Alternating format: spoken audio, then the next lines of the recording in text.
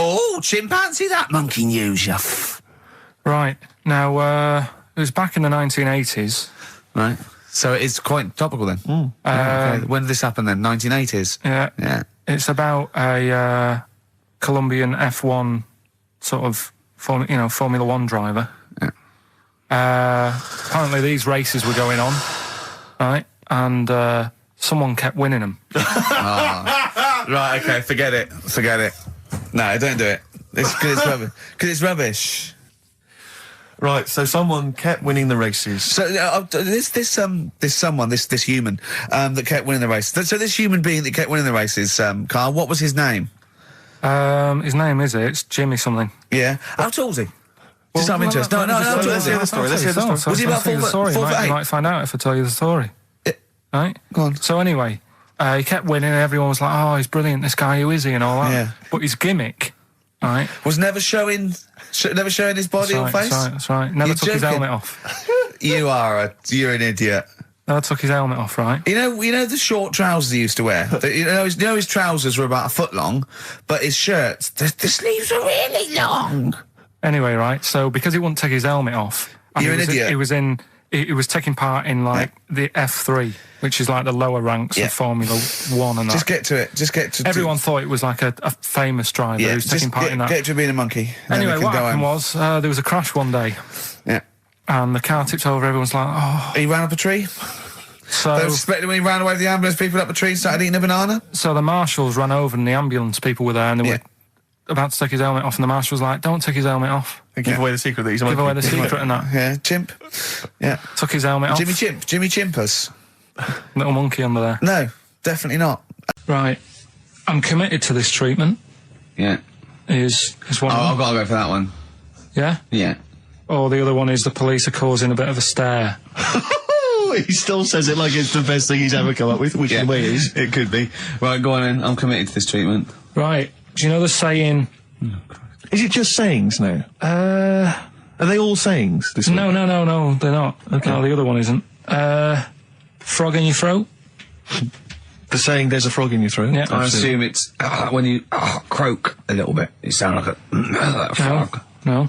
Right. Might seem a bit weird, this one, right? But years ago... Oh, yeah. Sorry, what is that clue? Committed to this treatment? It's about frogs Kermitted. It probably works better with a K and an ER written down. Well, also, if you pronounced it Kermitted, but not committed. Committed to this treatment! Right, go on then. That's genius. So, yeah. Well, what? You go to the doctors and you go with throat hurting a bit. Right. And what they did ages ago. Ages ago? What year was this approximately? We are going back quite a bit with this one. Oh, okay. Go on. And the doctor would say... did history. Imagine years ago. Go on. And the doctor would say, right, keep your mouth open and you need to look at your tonsils. And the jaw would ache a bit because they weren't as quick back then because they didn't have the technology and stuff, and they'd have to, stare at it and study it and stuff. And, they get an achy jaw, right? Keeping their mouth open. Yeah, you get, you eat a Mars bar or whatever. So, they'd sat there, and they used to always close their mouth, and it used to annoy the doctor, right? Oh. So what they did, they used to get a toad, right, and put it in the mouth. Rubbish. Okay, keep talking. Keep talking. And that way, they couldn't close their mouth because either they'd squash it, right, or apparently you're not allowed to lick a toad's back. So the doctor would have them for breaking the law? No, but it's poisonous, right? A toad's back. You should never lick a toad's back. Or put it in your mouth, really. Oh, just stop for a second. Wait. What? Can I just ask one question? Go on, yeah, just ask one question. I've got a few, but go on. Sure. My initial thought is, it sounds like a brilliant bit of sort of medical knowledge there. It's a great idea. Yeah. My only thought is, how does the doctor see past the toad? Yeah. Your tonsils? What's he actually looking at with the mouth open? Surely the toad is in the way. Hopping around in the way? It didn't say. Sorry, and my first question is, was this on the internet? Yeah. Yeah, okay. Karl, that is bollocks. That is... I mean... Well, alright then. Let's turn this round. Where does the saying, you got a frog in your throat come from? Probably because you sound a bit croaky. Probably that. Probably because you sound a little bit like a frog when you've got a sore throat. Carl, did you not question it just for a moment when you read it? Just for a second, didn't you think that seems an odd approach? Firstly, why a frog of all the different Because species? it's poisonous. It's poisonous. A toad. So a toad, so it's a toad as well. Yeah, well, that it worked. I'm committed. Worked. No, No, my point is it's frog in the throat. I was going to change it to. Have you heard the news, Toad Day? But I went with the frog. Oh God! Right. So that's think rubbish. about it. So that's rubbish. Next, can I have Let's play a tune. Let's come up with the God? last one. Can I just say? No, just play it. Just play it. Yeah. Yo, Carl. I have to thank my mate Dave, who sent me an incredible 4-disc compilation. That was one of the tunes on there. looks professional. It's amazing. It's incredible. The Yeah. effort Oh, is he's gone to too much commendable. effort. Ben Queller. It's a track called "In Other Words" from his album Shah Shah. Open wide. Oh dear, that's interesting. Oh, here, Doctor. Look, you've actually got a frog in your throat. I didn't get there. I put it in there. That's the most ludicrous story I've ever heard, Carl. Well, it's a saying. Do you know cold shoulder? Giving someone the cold shoulder. Yeah. All right. If you have someone round at your house, and you know you try to get rid of them, and they're hanging around and stuff, and you're like, oh, I wish they'd go. I'm tired and that. Well, years ago. When? Literally years ago. Well, ages ago. Sort of, Olden times. I think it said medieval times. Yonks ago, then. Yonks ago. Yeah. Medieval, yeah. We're going back quite a bit on this Well, one. you know when you find out these books, why don't you just pop down when it was? Just make a note. I don't think it says all the time. It just sort of says, you know, a few years back. Yeah. No, it doesn't. Well, Never. All right, I'll make an effort next week. Okay. Right? So, it's annoying that, because my girlfriend said to me, just make a note at the time, they'll stop having a go at you. Yeah. Yeah? And I kind of thought, it's all right. Didn't listen. I don't think it matters anyway in this one. We're looking at the saying, right? So Yeah. it's giving someone a cold shoulder, right? And what it is, right, ages ago, there wasn't enough houses for people, Right. because there wasn't much money being made. You know, there weren't big businesses, people weren't earning good money like they are now. So there wasn't as many houses, right? So what you ended up getting is like, you know, the rich people having a nice place to live. Oh. And the poor people were like wandering about, you know, looking for places to live and that. And what they ended up doing is, they had like, people would go around to the mate's house and say, look, I haven't got anywhere to live. It's a bit cold. Can you let me stay? Right?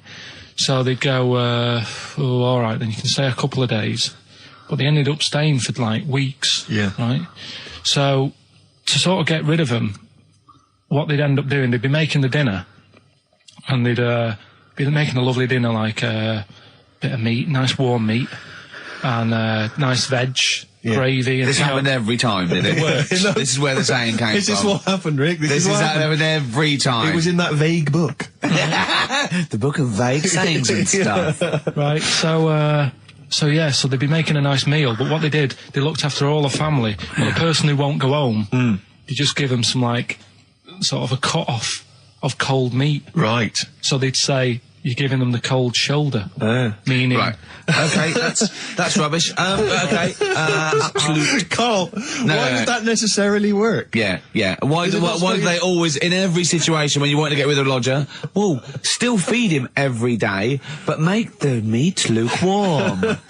So They always leave then. Yeah. Oh, this food's lukewarm. I'm going to go. I'm going to become homeless and they again, go, wandering the hold on, streets. are you giving me the cold shoulder? Yes. Do you want me to leave? Yes, just say leaving. No, I like to do it cryptically. That way, in years to come, someone will have a little saying about it. Well, yeah, that was our bacon in the morning. Yeah. If you've had enough of meat, we'll leave that. Well, Bacon in the morning! Oh, bacon in the morning if you've had enough of me! come back. What are the others? Just tease us again with the others. We'll come back to those. You've got, he's a bit of a nuisance, and we'll have a big fire tomorrow. Nice. Looking forward to that. Okay. Right then, so we've got, we'll have a big fire tomorrow. Yeah, go on. Is that the one you want? Let's go for it. Right, I think this was like round the 1700s. Bluffing. And Just bluffing. Who was the king then? Dunno. Go on. But it's about the word bonfire, right? Bonfire. Bonfire. Yeah. Do you know where it comes from? No, go on. No. Right, what happened is it's got nothing to do with Guy Fawkes and that, which is what I thought when I saw it. It's got nothing to do with that. But ages ago, at 1700s. Yeah. Right? They didn't have enough houses, like I mentioned. Okay. Yeah. So if that happens, you get people living on the streets. You get diseases, people aren't cleaning properly. So you get more deaths. All right? Yeah. So think about it. You've got all these dead bodies lying around. They're running out of space because there's like, I don't know why they're running out of space, but they haven't got much. I don't know why really. I was going to say they should have just buried them, but there's probably more land back then than now. He doesn't need anyone else in the room to have a conversation with himself. Yeah, we could leave and we'd come back and you go, I've sorted it. Yeah. But anyway, for some reason, they presumably, if it's going to be they burnt them, it's presumably to do that it also kills the parasite or whatever's carrying the parasite on them, as opposed to burying them and not killing the disease. Well, yeah. So that's that. There you go. You've worked it out. They piled them up and they turned it into a celebration because there was a lot of fed up people at that time. Is this going to be the word bon, meaning good? No. I'll tell you in a minute. Go on. So you've got all these people who are like going around and like, oh, you know, so and so died the other day, and you know, nearly every week someone they knew was dying. Yeah. So you can imagine like just constant like being depressed. So and they've got all these bodies lying everywhere. It's like, oh God, what are we going to do? So they said, we're all too fed up at the moment. Said, let's make this a better world. This was 1701 by the time they got together. Yeah. So they said, what we need to do is have a big party. So they said, yeah. Good thinking. See what you're thinking. So they go, right, well, we'll put all the bodies in a big pile. And they're all diseased and that, so they set fire to the bodies. And they said, let's have this as a celebration to remember them by. And, you know, we'll have a drink and that, and have a chat. We'll have this big fire going, and it came from bone fire. Ah, right. So it was all the bones. Bomb fire is bone fire. Yeah. Excellent. Yeah? Potty news? News. Right, well, this one, it's... I'm not going to take the credit here. I heard Christian talking about this on breakfast, right? Because it's a good story that happened. Basically... I don't know if I told you about it last week when we were having our spaghetti, but No, I think you did. Right, I know what it is. I know what this is. Okay, I've not heard this. Right, there's a little midget. Right, there's a circus. I'm loving it already. Circus going on somewhere. I think it was in America. And is that present day or old times? I'm talking like in the last 3 weeks. Okay. Right, little midget. Circus, really packed out show. People are loving it. Right, Steve, you're asked the same question I did. I know. So there's a little midget jumping up and down on a trampoline. What circus is this? Right. I'd pay good money to see it. So everyone's clapping, and he's getting carried away. Because he can't believe they're loving it. I didn't know they'd like a little person on a trampoline, but they love me. But you know what it's like when, if there's a crowd of people sort of encouraging you to sort of go higher and stuff. Yeah. And I'm sure he knew it was getting out of hand. But he was jumping and he was coming down the road going higher, and he's going really high in the air, right? So he's doing this, crowd are clapping. There's a hippo, right, just sat next to the trampoline getting ready to come on and do his act. Oh, right, I thought he was in the audience. That's it, getting ready to do his act, Steve. Yeah. So he's a ventriloquist. What do you mean he's sitting by the trampoline waiting to do his act? Because why do they sit in the dressing room and they go, 5 minutes, Mr. Mouse, 5 minutes, Mr. Mouse. So anyway, right, so the hippo's there. He's getting annoyed, is he? Because the midget he's going, how can I follow this? This is really annoying. They're going to be, no. So he's thinking, he's already done the trampoline, my pogo stick act is never going to work. Yeah, go on. So there's a hippo waiting. See, it's a great story, and I just know he embellishes it or it gets slightly wrong. Go on. So there's a midget jumping up and down. The hippo's getting annoyed. The crowd are going mad. The midget's loving it. Can't believe his luck. Although you think he probably knows he's dicing with danger. Yeah. So next thing you know, they're all saying higher. He gives it one big, like, heavy sort of landing on the trampoline. Goes really high, but goes off at a funny angle. Oh, hypotenuse. Okay. Yeah. And sort of flies up. Hypotenuse! Sure. Flies off at a funny angle Oh, dear. Hippo's there, swallows him whole. Crowd are clapping, thinking that's why the hippo was waiting there. Rubbish. Rubbish. It's not rubbish though. But no, maybe there was an accident in a circus with a midget and a hippo, but at no point was this hippo waiting to go on going, come on. The midget flew off at hypotenuse and landed in the hippo's mouth and was swallowed whole. This is what you embellish it. That is great. And what's I that? have to say though, Rick, when I heard midget, trampoline, hippopotamus, I was thinking accident waiting to happen. Yeah. So... Yeah, maybe. I mean, it is that you should never put those three together. Never. It's a recipe for disaster. Everyone knows that. Midget, trampoline, hippopotamus. Are you mental? You're asking for trouble. Well, you know when he told me it, he said, and the midget. He didn't mention the hippopotamus, and he said the midget went on, and soon he fell off, and the hippo ate him. And I said, sorry. What was the hippo doing there? He went, it's a circus. I've never heard of a circus having a hippo. What do hippos do? What can they do? You can't train them, can you? What do you... Aren't they, like, very deadly? They're huge, aren't they? You can't have a hippo in a circus. are you sure? You're not thinking of Zippo? Isn't he the clown? Yeah. No, and it wasn't some sort of where Zippo was eating a midget, and it's some sort of horrible sexual act. No, it was definitely. I heard it on breakfast, right? Oh, okay, sorry. No, it's definitely fact. Yeah, okay, it's definitely right. true. Could you talk about your grandparents? Well, my grandparents, of course, the thing about my grandparents, I have mentioned this before. Yeah. I love this. I think they've got about 3 teeth between them. It's unbelievable. My grandfather... They're all their own now. He was in the RAF in the war, right? And for some reason, he had problems with his teeth, and they pulled them all out, and they really? replaced them with a false set of false teeth. But during the wartime, I don't know whether this was just like what it was like during the war or just the 40s, but he had a kind of wooden plate put in with like some kind of fake teeth attached. Oh no. And he's never had that changed. So he's still got the wooden plate and about 3 teeth still hanging on it. Oh. It's just so he and my grandmother combined, they cannot eat anything that's kind of solid. So they will literally get up for Christmas dinner. They'll get up and they'll put the meat on like it's sort of 6 a.m, go back to bed for the day, get up and eat it about 9 o'clock at night. And the best compliment you can have if you've cooked dinner for my grandparents is, oh, this is lovely. You can suck it away.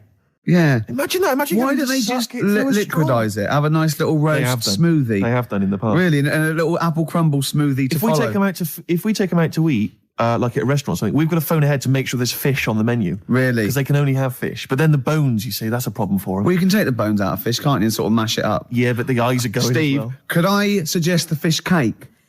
It's already mashed. It's with the potato. It's in a crispy crumb, which doesn't hurt anyone, whether you got teeth or not. Rick, can I Go on. make a little... Yeah. I just want to make it... Because obviously not Yeah. everyone's as fortunate at Christmas, Rick, No, as us. we're What talking about about- the vegetarians? What are they eating? A nut cutlet. What the A hell is lovely little nut cutlet.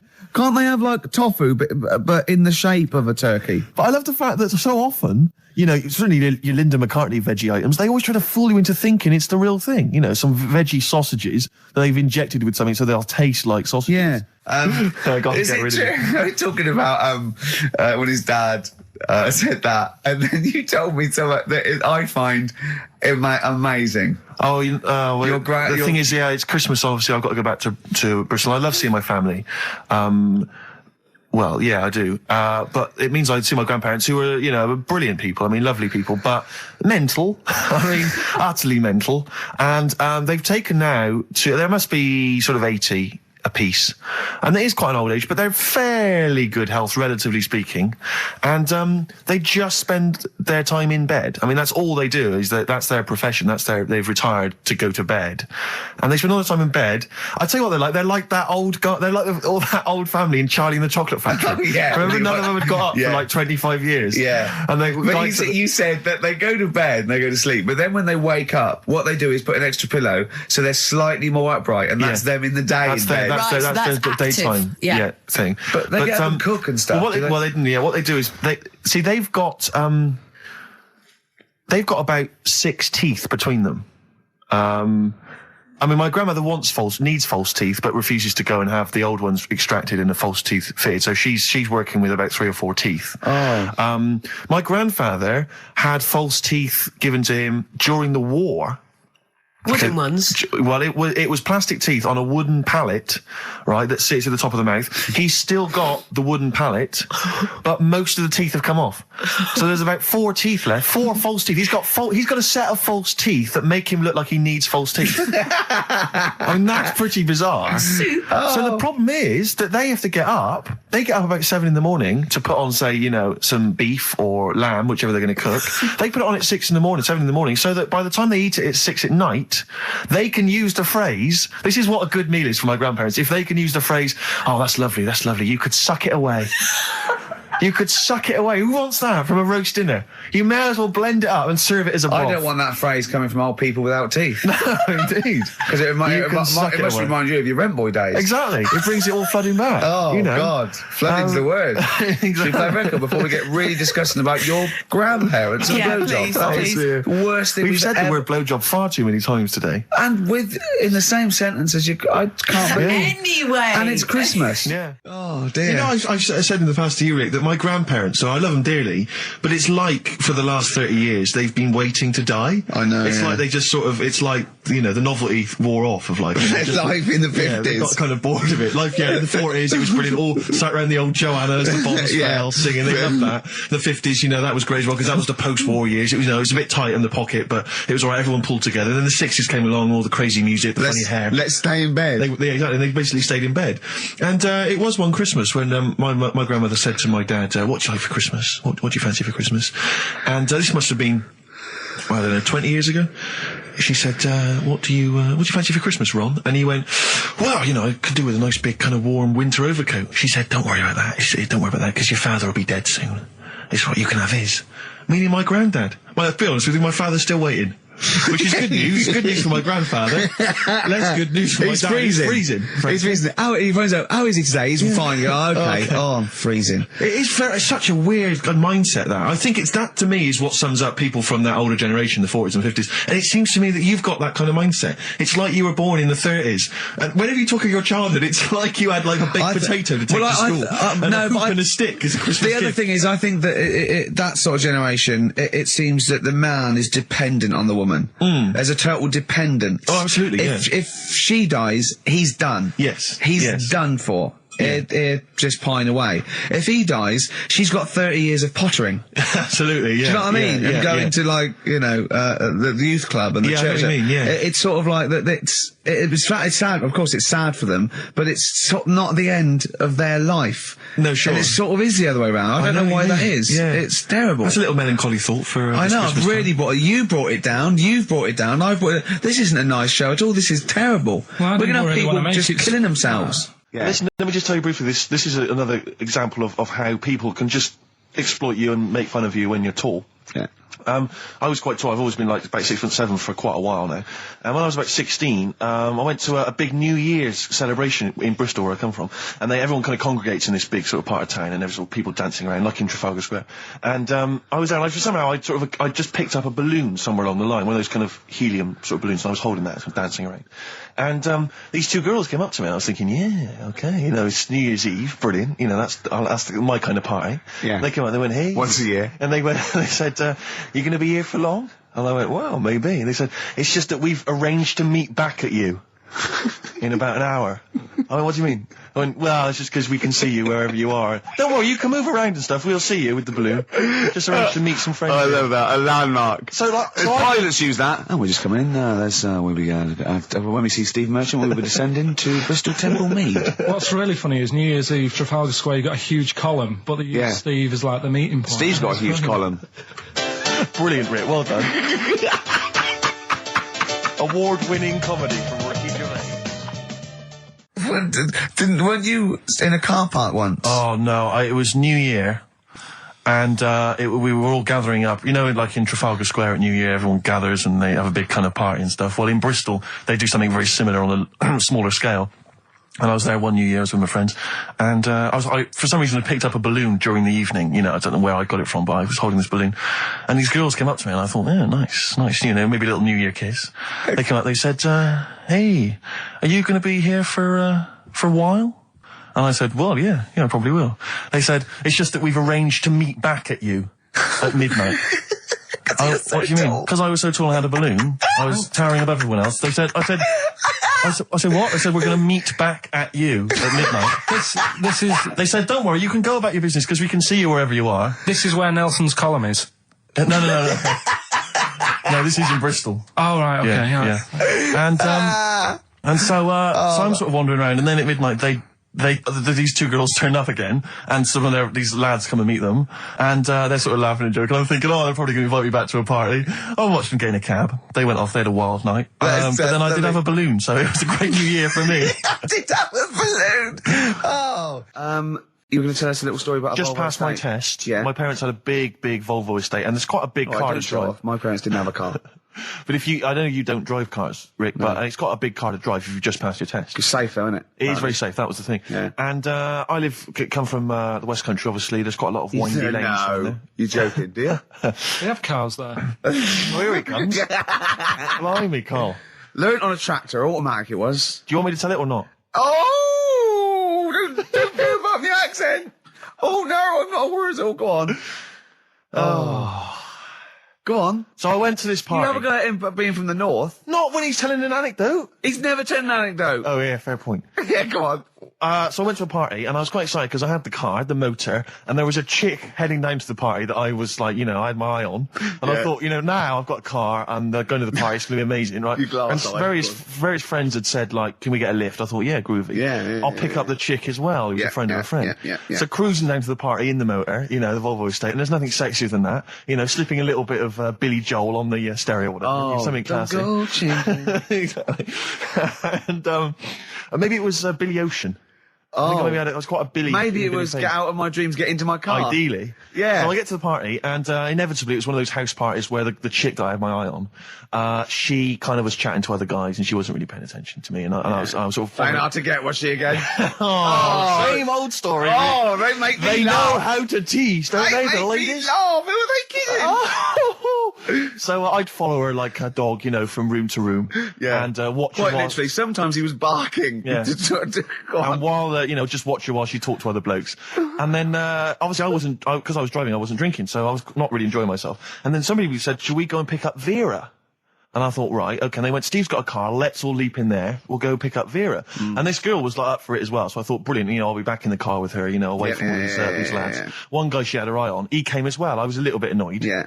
But anyway, he was in the car, so I'm driving down these country lanes, just driving along, and they're directing me, they're saying, go left here, go right. And then suddenly we stop, and one of them goes, just drive into that field, this pitch black field, right? And I'm sort of, well, it is my parents' car. Just drive in the field, Steve. I'm thinking, well, I don't want to, not seem like I'm a hard, cool, crazy kind of guy, because the chick's in the car. So drove the car into the field. They all leapt out, started running off into the darkness, shouting, Vera, Vera, Vera, where are you? So I'm just sort of sat there in the car, waiting. Wasn't Vera Lynn, was it? Because she likes to hide in fields. Bizarrely, it wasn't. Right. It was just, I was just left in the car on my own with Billy Ocean, and suddenly, out of the darkness, they come back holding a Vietnamese pot-bellied pig that they had stole from a nearby farm, and they knew that the pig was called Vera because someone knew the farmer or something. Anyway, so they got this pig, so now they're going, I'll put the pig in the back of the car, we'll take it back to the party, it'll be hilarious. I'm thinking, well, I'm not sure I want a pig and all its, piggy crap in the car, right, crammed in there. But they say, yeah, so obviously I'm thinking again, I don't want to look like I'm, a nerd. I'm terrified of that, Rick, ever happened. Yeah. So, So you go, hey, bring the pig into the car. Exactly. I'm no nerd. Exactly. Yeah, go on. So now we drive off again. I got this pig kind of screeching in the back of the car. And, they say, stop again. Let's do some cow tipping. And they do that old thing, about the fact because cows sleep standing up, don't they? So you can push a cow over and stuff. Yeah. So they're having a wild time, hilarious. So this time, now we get to a sort of dead end in the road. And, they say, well, turn around, let's go back to the party. And I'm thinking, fine. Try and do a 3-point turn in this very narrow country lane, right? Get the Volvo estate wedged horizontally across the road. Can't get it out, just can't seem to sort it out. I don't know what, I'm panicking because there's a pig in the car, right? And, local disgruntled farmers, right? People drunk, partying, probably off their head on some kind of weed. Rick. Was it loads of blokes with pitchforks and flaming torches Exactly. going, burn him. He's playing with our pig. Exactly that. And so that, I was so terrified that all I could think was they're going to have to send a helicopter to lower a magnet onto the top of the car to lift the car up and put it the right way around. You used to read a lot of comics, didn't you? Yeah. So, do you know what I started doing? What? Crying. Did you really? Yeah. Why? Started crying just very slightly, started getting upset. And the other guy that the girl fancied, he had to get into the driving seat and sort it out for me by slowly edging forward So and that's the backwards. worst bit of the whole story. Yeah, edging slowly back and forwards. He just sorted it out, just slowly worked the car back round, and then we were off. You're just gently weeping. Just gently where weeping in the back. The bloke had just taken the bird that you saw from a distance. Exactly. That was basically your wife in your head by then. Oh, yes. Wasn't it? I can't We were believe it. happily married with a pig for a child. Don't joke, that could happen. I know. The pigs come, if you like. Sorry? What did you say? What did you say? What did you say? When you do what, Carl? What? What did you say? No, what did you say? Because I don't want to have to go to the radio authority again. What did you say then? Just remember. We are going out live, Carl. Yeah, remember Tom Binns, right? What did you say? What I'm saying is, why were they shouting Vera? Because pigs don't come to the name, do they? Hey? I don't know the ins and outs of pig, you know, how to lure a pig into your trap. Can I just tell you, some very people who just, like, I can't stand noisy eaters, people who go, No, like that. I do agree with that. And people eating crisps, as I said before, people eating crisps in cinemas. Anyone who's making noise in the cinema, it's an I know. absolute Are crime. they must be mental. They've gone to see a film. There's people they don't know there. Everyone's paid £8. And they're crunching away. Oh, leaving their phones on. I was in the cinema, there was a 16-year-old girl, took a phone call in the cinema, the film was running, she went, hi, yeah, I'm in the cinema, started having a conversation on the phone. I was thinking, how important is this call that you've got to receive? Oh, it's Tokyo ringing, Mr. Yakamoto's there, the deal's going through. It's Saturday afternoon, you should be up there hairdressed. I was in the cinema. Oh, by the way, Mr. Yakamoto's coming round tonight, and we can't use my pad, so you've got to make him a meal. Yes. Don't you and your wife muck things up for me. But I was in the cinema, this was not long ago, and I went to see that. I think I was off to see that film, Crouching Tiger, Hidden Dragon, or whatever it's called. You know, Well, they could be on the phone for that, because there's subtitles. So it's not going to ruin it, is it? Yeah, it wasn't her. I was sat next to another woman. She was crunching, a big fat woman. No, but he's got a good point there. Loads of people could be on the phone in there, and it wouldn't sort of niggle you. Fine. Well, at least we've cleared that one Imagine if that was true. Because, it's like when you go on the tube and read a paper. There's loads of noise, but you can still concentrate, can't you? He's got you. Do you know what That's I mean? such a great point, isn't it? Right, yeah, because it's so easy to lose yourself in that magic realism world, you know, with all the sound effects and music and surging, exciting noise, and there's a woman clattering on going, yeah, well, I'll probably meet you later, Stange. Should we get some Diamond White in and around by the park? Yeah. Switch off. I do it. Yeah, but we know what you're like, Carl. Yeah, you can switch off, Carl. It's like you can turn your ears off. That's the skill you It's have. not the ears, it's the behind the ears. Yeah. It's the process between the ears and the brain that you can switch Exactly. off, so we can still hear all these things like a cat. But I was in there was this woman sat next to me. She was a big fat one. She was crunching on some popcorn. Again, that's a crime. Why they're selling popcorn in cinemas? I don't understand why She the needs to noisiest. eat regularly, she's Why fat. Why the noisiest food in a cinema? Yeah. I don't understand why that's come about. Yeah. Really makes me angry. Yeah. She's right. This- Smoothies. We want smoothies without straws. Exactly. The trailer for that film AI, Artificial Intelligence, came on. Remember that? And the tagline was, David is 11 years old. He weighs 60 pounds. He's 4'6" tall. He has brown hair. His love is real, but he is not. Oh, yeah. And she just went, how old was he again? To her boyfriend. Right? Just ruined everything. War film trailer comes on for some Pearl Harbor or something. She goes, yeah, I don't fancy that. Just announcing this, don't fancy that. Too many war films. So then the trailer, then the opening credit comes on for Crouching Tiger. And before that, you know that thing that comes up that says it's signed by the BBFC and it has the kind of certificate and everything, and that certificate to say what age you have to be to see it. That came up, and it said Crouching Tiger, Hidden Dragon, in brackets subtitles. She went, it's not subtitled, is it? I thought this was the most famous foreign film for years. It won Oscars. It was a huge film. Everyone knew it was foreign. She goes, it went, and so the credits begin. It says Crouching Tiger, Hidden Dragon. She went, stupid name for a film. What? She just She wanted paid it. to see it. She was with her boyfriend. So then it starts, right? And obviously it's in Japanese or Mandarin or something. She's like, yeah, and they're all talking in Japanese. Japanese or Mandarin. Whatever it is. So they're speaking in this, Japanese language, Oriental language. And she's going, don't they sound stupid? Don't they sound stupid? She's going, and then the subtitles come up, and it's quite a weird kind of strange language they're talking. And she was going, can't make the subtitles out either. It's both gobbledygook. Just wittering on every step of the film. I totally agree with you. But what I like in your telling of it, I know you're sort of getting quite I'm emotional. genuinely livid. But she went Mandarin or Japanese, some Oriental language. And Well, I don't know what else. It's a strange language. It's a strange language. Well, anyway. Oh, dear. So then I moved. I climbed over several seats, made a big huff of, make a big show of moving. Yeah. Sat next to a guy on the phone, just chatting on the phone. Oh, I'd have gone mental at that. So now I hate that film. I didn't enjoy it. I don't like seeing it. I don't want to even think of it. It's subtitles, isn't it? Well, rubbish. Rubbish. That's why I get videos. My life is just full of toilet trauma. Yeah. And Carl, you may not realise this, but a while back I used to host, this is bizarre, I used to host a radio show on the BBC World Service, right? Now, if you want someone who's the voice of integrity, the voice of intelligence, the voice of a nation, you're going to come to me. That's obvious. And I was broadcasting, so now they've got listeners of something like 50, 60 million people around the world. It's mental, the listenership of the World Service. And I used to host this show with someone It's a big place, Steve. The World? Yeah. You're absolutely right. And anyway, so I had to be into Bush House where they broadcast from 10 o'clock every Friday morning to broadcast around the world to 50 million people, right? And one week, I went to the toilet in my house, right? Everyone had left. I got there a bit late. I got up a bit late. Already against me. The clock was already against me. Had to be there at 10 o'clock, broadcast around the world. And we got 2 toilets in our house, downstairs one, right? And the door had already been a bit dodgy. It was one of those doors where you had to give it a bit of a kick as you went in. It was getting a bit tight. I don't know what the wood was expanding or something. You know, I'm in there. And same thing again happens. No toilet paper. I think, oh, God, I'm going to have to somehow kind of make it up. Why don't you check first? I normally do, Rick. I normally do. It's just on like certain occasions when I'm bleary-eyed or something, I forget, or occasionally I forget. Normally I do check. Right. And you've got to bear in mind that it's not like this is happening every week. This is over the course of many years that Sure. these incidents have accumulated. So You've condensed them. for the So purposes it's- of this anecdote. Sure. Yeah. Yes. And great. You're just brilliant to keeping the pace up of an anecdote there, Rick. You've just drawn in. I don't know where I am now. Anyway, I know where I am. I'm trapped in a toilet with no toilet paper. That's Yeah. where I am. And I'm thinking maybe I peel off some of the wallpaper, you know, things like that. But there's nothing I can do. I got to go upstairs. Newspaper. Well, exactly. But I have to go upstairs and find Toilet a note- paper, was there any? There wasn't. There sadly. wasn't? Oh. I'm going to have to go upstairs and maybe find a notepad or something like that. And so I try the door, right? The door's wedged. And I'm pulling on the door and I can't get the door open. It's just like it won't come open. And it's already, and I knew it was going to come to this at some point. Like, this is like, the clock's ticking. I'm trying to pull the door open. Trousers around my ankles again. And I'm thinking, well, what I could do is I could open the window, I suppose, and like try and climb out. But not really, because I got the trousers around the ankles. And that's Or if it was raining, just stick your ass out, 2 birds with one stone. Sadly, it was a beautiful day, Rick. I call it the World Bee Day.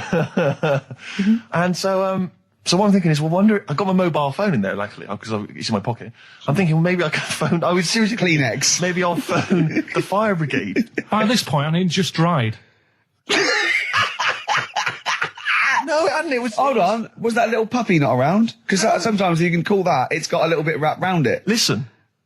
Or This is just a use the serious puppy issue. itself. There's 50 million people around the world going to need to hear my voice in like 30 minutes. Exactly. And- Where's Steve? He's not locked in a toilet again, is he? Exactly. Oh, no. So I'm thinking about phoning the fire brigade, and I'm thinking, Sure. like, if I do that, it's gonna be the first call that goes straight on the speakerphone. Yeah. For like the entire fire brigade service With everywhere. a butch hero carrying you down over his shoulders with your trousers around your ankles. Can I Exactly. just not pull him up? No, you've got to be taught a lesson. Yeah.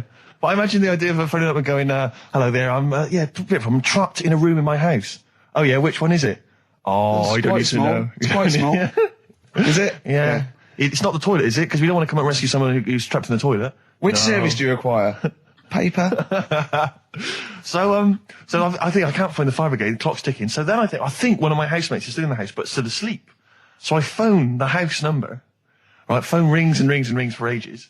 And eventually he answers the phone, right? Gets out of bed, answers the phone, yeah. Hi, it's Steve. All right, what's wrong? I'm What are you doing? downstairs. What are you doing? All right, yeah. I didn't wait. I don't know. What are you doing? Just in the I'm just toilet. downstairs in the toilet. Oh, yeah, what are you doing? Well, I've finished what I'm... Have you got any toilet paper? Any bog roll. Yeah. So he had to, kind of scrape together a few bits of paper, you know, and sort of tinfoil or whatever he could find in the house. A cactus. Come down Oh, no. pass it underneath the door, right? And then I said, can you move away from the door because I don't want you to hear me as I'm, you know, wiping the... And so You he didn't say that? Yeah, well, I didn't want him to, you know, that's embarrassing. Sorry, That's embarrassing. What were you wiping it with? Not tumbleweed. What do you mean? What No, but noise? I know what you mean. Yeah. No, exactly. Right. So then I say, right, can you smash Why the- was he hovering? Why didn't he want to walk away? Will you keep your what was it outside with a glass to his ear? Yeah. Thankfully, there was a window in the door, but it was frosted glass. You could just see my semi-naked body moving around. And so eventually I said to him, look, listen, I'm going to need you to sort of kick the door in. He said, well, I don't want to kick the door in because you're going to have to pay for it, aren't we? I go, yeah, but I got to go to the World Service. Well, yeah. And he was a lovely man. He's the weakest man you've ever come across. It's like if there's one person you don't want to have to throw their body weight against the door, it was him. He's like he'll snap before the door will. So he's smashing against This the door. sounds like a fetish to me, then. He went in there, and there you were naked with lots of toilet paper. And you go, oh, you've broken the door down, and there I am naked. Again. Oh, you've rumbled me, Rick. I wish I'd not told that embarrassing story on the radio. Like it wasn't embarrassing enough, you've just got to make it slightly more seedy. Oh, so did he get it down? He did it, yeah, and I got to the World Service with like minutes to spare. Oh. And interestingly, I told that story to 50 million people around the world. Joking. Did they understand? I think so. I mean, is that a bit of a problem when you're on the World Service, like thinking of things that everyone can understand? Yes. Because you can't. It's a bit just like talk when about- talking to you, Carl. Yeah, exactly, Carl. I think you're on thin ice there, worried about people understanding what you're saying. No, but you can't talk about stuff that's on the telly and that, because some people will say, well, we haven't even got a telly here. Oh, yeah, you're listening to XFM 104.9. Yeah. So let's carry on. Let's continue. The other thing you do, sort of when you're about 15, 16, is start writing songs about like the world's trying to take a piece of me.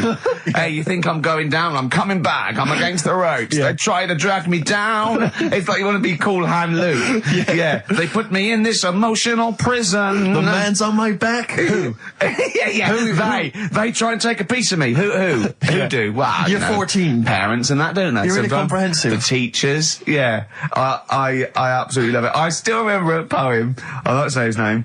We're about 14, 15, and we had to write a poem, and obviously everyone's was pretty rubbish, but we mercilessly took the piss out of this bloke because I still remember the poem, and how he did it is he went through a dictionary and found things with that, and this is a poem, right? Okay, remember? I've remembered this for 25 years, right?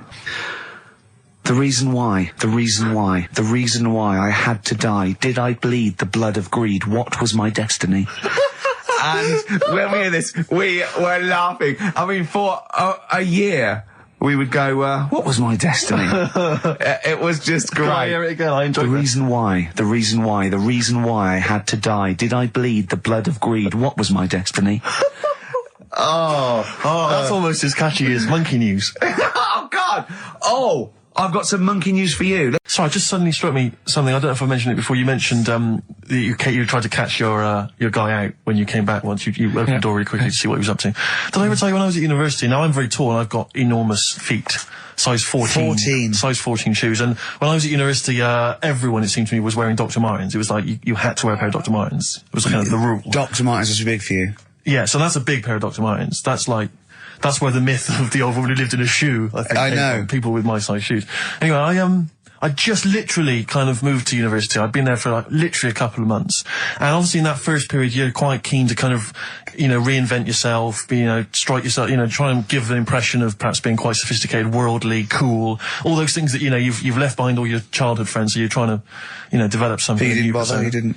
What, sorry? You didn't bother? No, I was working hard on it, and I was kind of, I was doing alright, and I had my tie-dye shirt, I was looking good. And, so I was trying, working hard to try and seem kind of cool and, not freakish. And, I came back from studies once, and I came in, and there was a little old cleaning lady that kind of would always come in every day and clean up our halls of residence.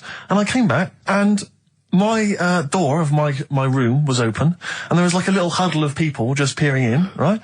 And I thought, this is odd, that my door's open and I'm not in there, and there's people staring in the door.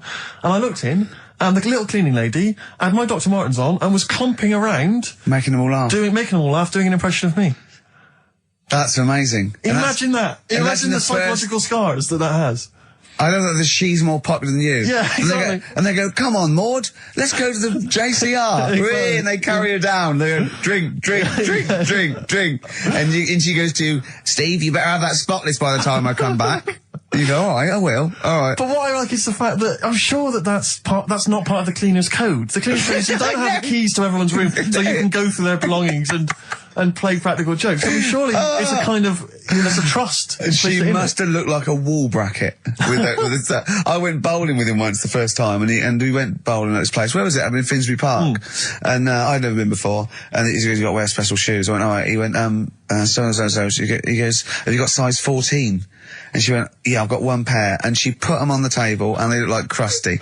Honestly, honestly, it looked like, it was, I just started laughing because they're so long and thin anyway, and they're multicoloured, aren't they? They're two colours, and it looked like Krusty the Clown's feet. And then this teacher went, all right, 14, that is big, isn't it? It is a huge size shoe. You're right, yeah. And it was just the one cleaner in them.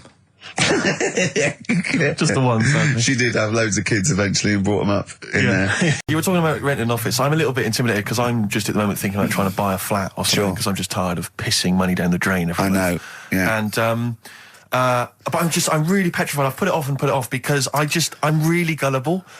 When I'm confronted with anyone in a suit who sort of knows what they're talking about, they can sell me anything. I'm intimidated. It's like, you know, you're supposed to go in there and you're supposed to sort of act like you're the guy with the money. This is what I want. This is what no. But I go in there and it's like I'm afraid they're going to say, clear off. I don't want to sell you a house. I'm not really interested. Have you ever thought of like really putting on sort of like some sort of cool air? Like, sort of like kicking the door and going, what's that?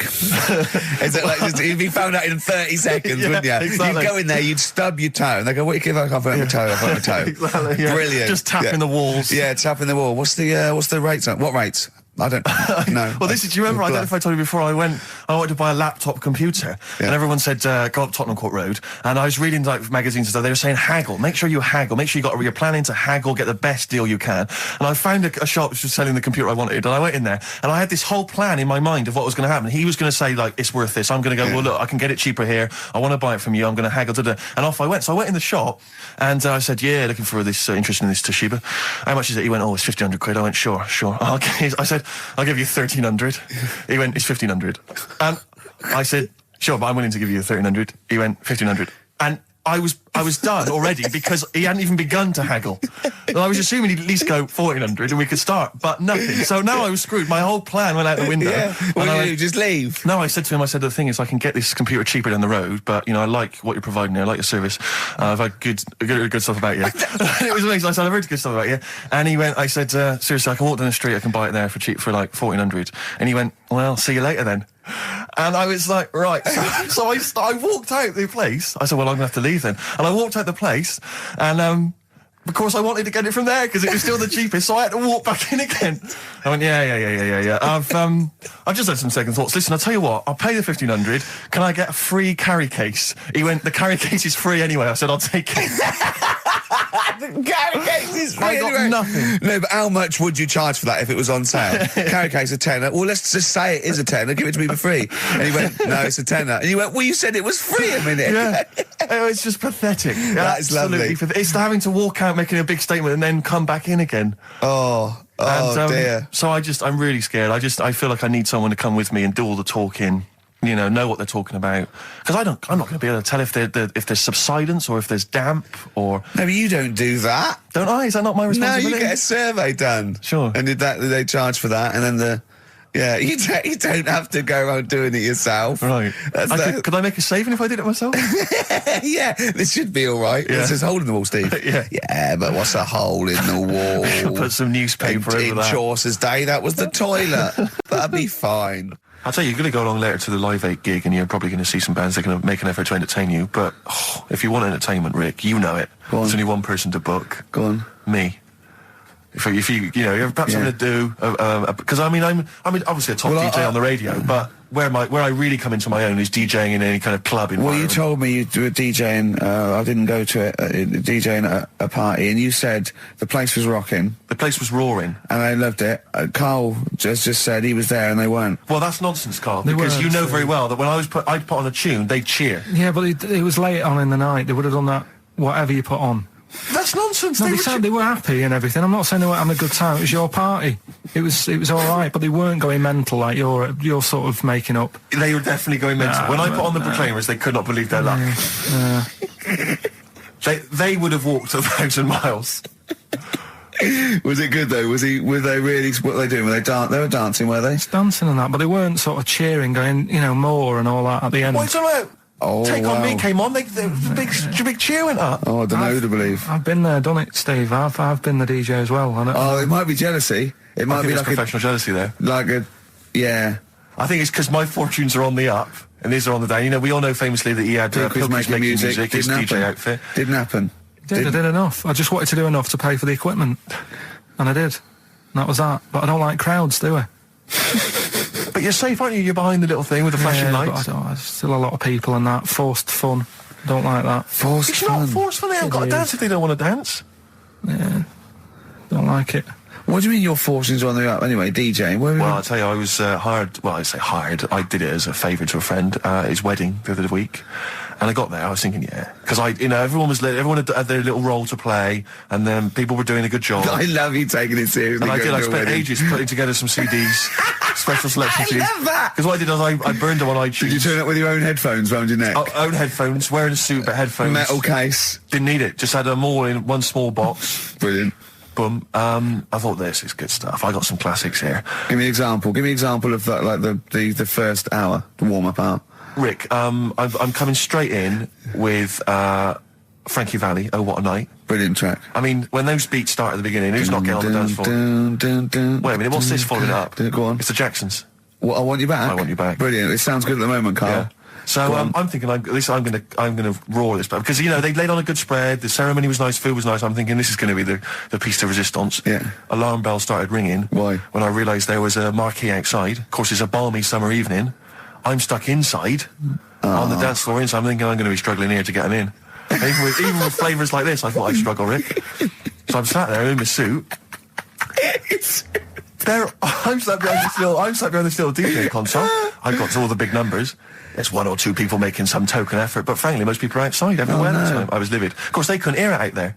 So I was playing to an empty room, really, and I was furious. I was absolutely furious. Because, I mean, what is, they're wasting my time. They're wasting now. I could have just stuck the CD on and gone out. They're wasting Frankie Valli's. Frankie Valli's time. They're wasting the Jackson 5's time. They're wasting, D-Light's time. Yeah, yeah. And, so I'm sat there, and there's a couple of people making a cursory effort. Mainly when they come to get a drink from the bar, they might have a little quick, couple of twos. You shout, we don't want your Not interested. All of you or no one. All of you or no one at all. And, then there's a microphone set up because people have been doing speeches. This little girl gets on the mic, right? It's being funneled through the speaker system. So every time I put my headphones on, Miss Dynamite, was it? It wasn't sadly Miss Dynamite, although she decided to have a little go at MCing. She was screeching a little head How off. old is she? Oh, I don't know, 8 or 9. At their most annoying.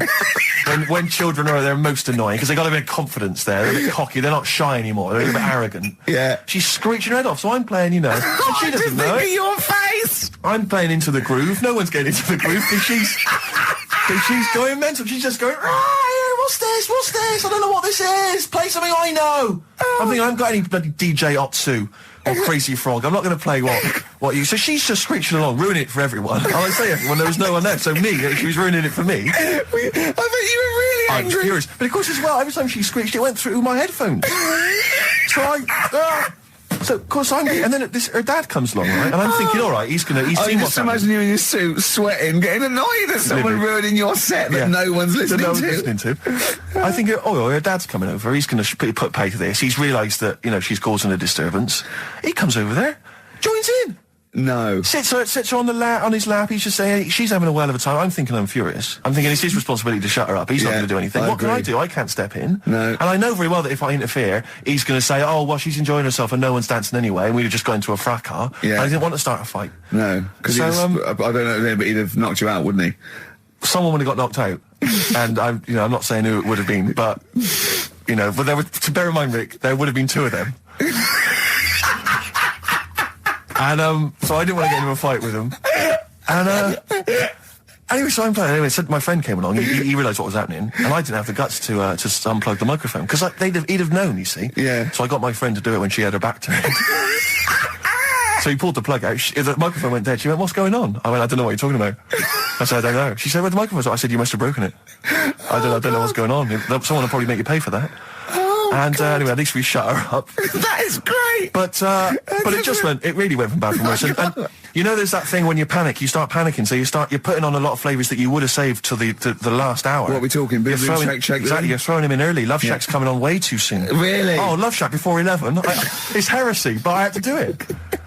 But anyway, in the end, I made the bride go and get some people in. I said, look, it's your special night, all right, and they're going to enjoy this. I'll be honest, love, this is a washout, and it's up to you Exactly. to turn this wedding around, or I'm walking. I'm walking, and I tell you, they're going to have a sour memory of this evening unless you bring some people in. Everyone in dancing. So she got him in at the end, and Brilliant. And I tell you this, Carl, I mean, I don't know what you say, but they were loving it. They were absolutely loving it. A bloke came over and said, have you got Amarillo? I said, no, but I put on something even better, Delilah. I mean, wedding crowds always go for Delilah. A song, of course, about old man killing his wife. It always goes down very well, strangely, at weddings. They get into a sort of hokey-cokey thing. They went berserk for it. And I was following it up with, I had the monkeys, I had all sorts going on. Brilliant. Of course, you know what happens. I'm going great guns. People are absolutely loving it. They're rocking it.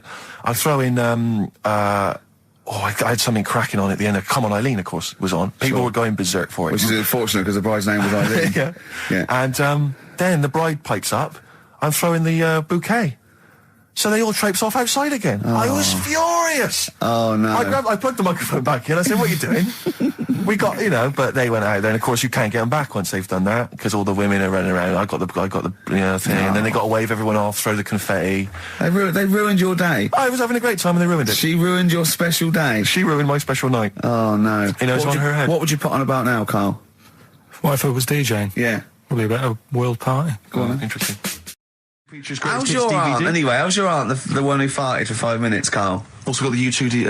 I've not been that well. The U2 What's up with her? No. The best chill out album ever. Is she right? Yeah, she'll be alright. Yeah. Okay, guys, so that's the prizes up for grabs. Sorry, we were having two conversations there. I think we're a little bit too relaxed in this show. Sure. I mean, people tuning in will just think, do those three people know they're going out live? Or is that a conversation, like, between the records? It's... Do you know what I mean? It probably sounds like, the record is playing. We think the record's playing, we're just chatting. Oh, dear. What we got, Carl? What we got? Carl. One opportunity. Carl, come on. Oasis, Live Forever on XFM 104.9. Right, we're in the swing of things. It's mine and Steve's favourite bit of the whole show. This is what we do this show for now. Educating Ricky. Yeah. Go for it, Carl. You said that learning can't be fun. Yeah. Yeah. Okay, I'll go for the one... What's the one about the butcher, going down the butcher shop? You've got to get your kit on, we're off down the butcher's. Yeah. You going for that one? Yeah.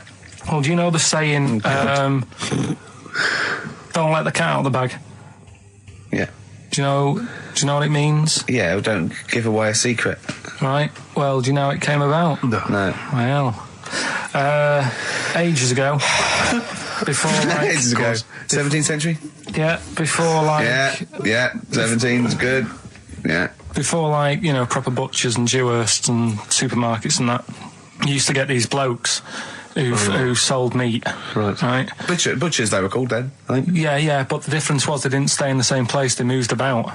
Right, so they'd turn up on a street corner, and he'd have, like, loads of carrier bags of, like... Carrier bags? Yeah, with meat in and that, and people would Plastic be like, carrier bags. Yeah, with mobile butcher on them. Yeah. Right, so... and an email address. Yeah, go on. People went, right, I need some meat, right, so they'd go up to this bloke and say, what have you got? And he'd say, well, I've got a you can have a bag full of pig, or you can have whatever, a bag full of chicken, whatever. Yeah. And they'd go, how much? They go, call it a fiver, whatever. Yeah. And they'd buy them, and to make more money, they didn't always fill the bag with what they said was in it. Oh, and I thought that might be the case. Right. Yeah. So what they used to do? Put cats in there? Yeah. But I don't see what. Okay, so sometimes they would put a cat in the bag and pretend it was chicken or whatever else. Yeah, so why was a cat any cheaper than a chicken? Because cats are wandering around the streets, aren't they? Chickens aren't. So to get a chicken, they put a chicken on the top so that when they look in it, they'd go, yeah, that's all right. Got a bag full of chicken. They'd get home to make the dinner, and they'd be like, what are we having tonight? And they'd go, well, you'll never guess. And they'd have, like, well, you can have a chicken leg, and... but it would be a cat. Yeah. They'd have to defrost a pizza. Yeah. Did they mind that they were eating cat then? In those days?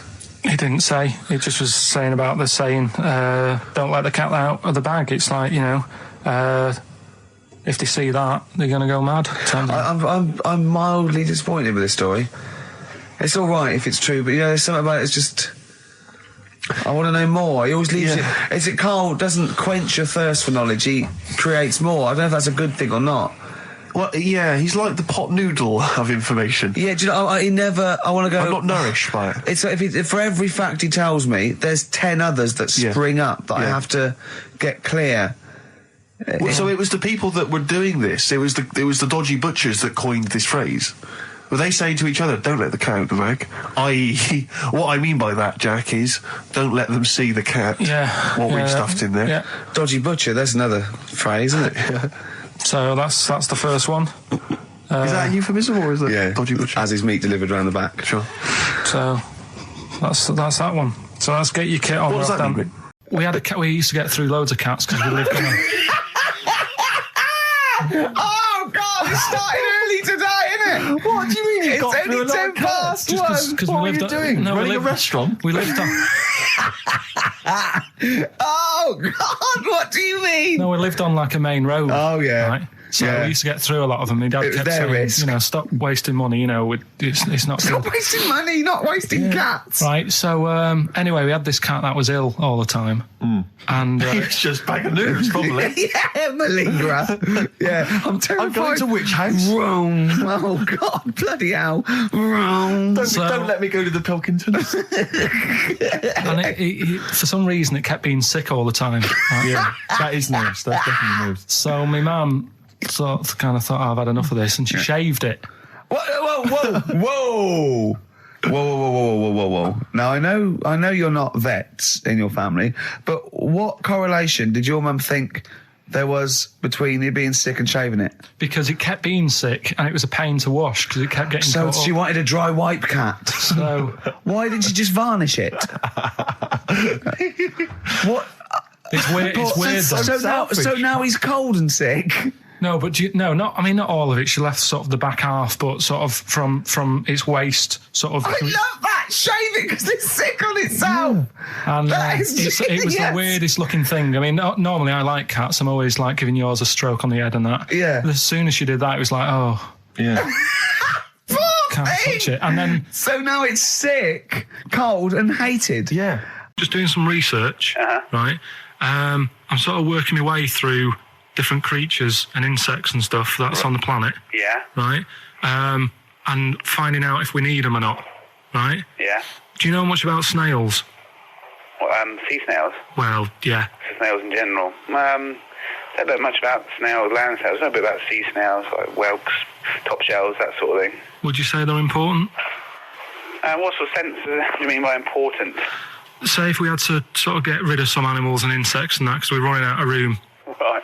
Do you know what I mean? Because I'll tell you what I know about some snails. I don't know if this applies to sea snails as well. I mean, I called you today because a lot of other places are shut. Yeah. Right? So I know they like to eat stamps, apparently. The glue on stamps. They love it, right? Right.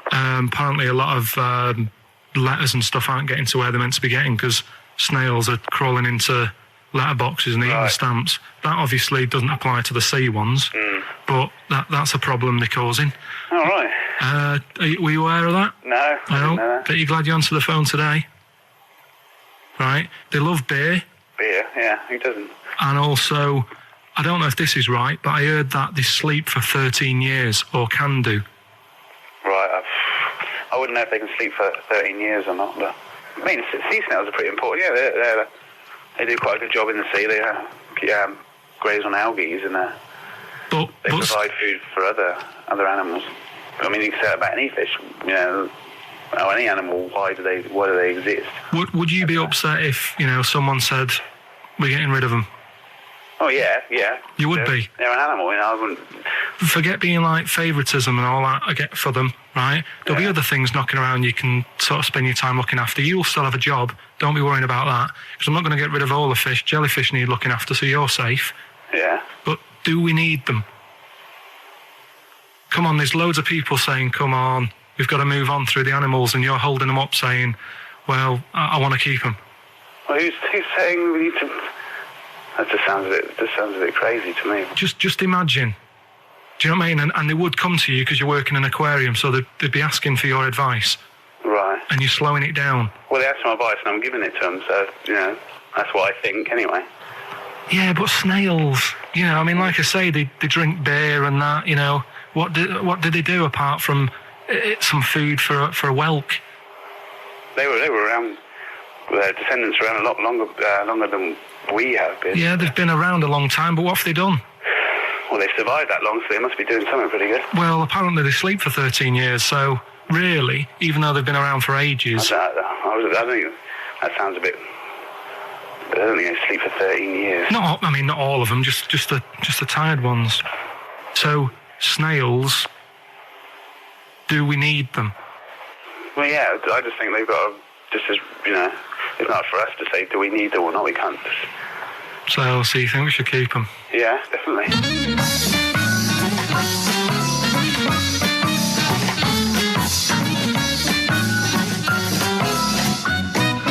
Did I tell you the time when the doctor said I was going to die? All right, keep talking. Right, ages ago, must have been about 15, right? And at lunchtime there was this. We used to have a choice of stuff to do at lunchtime, right? Used to have like a burger place that had an arcade machine in it, right? So we used to go there and play on that and have a burger. Or there was this baker's, right, that my mum worked at, and did great cakes and stuff, right? So she used to like bring some home and that, but she couldn't always bring them home every night because, they'd cost money, and she used to get them for free. And they used to say they'd rather chuck them away than give them to the staff because there's a chance that the cream might be off. Right. Right, so they used to chuck them round the back. So I used to go around the back with my mate and eat a load. Brilliant. Scavenging, eating out of bins. No, it wasn't out of bins. They were still in trays, but they just stacked them up near the bins, right? So this got out. I mean, it used to be chocker. Once the school found out, everybody used to go there, and it'd be like, well, have a cake. The headmaster crawling through, fighting the kids off. Right, so I'd have, you just eat, 6 jam donuts or something, and then you'd spend your dinner money on the arcade machine. Brilliant. Right? So it was a good afternoon, really, right? So you'd do that, and this one day I must have had 6 or 7 jam donuts, a few Congress tarts. What's the Congress tart? I love them. It's me. I can't get them in London, right? So I'd have some of them. And if anyone can get a Congress tart for Karl in London, please let him know. So anyway, this day, that was just a normal day. Do you know what I mean? Twice a week, you'd have a load of cake. In your life, yeah. Yeah, So normal anyway- day in your life. Were the frog boys there with the webbed hands and the big heads? So- and the horse in the settee? Yeah. But the day after one of these days, I had really bad cramp in my belly. Right? I was like in agony, could hardly walk. So I said to my mum, You could hardly stagger to the free cakes. So I was in absolute agony. I said, I don't like doctors, but you'll have to get a doctor in because I don't know what it is. I can't walk. She gets the doctor round. I won't say his name, but he said, well, doesn't look like he's got long left. Blimey. So I was a bit like, hang on a minute, I've only had a few cream donuts. Yeah. My mum was panicking. Sure. He went. My dad came in from work. She said, something's really bad with Karl. I think it's serious. The doctor said he ain't got long left. So he said, what? He said that and just left. So she said, yeah. He said, I'll have to call him then. So he called him up, said, what's all this about? Karl hasn't got long left. How long's he got? So he goes, I was only messing. It's just had some bad cream. Can you believe that?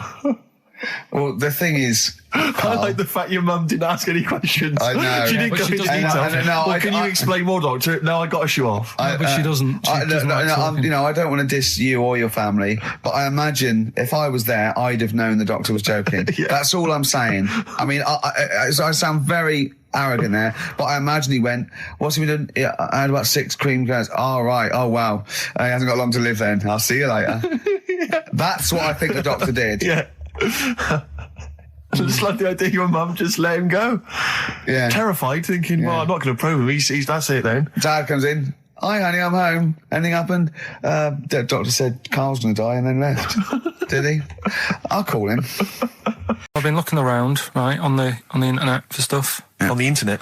Yeah. Your Bible, where you get all your information about the world and the universe and morality from. And like how I always say to you, I don't really read that much of it. I just read the headline. Perfect. Right? Yeah. Anna Nova have sort of nicked that idea to grab you. Nicked what idea? Well, to sort of get to the meat straight away at the top. Do you know what I mean? The headline to the story and everything.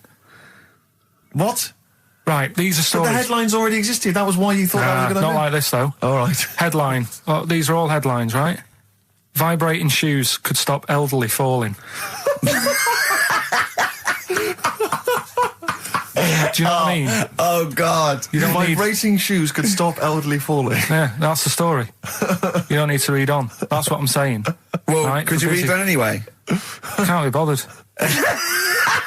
Read on anyway. Well, Read. you have a look at that in a bit, right? All right, See okay, what's so what interesting. This is frustrating radio if you're sitting at home. No, well, but it's not on. They've turned it off. If you want to know more, you know where to go. That's what I'm saying. That's what they should do in the news. Get the news done in Bong. a minute. There's a good story about Iraq. Right. Bong. Have it- look it up. Look it up on the internet. Right. Alan Over. Give us another bong. Bong. Family sick of living on Butthole Road. Oh, brilliant. Bong. Man wears same shoes for 60 years. Oh, bong. This isn't that good. Some fella pulls a train with his teeth. And in lighter news, I love that. Triple Donald, this one isn't very good. And the last one, man fails to break clothes pegs on face record. She's always good. Well, that's the one I did read on about. I love that out of all those. That's the one he read on about. Go on then. Just Why is that news? He fails to make a record. So did I today. I know, yeah. I failed the long jump record today. yeah, didn't even take part. No, I was rubbish. But what are the rules on world records and that? I don't know if there are rules. There are certain things you can't. I mean, it's the Guinness Book of Records, isn't it? Really, that's the arbiter, isn't it? Yeah, but is there anything, if you said you wanted to do it, would they say, well, you can't do that? Yeah, they've stopped some gluttony records. Obviously, things that are in danger. It's anything that's illegal. Yeah, anything that's immoral. Yeah, like that American serial killer that just got discovered. Yeah. Having killed 47 women. I don't think he can make that into the Guinness Book of Records. No, because people would be trying to beat it, won't they? But there was some other story about a fella eating watches and that. That can't be good for you. So why don't they say, look, don't do that, do something else? He wanted to stay regular. Do you know what I mean? Though? I just wondered. What do you mean he was any- eating watches? He just said he was eating watches. He got about 3 in about a minute. How did he time it? I had some exciting news this week, Carl. You'll be pleased to find out. I'm worried that you might get a little bit jealous because it's obviously going to impact on your world quite strongly. Because I know you think you'd like things to be quite samey. You like the status quo to be maintained. You like the fact that in the past, we've had some crosswords. Because I remember. What did you think of me when I first walked in? When I first came in on the first day of XFM? I don't know why you're making a big deal. Do you out wanna of it, bring it- because do you wanna I'm mention- just do you being wanna honest, though. I'm just being honest about a lot of people who see you for the first time sort of go, well, he's a bit weird. I love that, Steve, that you brought it up, and then you're again. But I'm sure that wasn't what he said before. No, did he say didn't. before? Yeah, well, he's I- a bit weird. Yeah, well, he looked at you, and I knew. I could see by the look on his face. You know when you know your kid, and your kid's sort of scared of something, and they go, "Why's your kid?" He goes, "Oh, he doesn't like pigeons or spiders." Right. It was like that when I saw Carl, and I brought you in, and I went, "What do you think of that, Carl?" I could see the look on his face that he was disturbed. Sure. And then, as he said, you get used to it, don't you? Yeah, you get used to it. And you have changed a little bit. Your hair's a bit smarter now, and you've got some nicer glasses and that, I think. Or I might have just got used to it. Whoa! Don't bring it up, Steve. Don't Well- look at me like that. So you say that you think some other people in the office thought the same? Do you know that for sure? Did Carl. you discuss it? Carl. Yeah, I think they do, yeah. Okay, leave it there then. But not just in the office, as you walk through the building. Oh, it's done. worse than you ever I'm still- thought. Well, no, it's not worse than I ever thought because, as you well know, Ricky Gervais. Yeah. What did I do on Thursday morning? Oh, is this the thing? For those that perhaps are not of the female persuasion listening, there's a magazine. Apparently, it sells quite well. It's one of the sort of female, kind of issues magazines. I think it's called Company Magazine. It's like your sort of, I guess it's a bit like your Moore or your Vanity Fair or Yeah. whatever. Anyway, they run every year the 50 most eligible bachelors in Great Britain section. Ding dong, hello. Who's in there this year? In the 50, in the top 50 of the entire country. And then they vote, and they put them in order and see who's the most eligible bachelor. But that's 50 people, right? It always annoys me slightly because bachelor, it kind of seems like a more sophisticated word for loser, doesn't it? no. Which always sort of unnerves me And also, slightly. they try and do a different 50 every year, so they're But- getting pretty desperate to get different ones. No, it's no, not no, many no, because no. also a lot of people who are sort of like successful, are married. So there's very little to. No. Go on, no. then. There's a huge. I don't know if this is international. It could even be international. I'm not sure actually. So I Sure. could be up there with the likes of Justin Timberlake, Sure. etc. So Fred Durst. Yeah. That sort of person, So anyway, this is what's exciting, right? Although I'm slightly frustrated because they were telling me that last year, all right, they get, because what happens is the readers of the magazine, they vote for who they think is number one most eligible bachelor, right? Last year, the prize was a 2-week trip in the Bahamas. Okay, this year I'm rather annoyed because all I'm going to win is a moped. That's the prize this year. That's the prize this year, a moped. Whoa, backtrack. What? Sorry? Last year was a 2-week trip to Bahamas, and this year Just what? a moped. All I'm going to get is a moped. All you're going to win is a moped. Yeah, You got no chance. You've got no chance. Who else is in it? Who else is in it? Well, I mean, I don't know lots of people you'd never heard of. I know Duncan from Blue. Dean, so you're second to him at least already. I imagine you're going to come behind the other 49. No, because there'll be people voting for me. They get to vote for me. Yeah, Steve. They'll see my photo and then they can vote for me. Are you familiar with this thing that they can do if you're dead, right? No, not if you're dead. It's like if you're ill and you know you're going to die, right? I don't know what this is anymore. Extraordinary. Have a rest. Himalayas. Himalaya. What? Listen, this is an interesting fact. Come on. If you're ill but you know you're going to die. Yeah, you can have this thing done in Detroit where you get put in a fridge. Right. And if they work out, what's wrong with you in 20 years' time, they go, right, that fella is in the fridge. He had that. We can sort it. Let's get him out. And they sort you out. Yeah. Is this the first time you've come across this idea? Yeah, I read it the other day. I didn't know You've about never it. heard of this before? It's called cryogenically preserved. Good, isn't it? They put you at sort of like sub-zero temperatures, so stop all cellular activity. So do you stop aging at that point? Yeah. It's suspended animation. So, well, what's the law on it, right? Because say if I had something, right? Yeah. And I said, put me in a fridge, and when you've got the cure and that, wheel me out, sort me out. Say if they did that, yeah, and it was like 40 years, yeah, and in 40 years' time they get a cure for me. Yeah. Would I have to stay with Suzanne? Because she'd be 70. Do you mean what are the rules? Should you be allowed to date a younger woman? Well, it's not fair, is it? It's like good news, we sorted you out, but... I don't think she'd mind. I reckon she'd have the best 40 years of her life. Yeah. And plus, they're never going to find a cure for what ails you. That is genius. That is brilliant. You come out, you're cured, and you go, oh no. I love the fact that's what he'd be lying there. If you could think while he was in that state, you'd be thinking, oh god. She's losing her looks. Yeah. Oh dear. But everything else as well, like, my job wouldn't be here. No. Although the figures would have gone up a little bit. Yeah. Flat's probably gone or knocked down or whatever. Sure.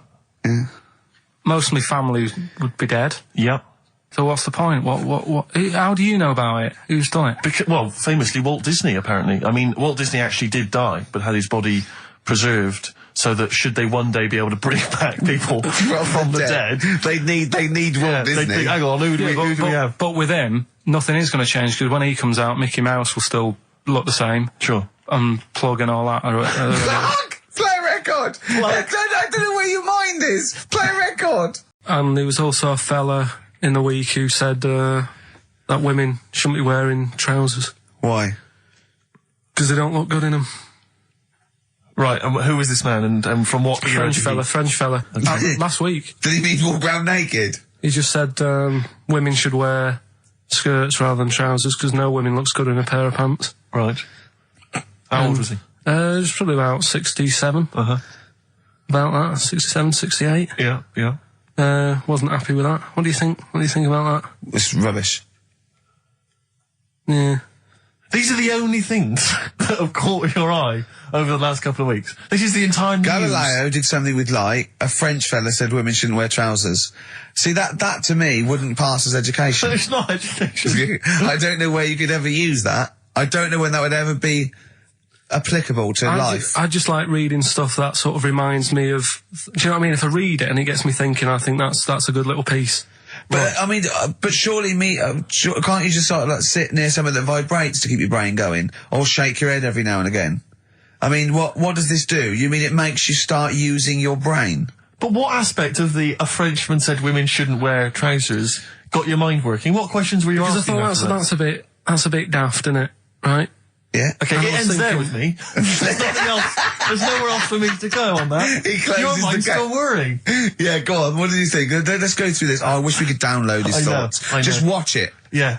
Wouldn't it be great, like a DVD? Like a cartoon. Imagine that extra footage on the Office DVD. Yeah, Carl's brain. That would be With a commentary. amazing. Oh, with I a mean is- commentary. Go on. Women wearing trousers and that, right? On the estate that I grew up in. Yeah. On, right? There was a woman about 4 houses down. Right? Right. Rough. She's the She one was, who... or the estate. She was, right? Yeah. She's the one whose kid took a horse into her house. Yes. Right. Right. Now, we won't go over that again. No. If you're a new listener, I think we covered. I think they get That's the all you idea need to on, know. Right. Yeah. Now, she used to wear leggings. Now, they're a bad idea. They are a terrible idea. I agree with you there, Carl. If you're a lady of What the colour? normo persuasion... Were they pink? No, they were sort of black, but with all bits on them. Oh, right. Do you know what I mean? What, toast and Just horse bits. droppings. Yeah, go on, yeah. And she used to, she's quite a big woman. Sure. Pauline Quirk, I think Yeah, we well, described her as. Look like a light bulb, which It is is those bending kind of over in women that are leggings. attracted to leggings. Yeah, I know, yeah. They are drawn to them like a moth. to a flame. Yeah. She used to wear them, and that's what I remember when I read this piece. She used to work on one of those sex line things. Right. Right, she used to do that. But What, was she, an engineer? the weird thing with her was, she had big eyelids Right. Go on. that were too big, and this is what I was thinking. What right? do you mean she had big eyelids? How big do eyelids have to be for you to go, they're big eyelids? What was she shoplifting with them? Would she come out of Dixon's with, like, radio stored in them? What do you mean she No, had big eyelids? it was another one of them popular things around our way. Do you know, like, What do you mean popular things? They think didn't people go, have they go, oh, I'll tell you what, they're all the rage. Can I get some big eyelids, please? No. It was just like one of them things that people suffered with. Just big eyelids. They could hardly open their eyes. What do you mean? What do you mean? That's one of them popular things around where I grew up. People had big eyelids. They could hardly open their eyes. What does that mean? What sort of freak town were you born in? You had webbed feet people with big heads. You got women with big eyelids. What does big eyelids mean? Are you confusing her with the horse? Yeah. Did she have hooves? Look, what? Just too much skin. It was like the neck of a chicken, but on the eyes. What's your point? Anyway, so there's this big eyelided woman with the And leggings. that's what I'm saying to you, though. That's when I read that story with people with trousers. Yeah. I went from that. Yeah. To into a that. woman who used to have big eyelids. I still at the point. But then, and also the other bloke who had the eyelid problem was a mate of mine. Right. His dad had it, and same problem, massive eyelids. I don't know what that means. I don't know what that means. I used to say to my mum, I'm going round to Dave's house, Yeah. and Or to Drew say, Pete, well, as you call him. that's all right, but make sure his dad doesn't take you out in the car because he could hardly. He could hardly see. He had to have his head. He gets to tilt his head back to keep his eyes Make open. sure! Did he have a couple of matches with him at all times? What a load of gobbledygook. I know. But this began as educating Ricky. I know, So it's what, like he was people thinking, with eyelids. But it's like you're supposed to make that leap as well. Yeah. If I mentioned the trousers, Ricky will probably be thinking about people with big eyelids and women wearing leggings. Play a record, Carl. Got nonsense. Adverts. No. All right. There's this thing. I don't know the full story. I don't know how it happened, right? But little Russian fella. Yeah. He was sort of having sort of emptying his bladder, right? And Yeah. somehow electrocuted himself. Right. And sort of did a bit of damage. How did he smashed I don't onto know. some I don't live know. wires or Something something? like that. So Did it anyway, damage to himself or to an electric fire or something? no, to himself. To himself. Yeah. And so the doctor. Didn't slip and curling tongs went up his arse when he was pissed, because that's happened a lot in Yeah, we've all been hospitals. We've all shoved the old curling tongs up the arse when having a piss. Right. So I can't even be bothered. No, go on, we're interested. We're interested. Come on, we're interested. Don't You give can't up. be bothered. You get Mondays off. Do some work. Right. So anyway, so the doctor says, "Oh, it's not looking good. We'll have to take that off." What? He's like, Novectomy? Yeah. Really? But the funny thing is, right, Nothing funny about that. they've done, you're doing me head in. Just tell the story. Just doing me head in. Or you can chill out on Monday. I've only got 15 minutes, but I'm going to talk to you every Saturday. I'm going to get the money's worth out of this, because you get Mondays off. And I can't bear the fact someone's getting away with something like that, because it's terrible. So you're going to stick this out, or you're going to have to work Mondays. So take it on the chin, right? Okay. Just finish the story. Yes. I command you. Just do it. Anyway, so he said, you know, will you be able to sort me a little knob out? A prosthetic cock, yeah. Yeah. But they put him out for the operation. Yeah. He woke up. Yeah. Right, and he's thinking, oh, thank God that's over and done with. Yeah. They've only grown it on his arm. What are you talking about? You twat. Shut the don't you an idiot. What do you mean they've grown it on his arm? Apparently, like, that's the way they do it. Oh, yeah, but to then put it on, that wasn't a mistake. It wasn't doctor going, did it go there? Some bloke I didn't do a degree. Are you a real doctor? Yeah, yeah. No, but why put it there? Because it's got to grow, it's got a graft there, so they can control it. To skin tissue. But on your arm. Well, But they're going to your remove back it or- from the arm itself. What do you mean on the back? on your back. Somewhere, well, we can't wear a t-shirt. Yeah, but you could have ridiculous. a He's in hospital. but this way you can still have a little tug, can't he? But they'll leave it there for quite a bit. It's not, do you know what I mean? It's not going to be like, oh, it's just there for a few days. Yeah. It's there for a bit. That's not good, is it? So he's got a cock on his arm. Yeah, what's up with that? What do you mean, what's up with that? Well, I mean, you could say it's a thumb or something, couldn't he? Yeah. But they remove it. Be good And for attach hitching. it down wouldn't it? below later. If you had a knob instead of a thumb and you went hitchhiking, just tickle it. They can see it like a mile down the road, couldn't they? Posting. Yeah. If I'd lost my knob, I'd go, oh, I'm not going to have all that stuff. Just whack a pair of tits on me. Do you know what I mean? I think, oh, I'll have just forget it. But why not just put it where it should be straight away instead of messing about? Where should it be straight away? You know. On the forehead. I think it was, might have been Wednesday night. I was in the pub. Phone goes. Carl goes, "Are you watching that thing about parasites?" Right. I went, "No, I'm out." He went, "Oh, fella with a maggot in his head." Fellow with a maggot in his head. Yeah.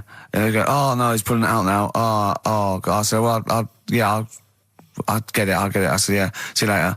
About 5 minutes later, I get a message on my phone. Beep, beep. I look at it. It just says, "Oh, no, there's a fella with his fish up his cock now." There's a fellow with a fish up his cock. Yeah. Right. Okay. Do you want to explain that, Carl? Is it one of those little ones that swim up if you're having a slash in the Amazon? Yeah. Yeah. That's weird, isn't it? But it was still, like, stuff like that. It started off with, What does the fish do when it gets in there? just sits there. Why? Well, what else can it do? No, but why does it go up there? Don't know, I didn't listen to that bit. There's a bit, it started off with a fella who, had a bit of meat and got a tapeworm inside him. Yeah. And he grew it for however long, and then it came out at the end, it was about 7 foot long. On purpose? Yeah, he did it on purpose, yeah, for the programme, right? I think yeah. Probably slimming, isn't it? Well, I was thinking that, could, you know, I mean, you're a fan of Waller, could he purposely have about 8 of them? What, Rick Waller? Yeah. It's a good idea. Because they were saying how they eat, you know, a lot of stuff when they're in you. They just eat all Well, of it. they take enough so you don't die, and nor do they, yeah. But I mean, you've got to keep taking them out, haven't you? Because you'll still have the same weight, because it's got to go somewhere. So you'll have them in you. What you got to do is, like, let them eat your meal and then take them out. Do you think worm watchers will catch on? Yeah. So anyway, so that happened, right? And then, yeah, there was a woman with a maggot in her head. A woman with a maggot in her Yeah, head? she went on holiday, it got in there somehow. And, Stowaway. it just, oh, it was massive. And the thing is, she had a hole in her head, and she's there being interviewed with the doctor, like, and you can see it just sort of sticking its head out. Like, do you know when you see a cartoon with a maggot in an apple? Yeah. And it looks around like that? Yeah. Why don't they just take it out there and then? I think they could have done, but the doctor's messing about. It's like, well, it's good for the show, isn't it? And they left it in there. Right, that's libelous. Well, That is libelous. but I found it weird. Why not just grab it? Because there must be a reason. There must be one of those medical reasons that you don't really know about, Carl. Right. And another bit. This was the best one, right? Grab it! Right. There's this fella, and he was on his bike, right, Yeah. cycling cycling to work or whatever, and he sort of sees this thing in the corner of his eye. Right? Literally in the corner of his eye. Or you mean he saw He just said he saw in his something. peripheral He vision? saw Okay, something yeah. and thought, what's that? Yeah. So he thought, oh, doesn't matter, whatever. And he stops off at a cafe, right? Get a little scone, a tea or whatever. And he goes in there and he's sat down, and the waiter comes over. He says, yeah, what do you want? He said, I'll have a scone and a tea. He goes, all right then. So he goes to get it, comes back. As he puts the tea and the scone down, his face is like, what is that? Right? Like a look of frightenedness on his face. Right? Drops the tea and legs it. So the fella's going, what? So he legs it after the bloke and goes, what? And he says, oh, something came out of your nose. That was massive. Sorry, something came out Listen, of the this guy's is all survey. true because people would have watched it, so don't start saying it Sorry, didn't but hang on, I happen. just need to clarify. The guy I on the bike... I don't believe he ran away. Wait a I minute. don't believe he legged it. I don't believe he had a look of frightenedness on his face, and I don't believe he said something massive came out your nose. And I don't even believe he had a cup of tea and a scone. These are the things that I think are embellished. But who had something coming out of his nose? Was it the guy serving the scone? The one who was on the bike who ordered the scone. Yeah, but what It was came it? out of his nose. Yeah, what was it? Came out of his nose. Right. So he goes home and he thinks, I've got to sort this out because it's not good and that. So he But what? No, it was out of his nose. So you mean it poked out of his nose? It didn't come out. It just said hello and then it... It was like the maggot in the head. Yeah, he just yeah, popped, it just- popped his head out, had a look around and went back in. Why Like, did the bloke drop the tea and run? well, it's weird, isn't it? All right, so he goes home. He goes home and he goes, oh, God, you know. So he sits in front of the mirror and he's sat there waiting. This thing comes out. Again, sort of looks round, goes back in again. So he goes, oh, No scones. right. No, it's- So he goes, I've got to sort this out. He goes to the doctor's, says to the doctor, I've got something up my nose. It just keeps coming out and having a look round, going back in. Didn't say So that. the doctor's like, oh, I haven't heard of that before, right? Didn't say that. So sat there. He does it again. The doctor looks, frightened again. Runs away. yeah. He He's got a look of frightenedness on his face. had a look of medical frightenedness. He dropped his stethoscope and legged it. No, he said, I know what it was. So what? So you got a leech up your nose. He had a leech about that long. What's radio? Well, how long's that? 4 inches. 4 inches coming out of his nose. Next time it stuck its head out, he grabbed it, pulled it out. That's horrible, though, isn't it? Isn't it? You're like this. Peter the Great. You ever heard of Peter the Great? No. Okay, well, anyway, Peter the Great had his wife's lover executed. You'll love this, Carl. Right, so his wife had a lover, he had him executed, and he put his head into a jar of alcohol, and his wife had to keep it in her bedroom.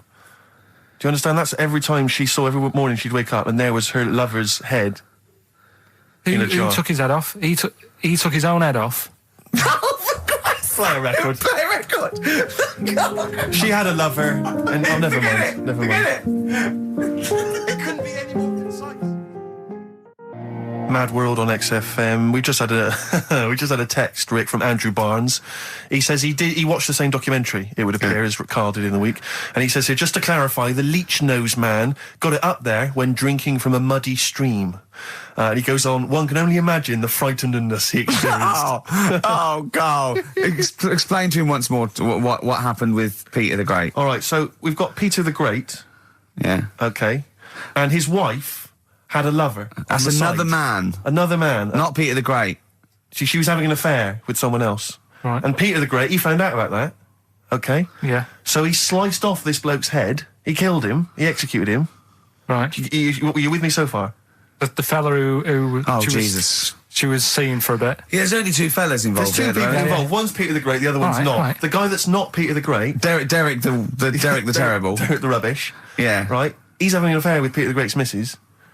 So Peter the Great slices off his head, puts it inside a jar of alcohol to preserve it, and puts it in his wife's bedroom. So every morning she wakes up, she sees her dead lover's head.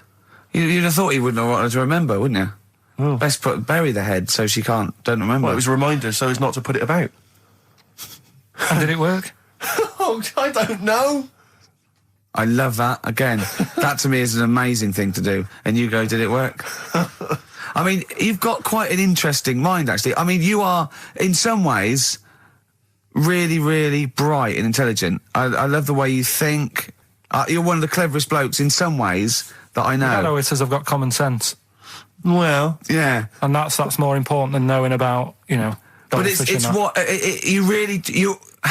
it's like you follow the subplot, which is quite an interesting thing. Do you know what I mean? It's like, you tell you a story, you'll always pick up on something that I didn't even think was an important bit. It's like you're always, you're looking out of the window all the time. So what's important about that head thing? What do you mean? The head in a jar. It's a grotesque thing to do. It shows ego, power, cruelty, and revenge. Although I think it probably did work because he is called Peter the Great. Yeah. So you'd assume he got it right. Yeah. I don't see how you can query that. That's the sort of facts you give us. You see now, you're on the other side of the fence, and you've got questions just like we've always got questions. No, but in Carl's thing, it would have been, turns out, some weird happened, right? And he was still alive. Yeah. And so she was still having sex with body.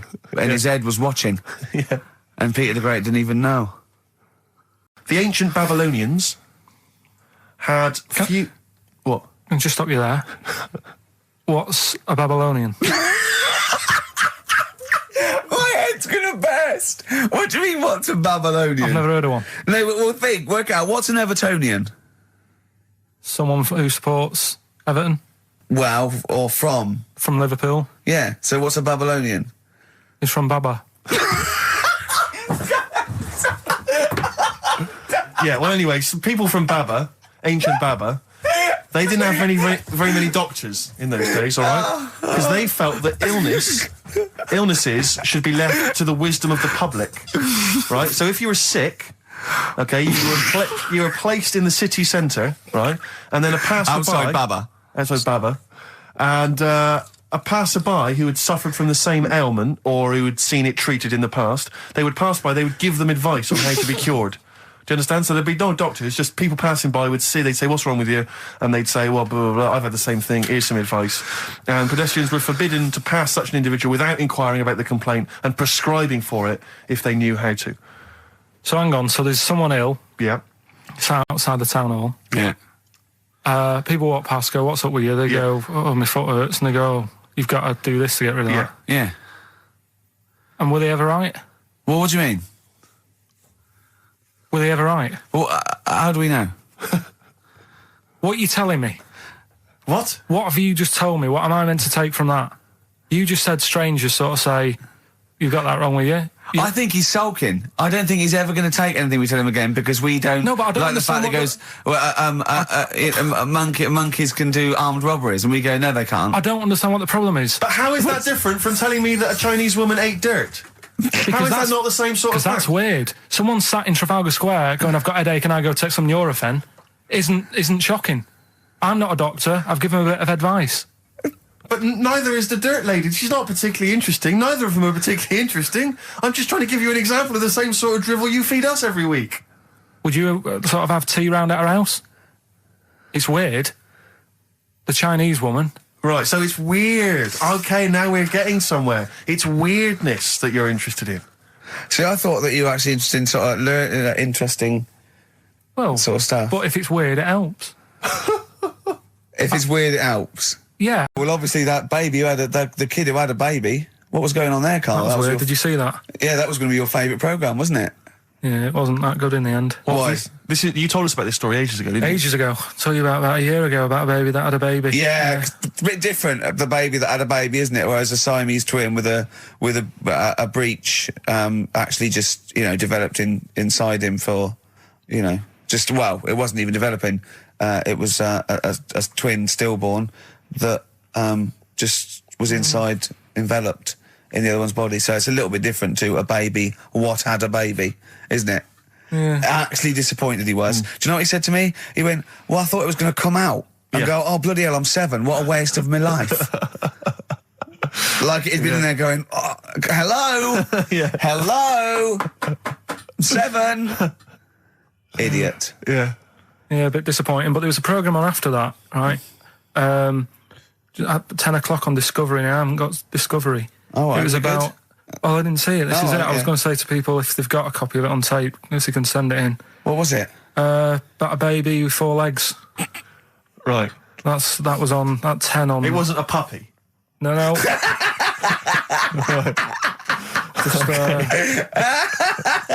What's it doing up there? Yeah. It's my baby. Oh, is it, Mum? All right then, Yeah. fine. Yeah. Oh, it's got 4 legs, yes. Yeah. Sometimes they do have Look, 4 legs. Dad's gone. He's never coming back. You've got to get over it. so, if anyone's It's not a got baby. that, send it in. Oh, Right, dear. okay, Send it in. good. So you want a tape with a baby with 4 legs. You're going to be disappointed again. It's not going to be like a baby with 4 legs who's running up the curtains. You know what I mean? It's not going to be that. It's probably going to be 2 legs and then 2 sort of like floppy appendages. You know what I mean? They're not going to be brilliant. It's not going to be like Jake the Peg. You're going to be disappointed. Well, you should say that actually, because in a survey, it came out this week. It's quite extensive. Mancunians take more sick days than anyone else. Mancunians take more sick days than workers in any other city in Britain and Ireland, according to Manchester-based employment firm. Survey by Peninsula found employees in Manchester take 11 sick days per year, whereas closest rivals Edinburgh and Dublin take an average of 9. Liverpool, Newcastle, Birmingham, and Cardiff only 8. Is Reading mentioned there? Or No, Bristol? it's not even in there. They don't take days off. London is only 7. So the point is, I mean, I don't know you can take anything from it, but if you were an employer and you had a Mancunian and a Liverpudlian and they were equal on everything else, but you really couldn't afford them to be away, Liverpudlian's going to probably be away for 8 days. Sure. The Manc's going to be away for 11, phoning in sick. And So what can you, I mean, just analysing the data there, what would you extrapolate from that? I really don't know. I mean, call in if you've got any clues, or email us in if you've got any. I don't know why I think maybe, I don't know, Mancunians. I don't really know many people from Manchester. Well, I only know one, but I know he was off sick because he put on wet trousers and he got a cold, I think. Yeah, well, he just said he was, didn't come in for he left early as well once. Yeah. But I don't know. I mean, that's the survey, I don't know. I mean, it's evidence because it's statistics, so there you It's go. guaranteed evidence that's proof. Any thoughts on that? Ricky.Gervais at xfm.co.uk. I mean, oddly enough, you're from Manchester, Carl. I am, yeah. What are your thoughts on that? On what, sorry? No, on the survey. Wasn't really listening. Sure. Well, Mancunians take off more sick days. They call in sick. I mean, presumably spuriously. Yeah. I mean, because they've got the same body. They're biologically the same, so... They're obviously making up. They're lying. Yeah, some of the days. Maybe there's the 3 extra they're making up. Yeah, they're moaning. Probably because we work a lot harder than the others, so we're tired, so you're sick, so you need time off. Probably. Seems unlikely. I mean, the Scousers, to be honest, take them on, let them work in your office. But you know how many computers are going to go missing? Right, that... So offensive. Is offensive. Right. This is a survey that proved you just made that up. You just carried on the myth that Liverpudlians thieve. Now that's not true. That is not true. Well, it's not. Well, some of them do. There's been no survey that you're more likely to thieve if you're from Liverpool than if you're in Manchester. So that hasn't been proven yet. So all I've got is the evidence from a survey of, I think, 3,500 people.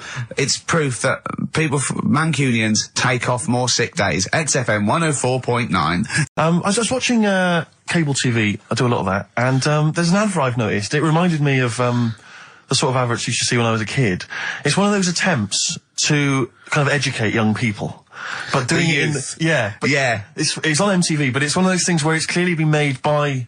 people who are in their mid-40s. Who have never been cool. Who've been working really hard to get into TV all their lives, and now are trying to appeal to, funky and possibly wayward young people. Yeah. And it's kind of... Nerdy wells. Yeah, exactly. And it's a kind of stunning model, and 2 of her stunning model friends, but they're just a couple of average girls, going about their business. And, it says something like, it's all shot very funkily, like a kind of, lock, stock and 2 smoking barrels kind of thing. And it's a girl, and she's just grooving along with her friends, and it's kind of like, the captions are things like, Isabella's 17. She's cool, she's quite funky, she's got these great friends, and they're sort of hanging out, laughing. And she just pops into a tattoo parlour. Sure. Why not? Her friends are like, what are you doing? But she just goes in, she has a tattoo done. And it sort of says, she's wild, she's crazy. She lives life as she sees it. She takes every day as it comes. She's not tied down or anything. She doesn't smoke cigarettes. Yeah. So it just says, don't smoke cigarettes. If you think she's cool. If you think all this is cool, then you probably won't want to smoke cigarettes. Exactly. If you want to be cool, then like Isabella or whatever. Except the thing with that is that people watching that, the youth watching that will go, well, Bill at my school, he smokes and he's cool. Exactly. Yeah. Well, this is the problem with it. Yeah. It's not that the impulse is wrong. The message is fine. It's just this thing I can't imagine those things ever working with young people. No. With youths. It's like when you know, what was it? What it will do is that you'll get a lot of 13 and 14-year-olds sneaking out and getting a tattoo. Exactly. So the parents be going, I'd rather she smoked. Exactly. She might give that up Yeah, sometimes. no, That's for life. She's got a spider's web on her face now for the rest of her life. Yeah, exactly. Yeah. But it's like, you remember that thing when they tried to get young people to vote? Do you remember that? Was it Rock the Vote? Was it called Rock the Vote? Was it people like Billy Bragg and people kind of... Yeah.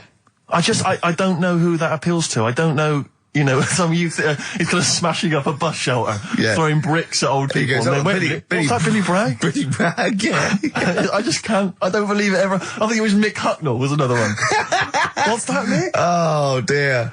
Well, I remember the ones where you just, if you were going to go off with a stranger, your cat went, well, don't. Yeah. Ask mummy first. Yeah. And I remember I was trying to jump in cars left, right and centre, but my cat, when I was like 5 or 6, would go, and I go, good point. Yeah. You're right, he could be a nutter. But I seem to remember the Charlie's... The Charlie Says. It was Charlie Says, wasn't it? Yeah. Charlie Says. Charlie Says. I always find them really unnerving. He lived in that really eerie kind of world where you never really saw cartoon. anyone. Yeah, but it was very kind of, it was very eerie. It wasn't very kind of comforting. No, but world. they hadn't spent a lot of money on the cartoon, have they? No. But it was, I always got the sense with him that he was probably really quite lonely. But I like the fact is that... And he had a cat. Mummy was so pleased, but by the time I came out, they'd gone off and I missed the picnic, but so Mummy was so pleased that I'd asked her, she gave me an apple. No, I think and she Charlie got something he liked. He gets a fish, right?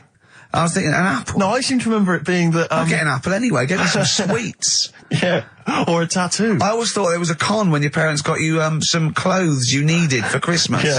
I'm not falling for that. Exactly. I'd go, look, I'm getting the clothes anyway.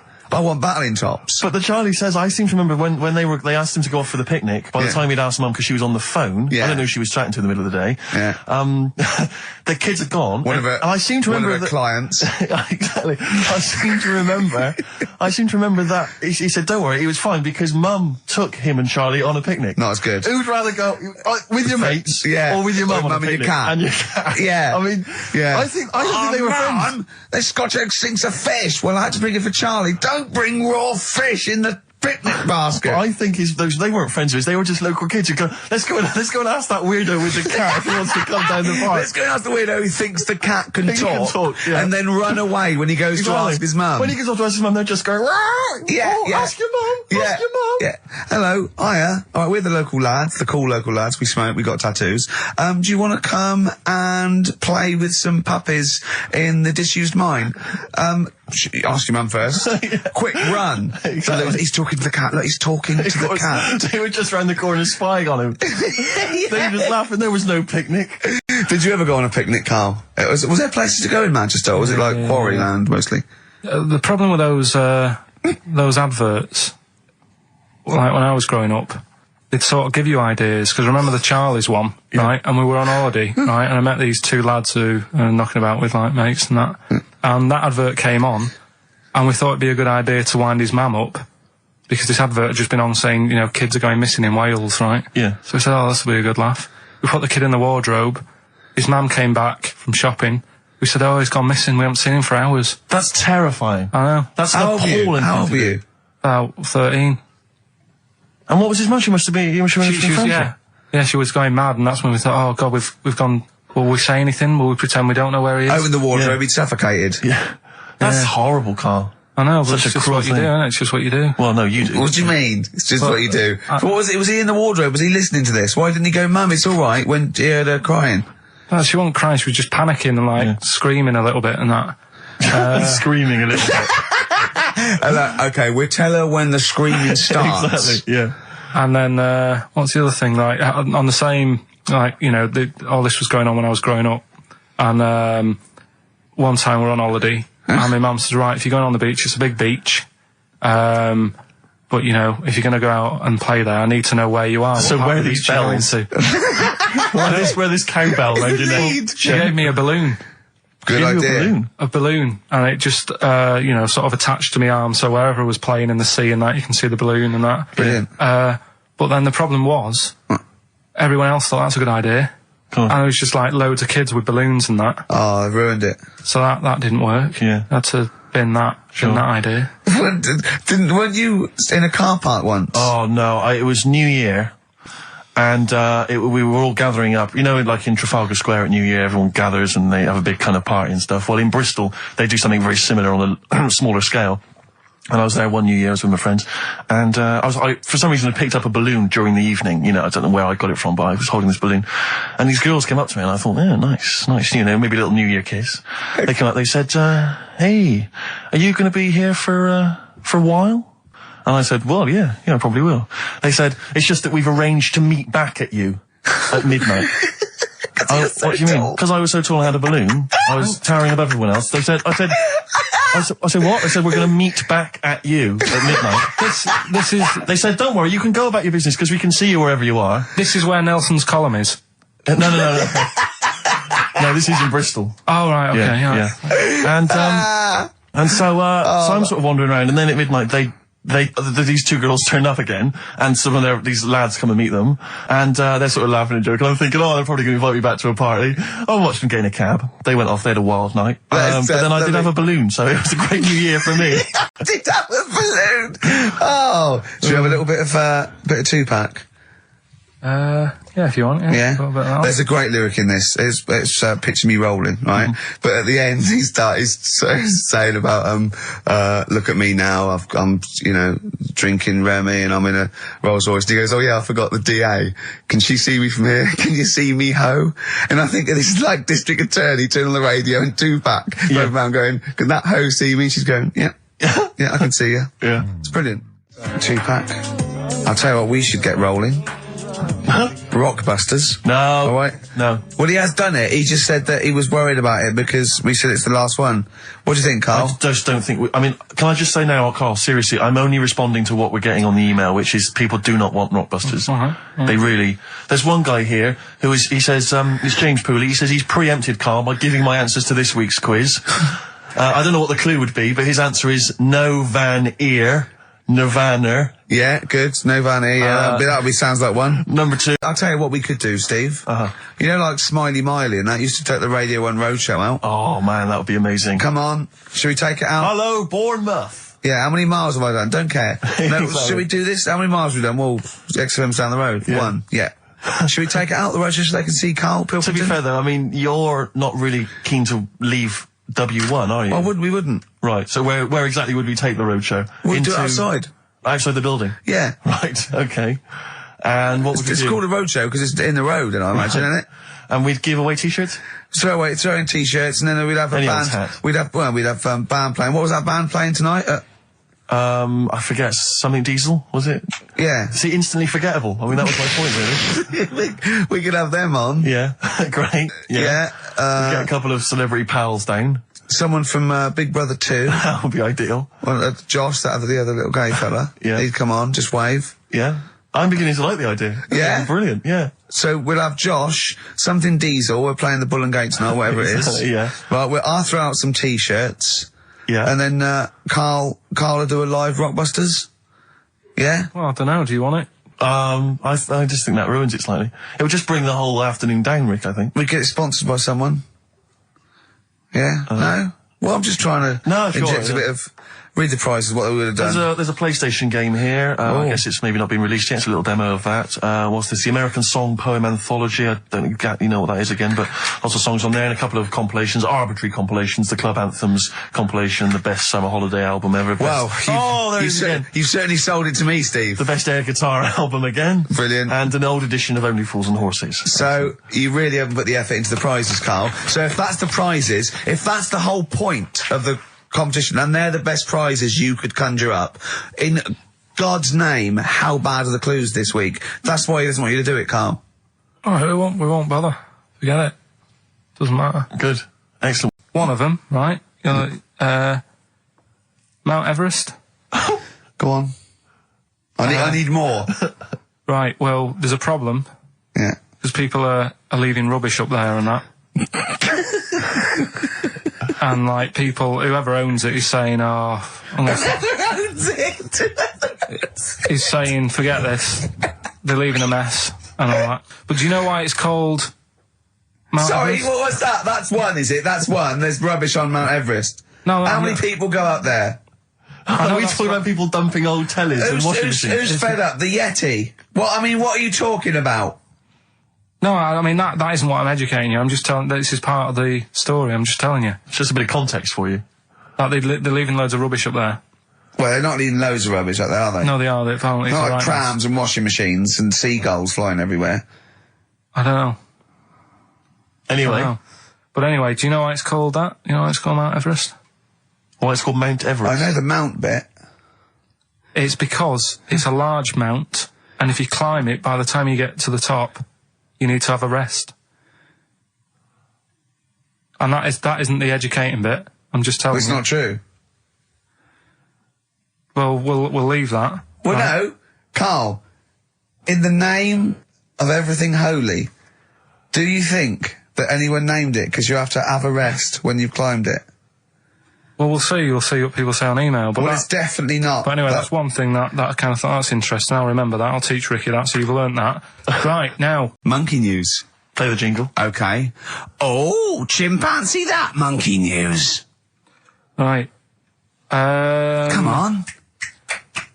Come on. Should be ready, Carl. It's amazing, isn't it? It's like Nicholas Witchell. The bomb. No, that's not the first. Come on! No, it's always difficult, isn't it, to sort of find something that's good each week, right? Last week, we did the chimp. It is for us, yeah. We had the chimps who were running a health spa. Yeah. Right. We've covered the one who nicked a car to go on to Spain. Yep. To sort his future out. All shite. The hairdresser, I think we've done that one, the little monkey hairdresser. This week, we're looking at monkeys, that they're using. Do you know, like monkeys? They know how, like. I've lost the will to live, Steve. Oh, well, I don't want to do it. Right? Well, come on, come on. What are monkeys good at? What are monkeys good at? Yeah. Well, running small businesses, cutting people's hair, and driving cars. Yeah, they love Spain. Oh, and foiling bank robberies. Yeah, they're great. Well, something else they're good at, right, is like weighing up the situation.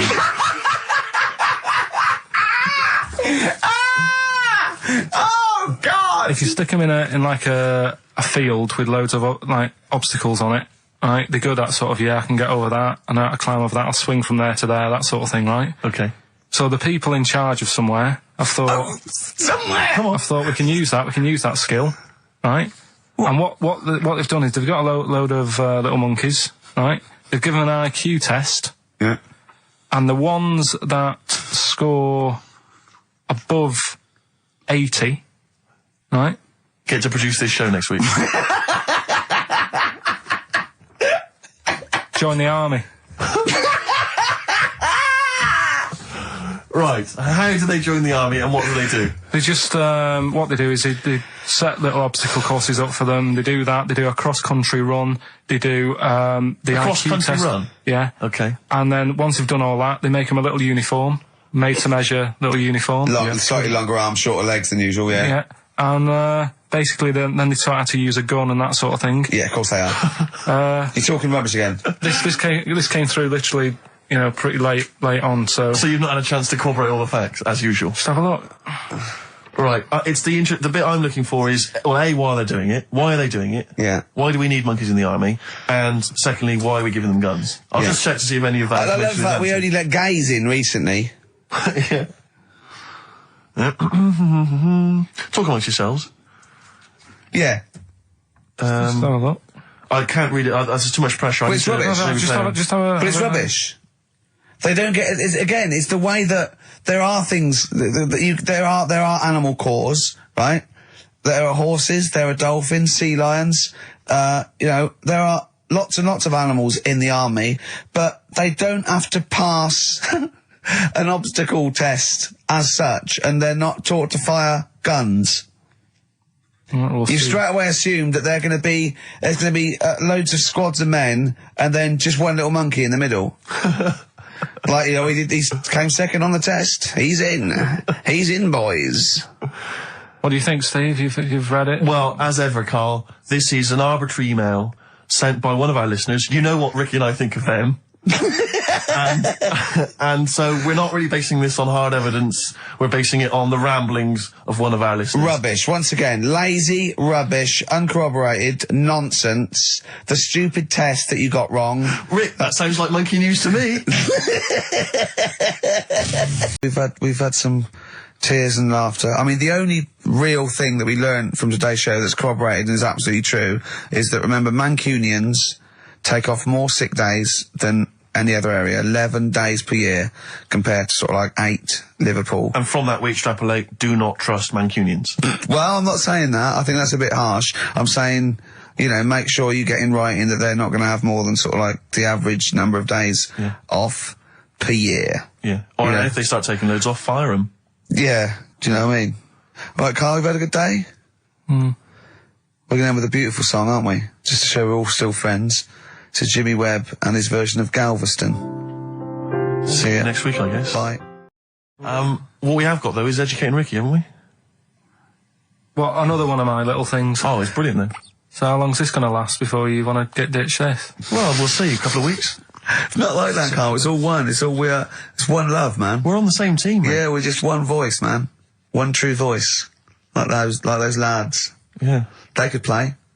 Right, well, the Educating Ricky, They could play. Well, why don't we play a record and come back with Educating The Ricky? Wind, Cat Stevens. We need beautiful to song. get the Beautiful jingle song. queued up as well.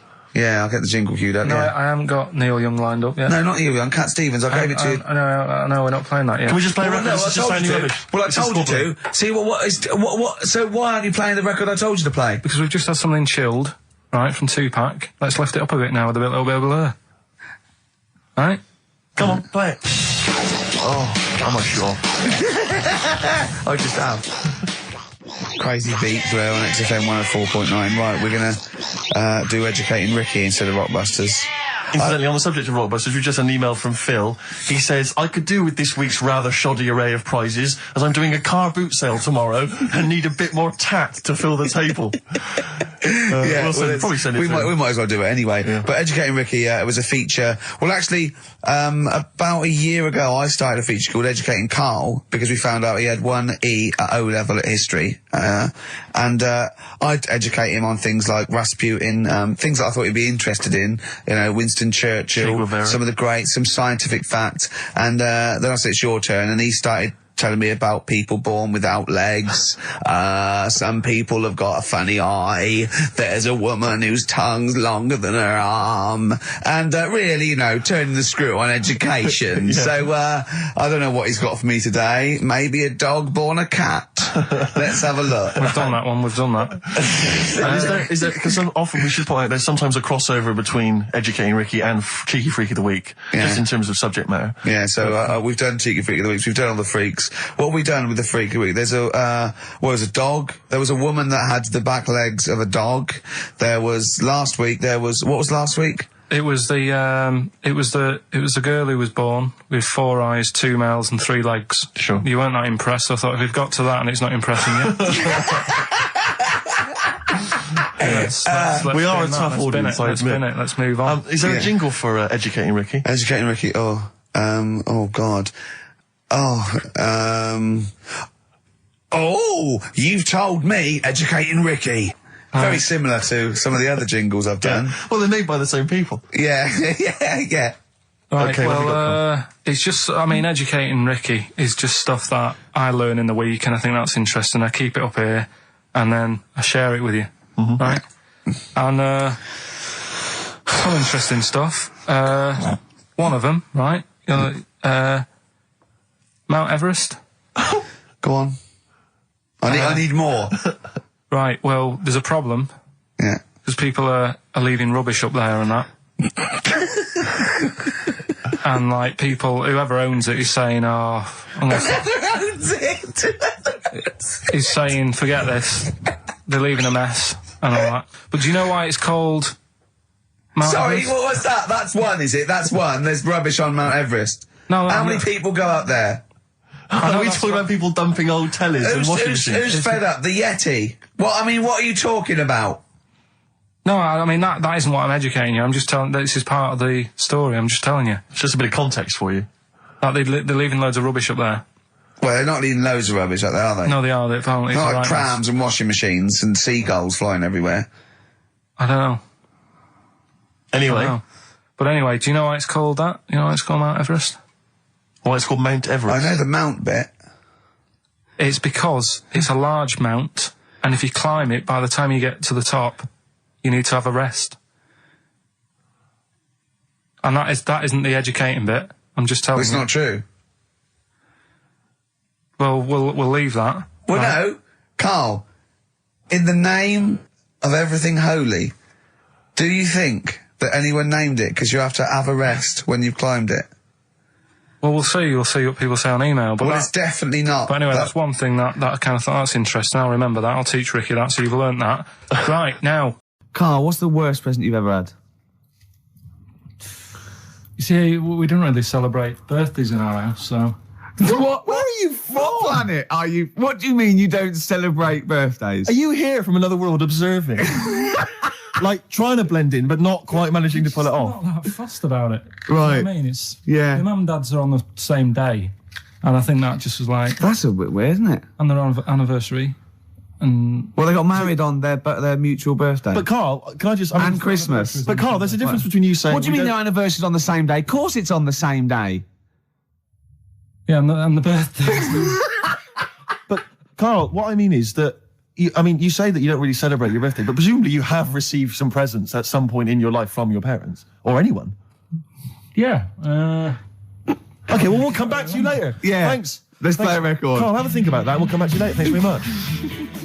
Rick, we were talking earlier about stuff... True story that's, about a little Australian freed the Scottish. the stuff that's dying out that I think you and I single-handedly need to kind of resurrect and salvage. I thought the Trilby was dying out. Yeah. I'll surprise you, and yet, thought so as well, watching Top of the Pops last night, Yeah. Jamiroquai was wearing one, and then lo and behold, Danny Minogue came on, she had one as well. I thought, blimey, there's two people there trying to salvage the Trilby, and good luck to them. Well, Yeah. that's on its way then. Let them The do Trilby's that. fine. Let's do something else. But the bowler hat, the bowler hat. never see the I always bowler. fancy myself in a bowler I love hat. a bowler hat. Carl, would you wear a bowler hat? I know you'd wear the cape. I did wear a Trilby. You were really? You must have looked like a... That's brilliant. What? Because you're a Mancunian. Well, there was a phase, wasn't there, in about 90... When was it? I think that was just round your way. It might have been. It was in Manchester. Did someone get a job lot of trilbies? And persuaded you kids? Yeah, I tell what's trendy. No, Sean Ryder wears one of these. Does he? Yeah, go on. Yeah, quid. And then everyone in your street had trilbies on. But you've never worn a bowler. Never. What about Kangol bowler? You might They think had one about out again. I'll tell you what. I would like to wear a bowler hat in a dark, but I'm worried I look like one of those little fellas off the Home Pride advert. it. The Home Pride guys, they've been persevering with the bowler for years. They still look good in it though, They're don't still they? looking good. They're dapper guys. Yeah. There's a lot of the Jolly Green Giant. He had quite a distinctive look, which is obviously one I've been thinking of exploiting. What the Being little about 6 foot 7. I know the little sort of like a little dress. Was it Corn Cross Yeah. that made up his little skirt? You were going to tell us, Pilkey, Pilchard, you were going to tell us What tickets are we away? But it worked for me, you see, because when I was younger, I Yeah. had a mobile disco. Brilliant, so did I. And it was me and my mate Colin Makin. And the disco was called Pilkey's Making Music. That's brilliant. I mean, that's genuinely brilliant. Pilkey's making music. Guess what? When I first started the mobile disco, and this was when I was about 14, we didn't really go out touring, we just would do it for like people's parties and stuff. We were called the rock and roll DJs. No, really. We drew it Oh, on some sort of see-through paper and put a light behind it. Rock and roll DJs. My first yeah. disco, I had 2 nights a week in this pub. What, you ran a disco? Yeah, this pub near King's Cross, right? And it was just their records, right?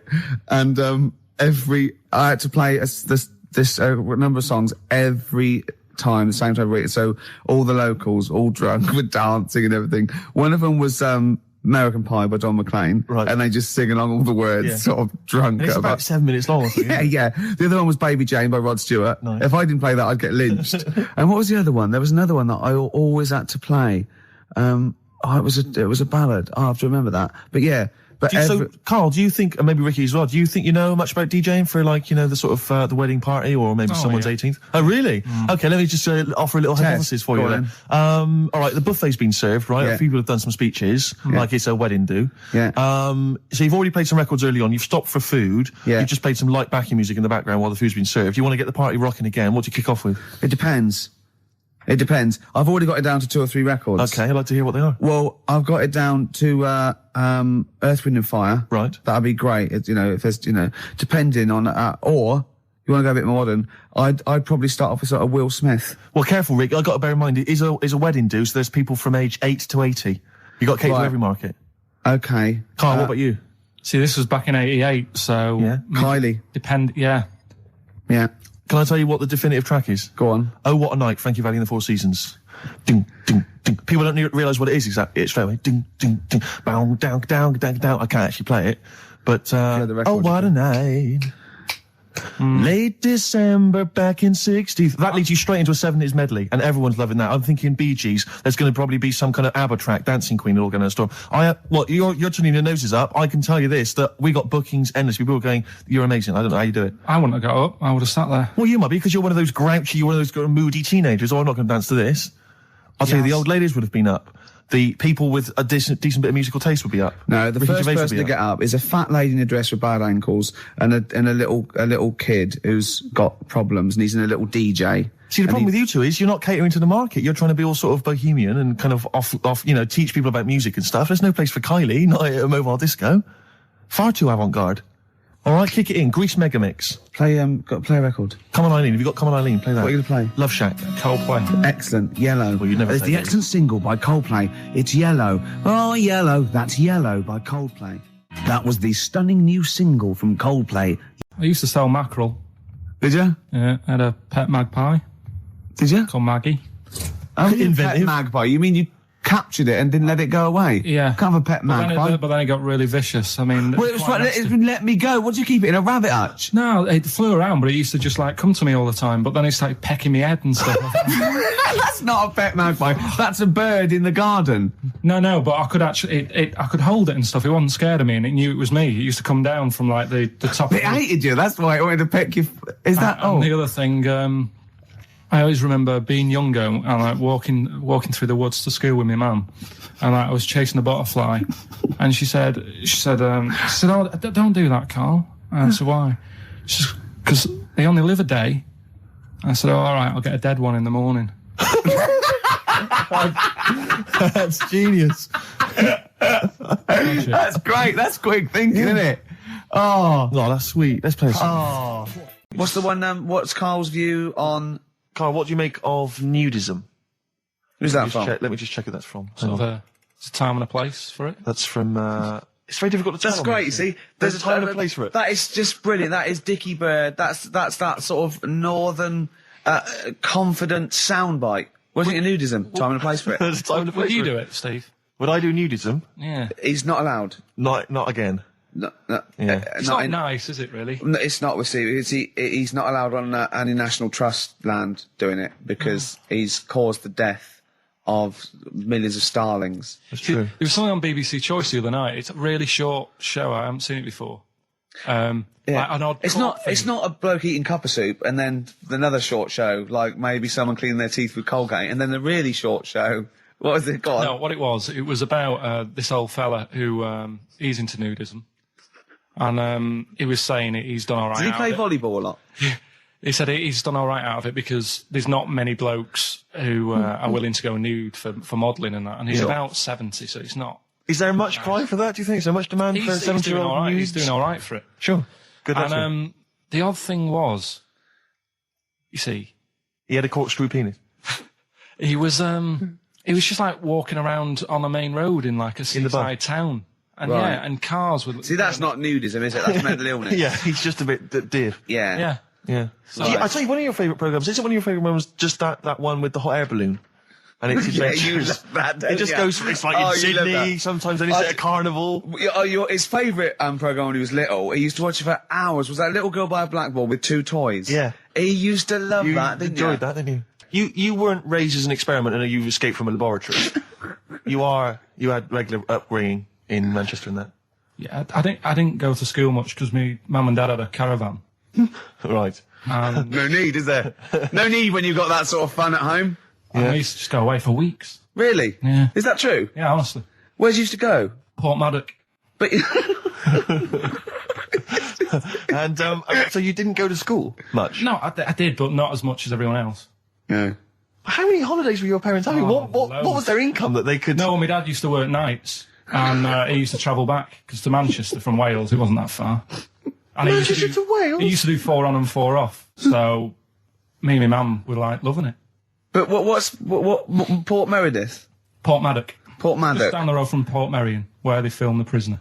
Right. Oh, so that's cleared up for me. Location-wise. So what did you do then? You were in this little 2-berth caravan on the back of a Cortina estate. Right. Well, what was it? What was the car? I want the... what was Granada, it? Ford Granada. Ford Granada. What are we talking? 1980... Yeah, 82, 83, 84, 85. Okay. And you in the car down there, park up. Yeah. What was it? What was Port Meredith? Port Maddock. Port Maddock. I remember Ruth. It's just, Oh, yeah. it's just a holiday camp. Yeah. And had an arcade and a beach. I was loving it. Yeah. But, so of the 52 weeks of the year, let's assume, I don't know how many weeks you take off normally for holidays anyway. Let's just say, I don't know, you go to school 45 weeks of the year maybe? Generally, most kids? Nah. Bit less. Bit less than About that? 42. How many weeks would you say you actually spent in school? Well, how many weeks do you have off for summer? Well, we'll work that out. That's what About I mean. 6 off for summer, about 3 for Easter, about 3 for Christmas. Put it this way, I'm surprised I'm not Welsh, to be honest. Right. So there was there more than was in Manchester. Did the school authority not come and check you out? No, they didn't. Didn't get Manchester, I suppose they didn't care, do they? Not really. Yeah. They're lucky you turned up at all. What did you just turn up for the last day when you could take in your best toy? Did you know that when you could take in any game? Just play with everyone else's. Why, I break my stuff. Sure. Yeah. Yeah. No, that's a Well, good this point. answers a lot. This does answer a lot. The fact that you spent most of your time on the beach as a kid. Teachers were no good at my school. We were talking about it yesterday. So you were teaching them a lesson by going off for the summer. Yeah. Anyway. And did you go to university? No. No. Did you go to sixth form or college? No. When did you leave school? When I was about 15. Right. What, you just went on holiday and didn't come back? I just got a job early, didn't I? Where was it? Port Maddock? Getting there. No, I was a printer. BM Print in Trafford Park. Well, that's great. That's a little interview there. yeah, little next, there. I'll be interviewing Steve Merchant. What are we playing next? Bit of elbow.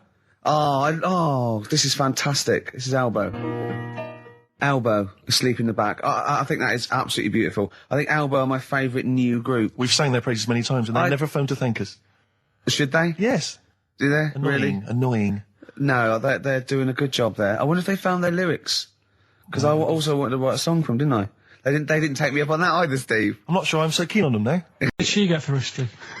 What did she get for history? Yeah. I think she did very poorly. Why do you care? See, I was just going to say, this has backfired a little bit, because Karl is genuinely... I don't know if he's actually upset or embarrassed, but it doesn't matter. Why does it matter? You were 15 and didn't go to school. If you were my friends, I think you would have just said, oh, we can't find them. Why? Because But you just wanted to know. What's to do with that? Well, what do you mean? What do you mean?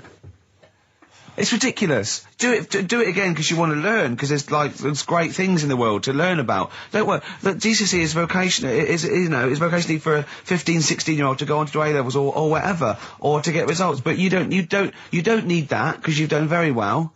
You don't care about the Tudors and the Stuarts. I mean, I mean, I've had a couple of jobs, not this one, because you don't need qualifications to get a job. Obviously. In the radio. Yeah, obviously. You're absolutely right. But the ones that I have got in the past, I did, because I didn't collect them, I had to lie. And I didn't like go mad. I didn't say I had A's and stuff. But I didn't put history down because I didn't even know I did it. So it's a bonus. I kind of treated myself to like a D and a couple of C's and that, so it's like, well, he's not... I love the fact that Karl even then was honourable. It's like, I'll at least put down the ones I think I took and lie, but the ones I didn't take, I won't lie about. Yeah, and don't give yourself a B. Exactly. If they're going to find out you lied, give yourself a B next time, It could Karl. backfire, couldn't it? I mean, my brother's a bit mental, and he used to do things like go for jobs and say, oh yeah, I've done this before. Like being a mechanic, and he's never even picked up a spanner. And yet, he'd have the confidence to go and try and fix cars. Well, I'm not that daft, but... God, and he... Who do you blame for this? That's just an easy way out. I have to blame myself. Don't I? Yeah. What was the teacher like? Well, there's loads of different ones. I didn't like... I mean, the history teacher, it is my own fault, because with her, she was a bit mental. And I used to kind of stop the lesson by saying, oh, miss, tell us about your fireplace you've got that is made from a gravestone. Because that's what That she would had. stop any English teacher in their tracks. And she loved telling you about it. Yeah. So it was like, oh, I learned brilliant. that from a teacher. So that's why I didn't know about divorce, head loss, and all that. Yeah. Dandruff legs. Horse head loss. Dandruff legs. But remember now, divorce beheaded died, divorce beheaded survived. That's all you got to remember. And what's that? That's what happened to Henry VIII's various In order. wives. In order. What does it spell out? No, it doesn't spell out anything. You just got to remember the rhythm. In order in which he married.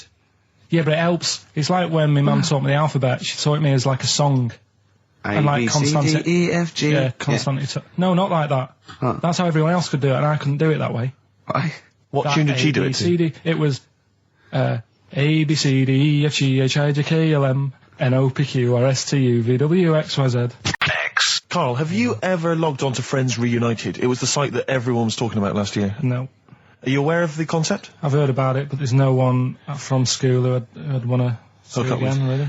So basically, for those that don't know, you have to log on to his website, and then you can it helps you track down your old schoolmates if they've also logged on and stuff. And we took the liberty, really, of looking on the Friends Reunited site and typing in your school and trying to track down any of your old mates. We didn't get in touch with any of them, don't worry. We didn't do that. We're not going to surprise you with them now. No. But I was just interested to know, like, some of your thoughts on some of the names that I could run past you.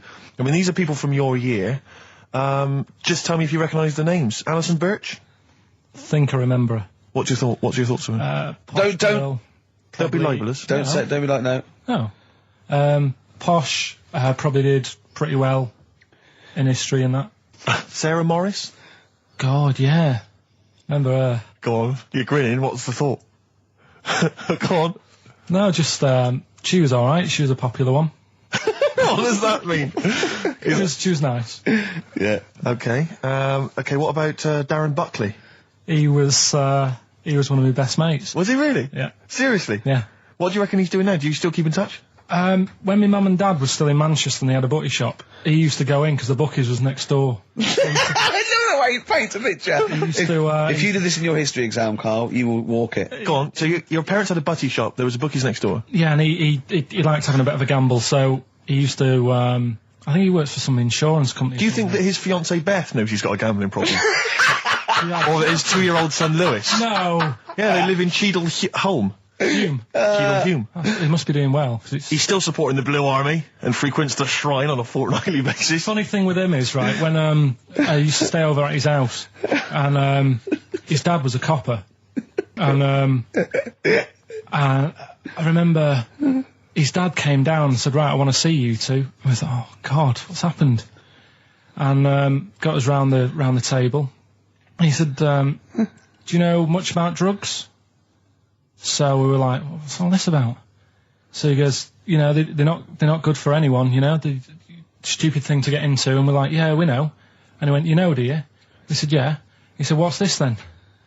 And he'd found something in his bedroom, and it was a Skittle. What, the sweet? Do you know little sweets with the S on it? And Oh, really? Drugs. Yeah. So he said, well, yeah, it's a Skittle. Yeah, I know what it is. Oh, he was bluffing like that as a slang word. Yeah, he thought because he was a copper, he probably had to be down with all the terms and that. So we said, oh, it's a Skittle. And he said, yeah, I know what it is, but what's it doing in your bedroom? Oh. It was like, no, it's a toffee. So, Darren there. Yeah, I know, it's a toffee, it's a squib, it's a, yeah. Carl, more people from your past. Debbie Carr? Yeah, she was another nice one. What does that mean? Is that a euphemism? No, she was one of them that you'd sort of go, she's nice, but she'd never be your girlfriend. Do you know what I mean? She was, Not really. Even though she was in the same year, she seemed a lot older. Right. And like, Wasn't a teacher, was it? There was 3 of them who all hung together, and they seemed to hang around like the older kids, the ones who looked like men. Do you know what I mean? They had, What did you look like then? Well, it's just that I had youthful sort of looks, whereas like the older ones had like beards and stuff. It's a gang of boys in the 5th form with beards. Were they smoking pipes? Come over here, me filly. Oi, Debbie Carr, come over here, you little beauty. No, but she was like, I love that. They were hanging around with beards. There's the big boys. Oh, fishing. That's lovely beards. What do you I mean? just see a whole row of George Bernard Shaws. Brilliant. How do you do in history, boy? Think got any? You're an idiot. they were like, you know, I'd be there sort of punching people in the arm, because we used to Oh, play yeah. that at that's a school. great game. Oh, I love that. Punch people in the arm. Is that part of the Olympics now? it's, I think it was exhibition this year. Right. But it's going to go pro next It's going to be the Winter Olympics because you got to do it in just a cap sleeve shirt in winter. Yeah. So you're playing that? She, but whilst I But was she didn't doing appreciate that. She used to go, ow! No, I always think whilst I was doing that, they were like the Charlie's Angels and they'd be sorting out a mission somewhere. Because they were really like, there was something about them that you thought, you know, yeah, they're special. They were private detectives. What do they work for a man they never see? Okay, well, here's a name I'm interested in because, well, let me just tell you the name first. Adam Clifton. Oh. Go on, what are your thoughts on Clifton? He was one of them kids, he was alright, but he had that thing when, if you didn't have enough milk,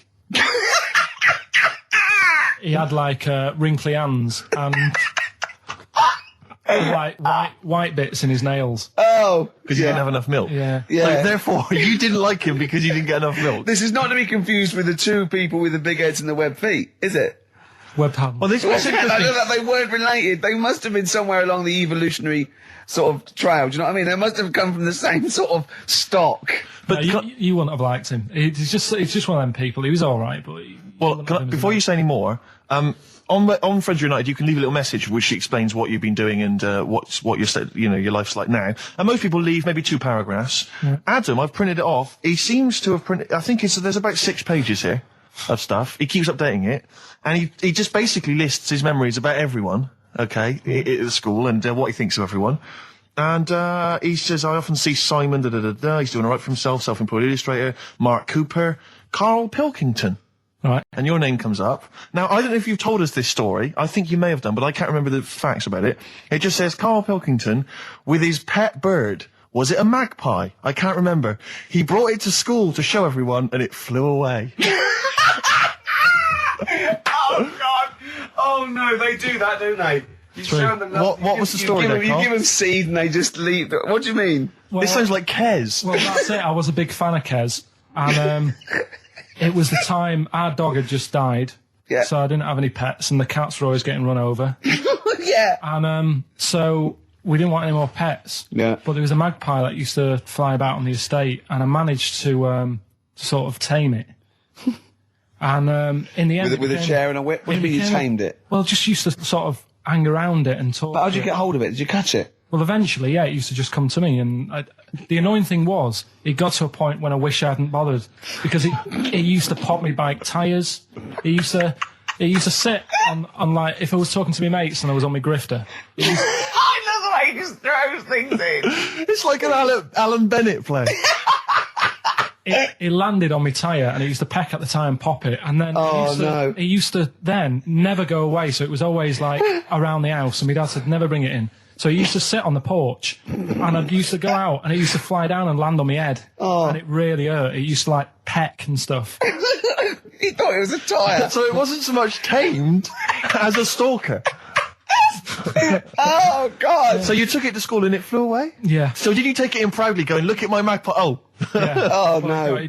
I think it got a bit confused in the area that it was in, because I used to just keep it sort of around our estate, but Sure. the school was a bit of a distance away. How did you get it there? So, tying it on my finger. Did you walk? Yeah. Wow. So it was happy there, then it got to... Huh? But it used to be one of those things that people would stop me in the street and sort of go, oh, what's that? And I don't suppose Maggie, called it Maggie. you didn't get Charlie's Angels to go and find out what happened to it? Investigate? Were they impressed? No, not really. No. Carl, this is quite a little insecure sort of chap. And he was just worried about that last bit. He was going, who would ever find that interesting? He was worried about people finding him boring. And Steve said, as I said, you know, it's like an Alan Bennett thing. He went, yeah, but, you know, no one would care about Alan Bennett if he wasn't such a hit maker. They wouldn't care what he had to say. And we just looked at him for a while and he went, thinking of Tony Bennett. Bless him. Listen, it's almost the end of the show, Carl. Oh, yeah. And it's really been a Carl special. This is a Carl special, yeah. Well, next week, We won't we'll be getting lay this off you much next week. We have to We're not know. going to... He wants to retire a little bit. Just, a few more names that you may recall from Friends United. Go on. Lisa Shufflebotham? Do you remember her? Yeah, she... Was she one of Charlie's Angels? No, she wasn't that nice, but she wanted me. her and her mate Rachel, I remember, I don't know why, but it was some sort of PE lesson where it had to be a bloke and 2 girls, and they were fighting over me. could you hear what they were saying? They were just like, I want him. And I was loving it. Stuck in the middle and they were fighting over me. And then the next week I thought I'll sit near them. What sort of game do they play at this school? I don't know. That's an incredible game. But I think... Punch me on the arm. No, punch me on the arm, Carl. They just went through it. Because the following week I thought, right, I'll sit near them again because I quite enjoyed the way they fighted over me. But then they picked somebody else and I don't know who I was with that week. So you didn't get any action with Shufflebotham or a friend? No. And then as she got older, she went a bit off. She didn't look that good. She's probably nice now. It's just, I mean, I'll say about myself, when you get to sort of the end of secondary school, you do sort of go a bit odd looking. Right. Do you know what I mean? When your sort of head grows funny. I would just love to go back to his school of that era. I mean, just what happened to people, whether, you know, all people sprouting limbs. No, do you know what I mean? When you're like 12 and that, you quite, no, not 12, when you're 10, when you're 7 to 10, you sort of look healthy and you look at your pictures when you go, yeah, I was a good looking lad. But then when you get to late secondary school, something happens. Yeah. And you just look a bit odd. Okay, well, what about Alison Thorpe?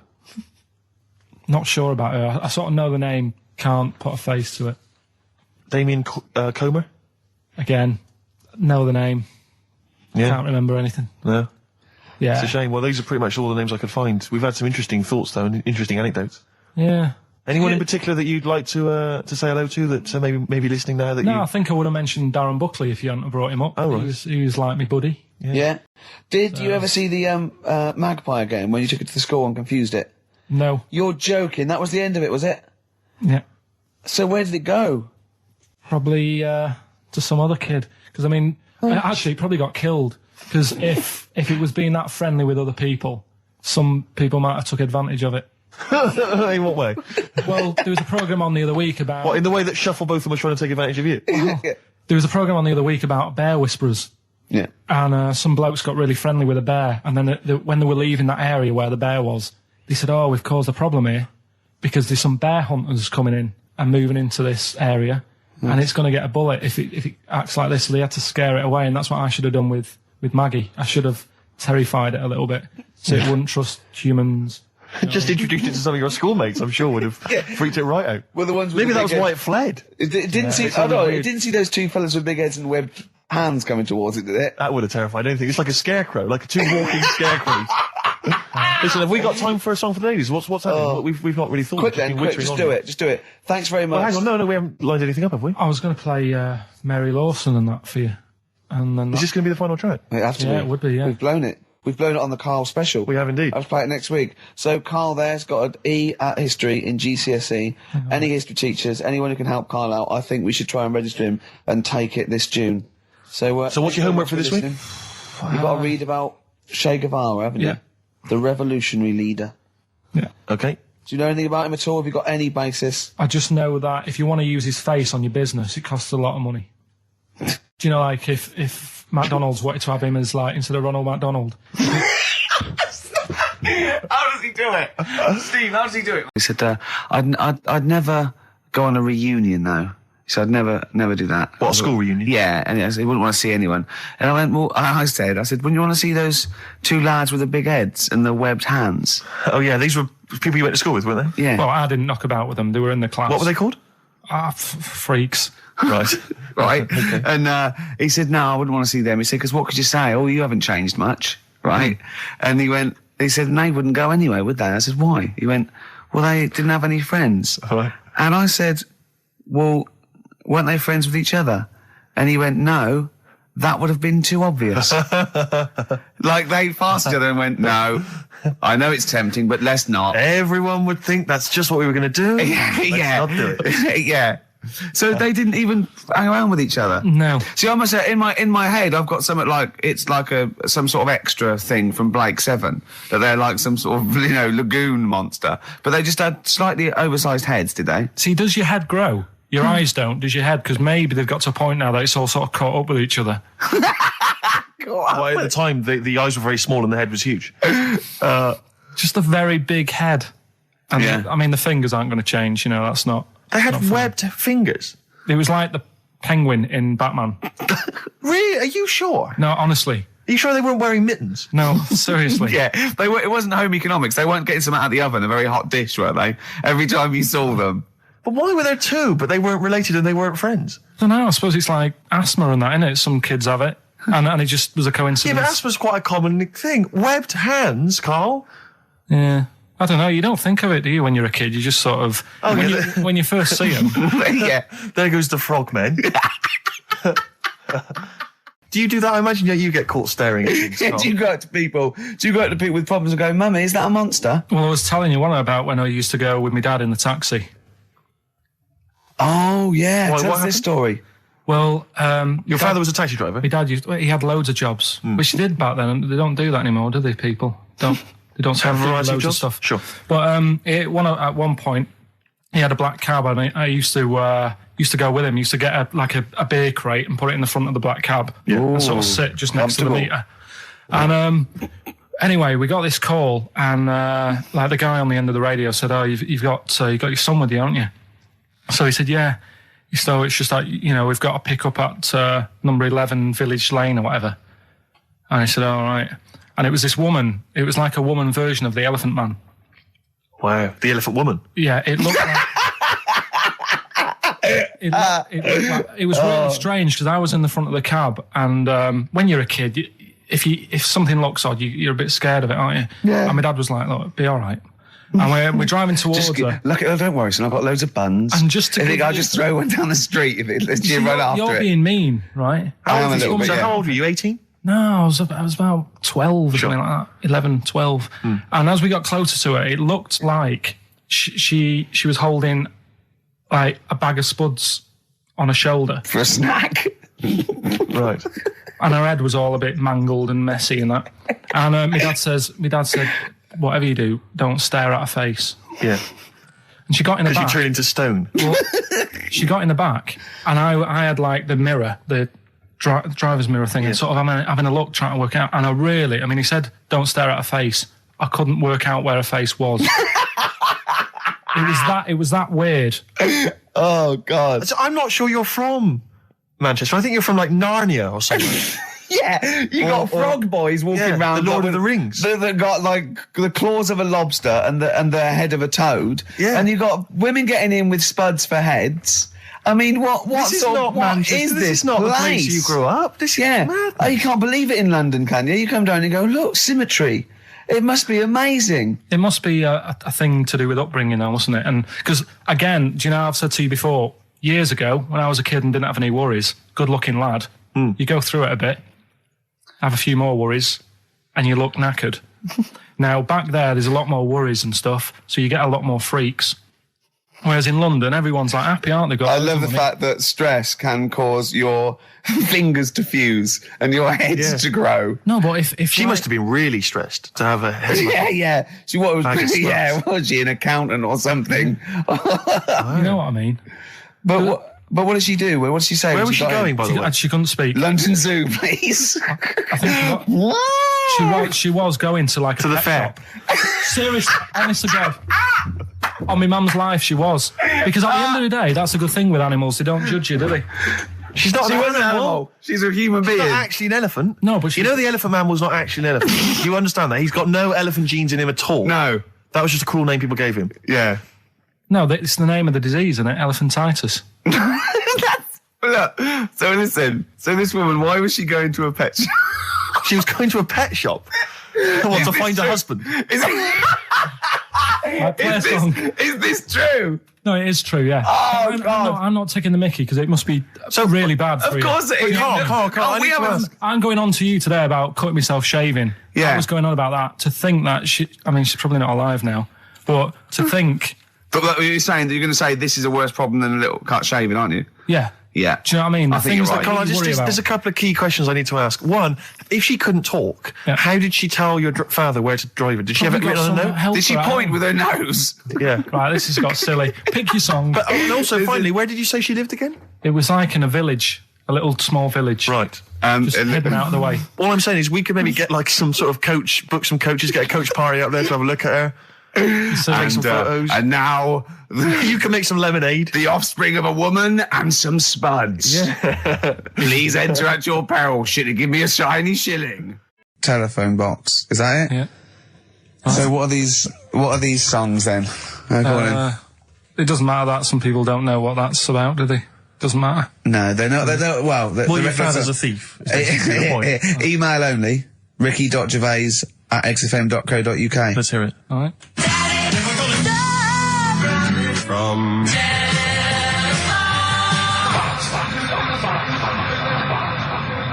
All right. Also not grammatically correct. No. So it's Daddy never gonna stop robbing from telephone box. Can I ask, because after last week's show, when you had your breakdown, you went off to Hastings with your girlfriend, stroke carer, Suzanne. Now, what does she... Because whenever we meet Suzanne, we bumped into Suzanne recently at the BBC, Ricky and I. She's always very nice to us, very polite, we have a nice little chat. But I'm always wondering, what is it that she thinks of us, really? You know, because I'm assuming you immediately go home and whinge. No, but they tortured me. You saw they tortured me on air. Now, what does she make of us? Did she listen to the show last week? Yeah, she did, yeah. She knew I was annoyed. Right. So, she sort of gave me a look like... You know what I mean? Like that, because we went to Hastings. That wasn't because you had, like, Marmite or something over your face. No, it was like... So we didn't talk for a bit, I just was like, you know, getting over it. Sure. Thinking, I'm sick of this. Yeah. Right? You know, is the new kitchen really worth it and all that? I phoned him up, left a message after the show. I said, "You seemed a bit quiet when you left. I just want to make sure it wasn't anything I said." Well, no one... You still doing your Samaritan work? yeah. And did it ring, or did you just ignore it? Let it go to answer machine. I think I turned it off. I left it off, didn't I? Yeah. Just left it off all day. And But that. what does she make of us? Does she genuinely think... Does she not really like us? I think it's weird, because there's no one who she doesn't really like, which annoys me, because she says to me, I'm the opposite, do you know what I mean? I'm like, oh, everybody annoys you. Yeah. And it's like, well, but that's my choice, right? Sure. And that's why I don't bother getting mates and that, because Sure. it's just hassle. Yeah. Right? Yeah. But the problem is, sometimes me being like that affects stuff that she wants to do. So, you know, if a mate... Like see her family and friends. Well, let's not say her family or friends, but say if one of her mates had a baby. Right. Right? Right. I mean, you know... Naming no names. No. So this happened? Well, I've just got to watch what I'm doing, haven't I, now? So, The builder who knows you're slagging him off and saying he nicks stuff. Yeah. So, you know, she's got a few mates who have had kids recently. Right. Yeah. So one of them had a kid, yeah, go on. Right? And, she wanted to go and see it, right? And she said, you can come with us. And I was like, oh, you know what I feel about babies. Sure. You've seen one, you've seen them all. Yeah. They all look like Mel Smith. Why do I need to see another one? Yeah. Right? And she's like, yeah, but come and see it. You know, you get on with them. Come and see them. And I was like, it's a long way away. Yeah. You know what I mean? That's probably narrowed it down again. Yeah. So, and that annoys her, because I can't be bothered. Do you know What I did mean? you say? Did you say, oh, no, I'm not coming to see him, I don't I'm like not him? going all the way to Swindon. What is he, did he, yeah, or Birmingham, or Cornwall. Yeah, wherever. Well, you know who you are, if you had a baby, Yeah, sort of in the but- last, but- Carl yeah, didn't show up. yeah. Carl didn't show up, and Suzanne said, what Suzanne, what the excuse did she say? You're working or busy or? No, well, to be fair, I was working, right? And they Yeah. are nice people and Oh, stuff. now you're backtracking, because No, now, I'm just do saying, they yeah. listen? Yeah, Do they listen to the show? They might do. So you know they listen to the show. So once again, you've got an anecdote where the people who you've admitted to not liking to see their baby or No, care about no, them no, are no. listening to the show. No. Maybe it's, I don't know, maybe the builder's listening once They're again. nice people, I like them. Just sound like their baby. just sneeze in the chili pot. When the kid's older, I'll go and see them. Yeah. Just, you know what I mean? When it's got its own little character. As a baby, it could be any baby. Do you know what I mean? It's got nothing to offer me. I know what you mean. It could be a toy baby. But you know what I mean? It could be a bag of sugar. On our way to Hastings last week for me, you know, that's where I went to chill after the... And that's where you decided you couldn't give 100% to the public if you weren't having a good day, like me and Steve do. Come rain or shine on a tin pot radio station that really doesn't, you know, keep me in frappuccinos these days. But we'll say once again on air, this is official, and this is not to put pressure on you, that me and Steve are going away for a couple of months on the 16th of August to do the office special, and if Carl doesn't come back, nor will we, because I see it as a three-way thing, and that's the truth. Rick, you said that a couple of times now, as though you're expecting a flood of emails and calls. Nothing. No, I'm just trying to get in pressure There's been because nothing. because I know for a fact that they want us to come back, and I know. I think maybe not the listeners though. No, the listeners don't care. They don't care They don't care who stands in. Do you know what I mean? Instantly, what frequency is Magic? It's 105.4. Worth checking out because I had a great. Heart is 106.2. I think. Virgin's 105. Bloody good station. What is that? 105.8. Yeah. Which is Well, check press good. for details. But Yeah. there's a new Ride album out, gentlemen. I think you're probably quite excited. It's London's Heart 106.2. It's released on the 4th of August, and it's all the BBC sessions, all the stuff that Ride did over the years for Virgin 105.8 for BBC, and this is one of them. It's called Time of Her Time. I think it was from the album Going Blank Again. It's very good. Play it, Carl. I play that for Pippa, who requested some Ride. That's from a new compilation called Waves, and it's the BBC recordings that Ride made during the 90s, and I think that was originally recorded for BBC Radio 1. That's a good station. Radio bloody 1. good station. That's a good station if they're interested. Radio 1. So one of the. I think they pay quite well as well. Well, I enjoyed working for them. I know we used to work for them for a period of time. Until we got fired for slagging off. Simon Mayo. I think it was Simon Mayo. Yeah. Do you remember that? I can't quite remember it. Well, we used to do this thing, Marion Hobbs at night, and we were getting a bit busy, and so we were constantly handing in shoddier work. Right, we used to hand it like that and hand it to them. A theme there. A theme, I know, yeah. And to the point where they kept going, like every other week they go, we couldn't put it out. Why? Well, because it was the most offensive, or it was inaudible, or it was twaddle, or you didn't record it. You know, there was things like that. Yeah. And then I think the straw that broke the camel's back was Simon Mayo had just broken the Guinness World Record for DJing. And we were going, oh, that's brilliant, yeah, in an air-conditioned studio with loads of scrotes getting cappuccinos for him. That's not work. Our dad used to build walls, you know, that's work, not sitting down. If he wants to break a record for work, and we went off on things like, I know, we were going, we know birds who do leisure stuff to feed their smack addiction. Yeah. That's work. I want to see Mayo on his knees outside McDonald's giving a rent boy a blowjob and all this sort of stuff. I want to see him hanging up in some kind of leather strap. In a Amsterdam torture garden with 13 blokes jizzing on him, all with beards. Yeah. But why aren't you still there? When did Wimbledon finish? A couple of weeks ago. Right. Found myself sat there, right? I'm not having a go. I know we've stopped Cheeky Freak of the Week and all that, right? So I'm not going to be having a go. Christ, I sat there. I'm scared. No, I'm not having a go. You've always got to remember that. Go on, just get on with it. Get on with it. I'll apologise after. I'm just saying, watching Wimbledon, it wasn't, one of the major games. It was little fellas in a wheelchair having a game. Little fellas in a wheelchair. Right. But for me, I mean, great. They're doing a sport and everything. Don't put it on the telly. What was up with it? There wasn't like a rally going on. No, do you know what I mean? Do you know normally, Christ. like with the well, not to Enman, but with some of the other, with some of the other players and that, they're playing for ages, aren't they? It's like, who's going to win this and that? Yeah. None of that. It was just like, hit it, net. Oh, Christ! Oh, God! I don't know what to do! And people were like sat there watching it as well when they've got other games going on in there. That's what I couldn't understand. If you've paid your money to get in, yeah. I mean, like I say, good on them if they. Do you know what I mean? But it would have been. And they all start first in the marathon. I just thought it would have, given the game a swing ball or something. Yeah. You know what I mean? No, yeah, I understand. Oh, God. Yeah. There's never anything on. XFM in the community. Did anyone confirm? Actually, I had an email earlier. Swing ball. No, I'm not having a go though. Tell them.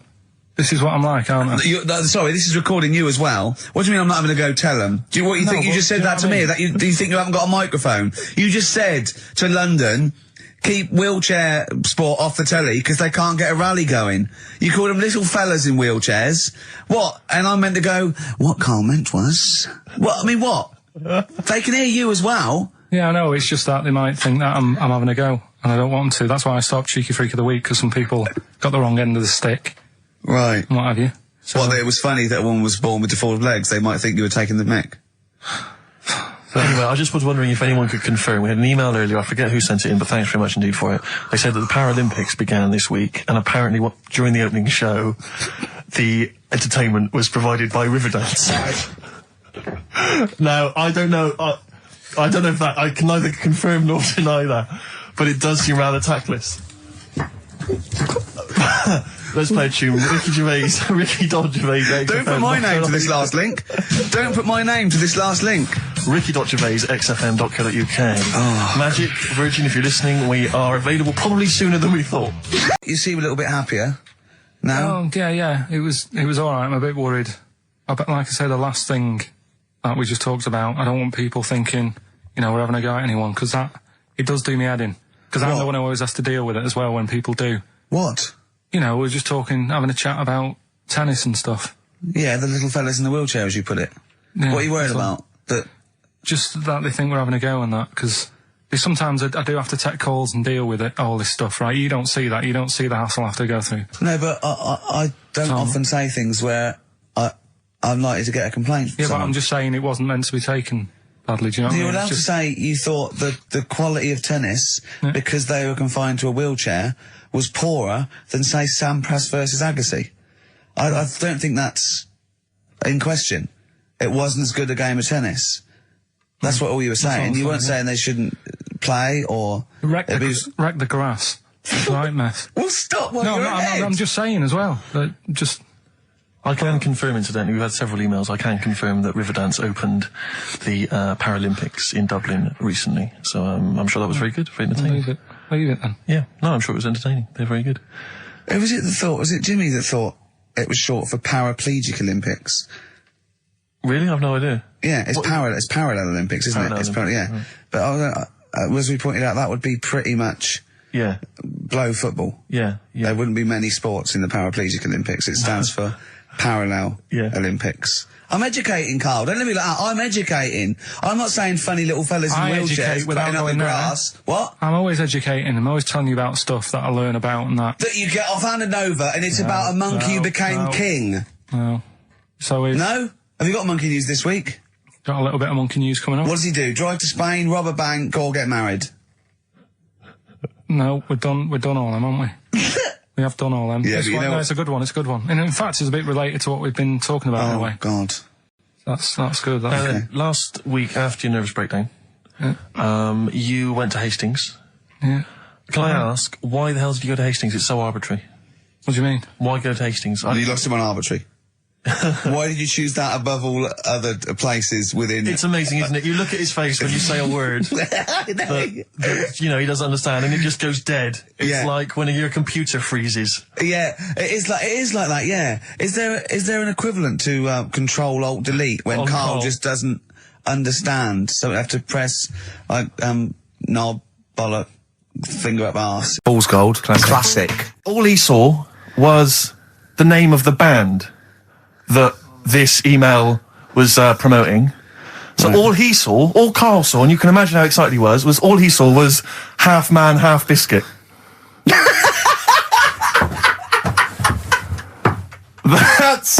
That's all he saw. I've never seen anyone so excited! Oh, God! It was actually just plugging the popular joke novelty band. Haven't you heard of them, then? No. Imagine how excited he was. That is fantastic. Man, half biscuit! Brilliant! Mr. Garibaldi! Oh, half man, half biscuit. That is genius. Oh, amazing. I just saw it, and when you closed it again... Yeah, but the thing is, if he hadn't have told you that, and he'd have erased it, next week he'd be saying about what they've done in Scientists, they've cloned a man with a biscuit. He's got currants for eyes. People who have tattoos have never understood it, right? That they have something put on their arm. Right, sorry, have we started the education? Is this part of it? Are you educating me? This is something that will be useful in my life that I didn't know about. Yeah. Go on then. No, it's just that they've got a machine out, right, that does tattoos. Tattoos. You come up with a design you want, and you this machine scans it, and you put your arm in this thing, and you press print or whatever, and then it does the tattoo on your hand. or on your What, like arm. loads of little needles that follow a pattern?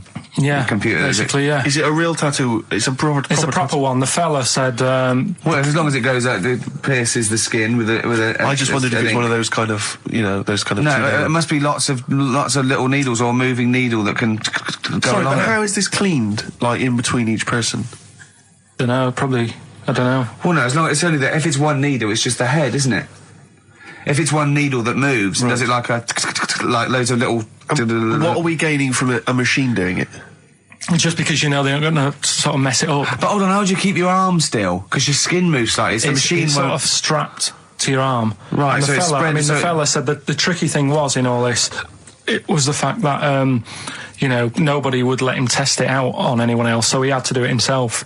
But did it work? Because the thing is with a tattoo Yeah, it artist, works, they yeah. can see when your skin's moved and they can see what they've done and they keep wiping it and looking. Whereas a machine's just got to trust itself. So I think one needle could go wrong. If it was a lot of needles that it just came down, like, 1,000 needles that was an imprint. Yeah. But No, obviously I'm asking someone who's hasn't delved any further than there's a machine that can give you a tattoo. That's all you've got at the moment, isn't it? Well, yeah, basically. That's all you've got. I mean, that's what I've got because I'm not a fan of tattoos. I don't. But where did you read this again? This was Internet? This was on the internet. Yeah, it was. Yeah. Okay. And I just don't understand why people do it. That's what got me attention. Because me, Sorry, what have I learned from this? that if you wanted to get one, you can get one done by a machine now. People say machines are sort of taking over and that, and there's another one.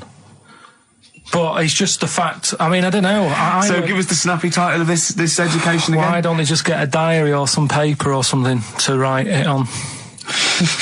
That's what I always think when I see people with loads of tattoos. Like there's that fella who we were talking about the other week in Scotland who was covered 99% in tattoos. It's just like, what have you done that for? Yeah. Do you know what I mean? You can't get rid of it now. You've done it now. Yeah. One of my uncles, right, Tattoo Stan, he's just caked in them. Tattoos. Right. I don't think he's my proper uncle, but it's just like my dad's got. Tattoo Stan. No, my dad's got. That's a province in Russia, isn't it? My dad's got loads of mates who. When you like, say he's not your names. proper uncle, Do you know how, like, when Just a bloke who someone used to comes hang around around, with you the school? alright, Uncle Stan? Yeah. Do you know what I mean? And my dad had loads of mates like that. There was John the Screw. right? So he either works in a prison or he likes to have sex. Cabbie. Cab driver. Okay. There was Jimmy the Hat. I don't know where he Jimmy did. the Hat. Yeah. And, Did he wear a hat? No. No. There was Fred the Veg. You sure he wasn't a relative? Sorry. Fred the Veg used to get us like big bags of potatoes and that. Fred Veg, okay. And there was Tattoo Stan. And he was just caked in them. And I used to always look at him thinking, why have you done that? I must have only been like, 6 I or suppose 7. if you're born with a name like Tattoo Stan, Exactly. you're destined, aren't you, were really? they like a 1950s gang? I'm worried about... I'm Who worried were about... doing a bank job? What was his name? The Hat? What was his name? Jimmy the Hat. I'm worried about Jimmy the Hat. Yeah. Not having a hat. I don't understand Are it. you sure he didn't have a hat? Not when I met him. Did he ever wear a hat? I didn't see him that much. Do you think it was a joke, like, when your mate's sort of like, 8 foot and huge, you call him Little John or Tiny? Do you think... Well, the fact that he never wore a Yeah, they hat. went, hold on, I've noticed something about Jim. Go on. No hat. And I go, oh, true, let's call him Jim the Hat. Jimmy the Hat, yeah. But my Uncle Stan, he had like loads of them. He did them himself. Oh dear. And it was always that thing. God. What was it things like? It was, he had like the cross. cut here, Cut here, on made the in neck. Britain. And if you're going to do them yourself, I'd say at least make sure you're sort of a good drawer. Yeah. And don't do it in the mirror so it comes out backwards. Well, that was the other thing. But like, I remember he did. Names are all right. He had like all his kids' names down his arm.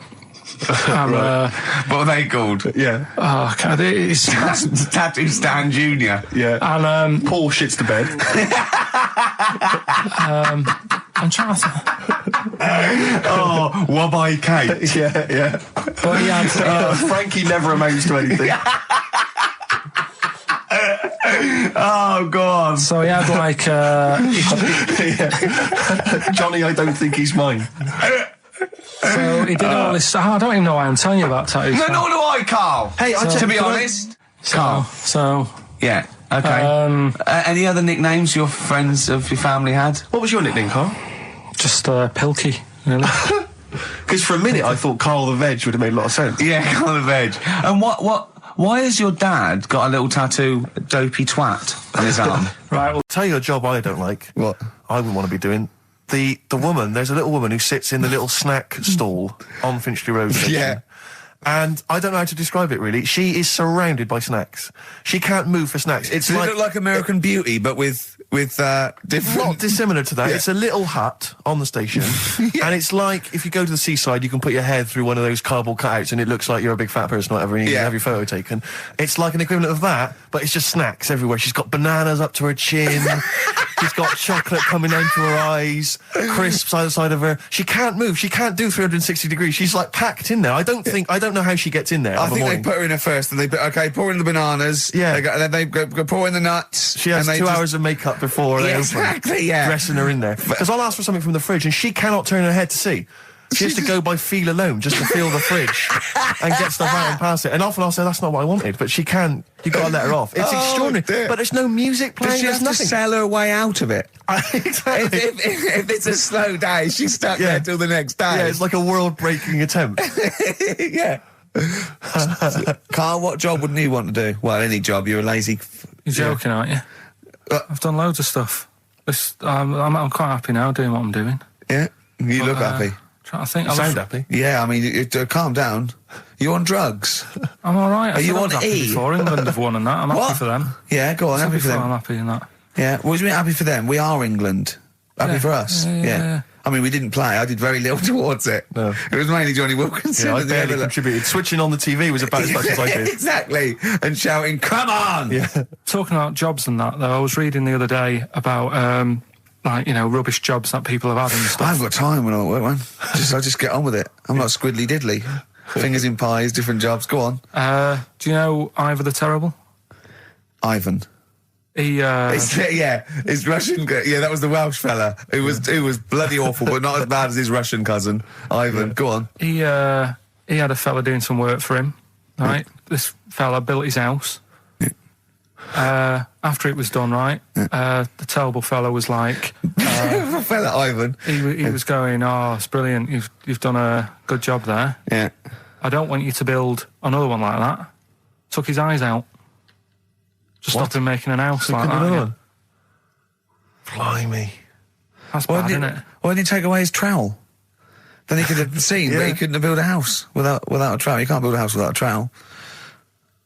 Yeah. I suppose he probably later thought that once he'd been nicknamed Ivan the Terrible. Yeah. He Good, thought, why? Because you gouge people's eyes out. Yeah, but I didn't want to build another house. I know, but Take his trowel away. What would I have been then? Ivan the crafty at most. exactly, yeah. Ivan the jealous, Ivan the spoilt brat. But Yeah.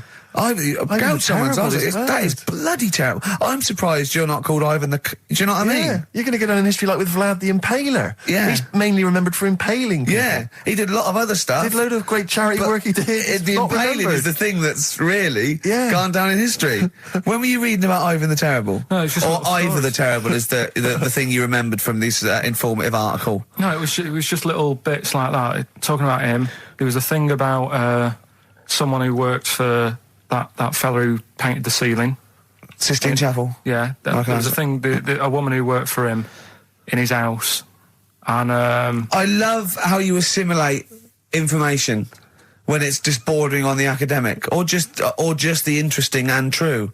It's wonderful. Ivor the Terrible gouged someone's eyes out 'cause built him an house.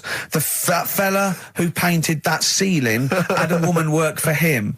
Imagine if you wrote that down in an essay. Imagine if you wrote that in a school essay. Well, you'd probably end up with not getting a grade or...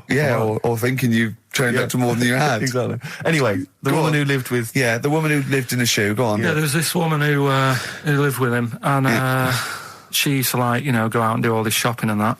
Yeah. But because she couldn't read or write, he used to have to draw everything that he wanted. Why couldn't you just tell her? I don't know. No, but no, wait. That's an excellent point. Could she talk? Yeah, but if it's a big list and that, loads of different coloured paints. But why and couldn't stuff. she draw on a piece of paper? Why did he have to do it? Because he's a better drawer, isn't he?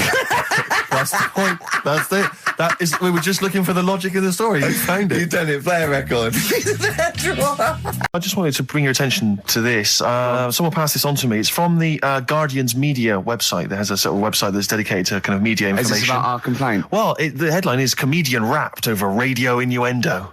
Right. Jessica Hodgson has written the article. Are you familiar with this? Have you seen Well, this? be careful now, because we actually got a complaint. A lot of people don't know this. We got a complaint upheld, and Well, all of this we're very sorry. We didn't mean to offend, and it was a while ago. So we are going to be very careful. Carl's getting very nervous. We're just going to read out. We're not going to editorialise, Carl. We're just going to read out what the Guardian printed about us. All right? Okay. Comedian Ricky Gervais has had a dressing down from a broadcasting watchdog for his repeated use of the word cock in a lunchtime radio show. That's all right. That's what it says. Fine, Carl. that's what I just. He's not going to say it again. He's not. Yeah. Go on. Imagine this is the news and I'm reading it. Yeah.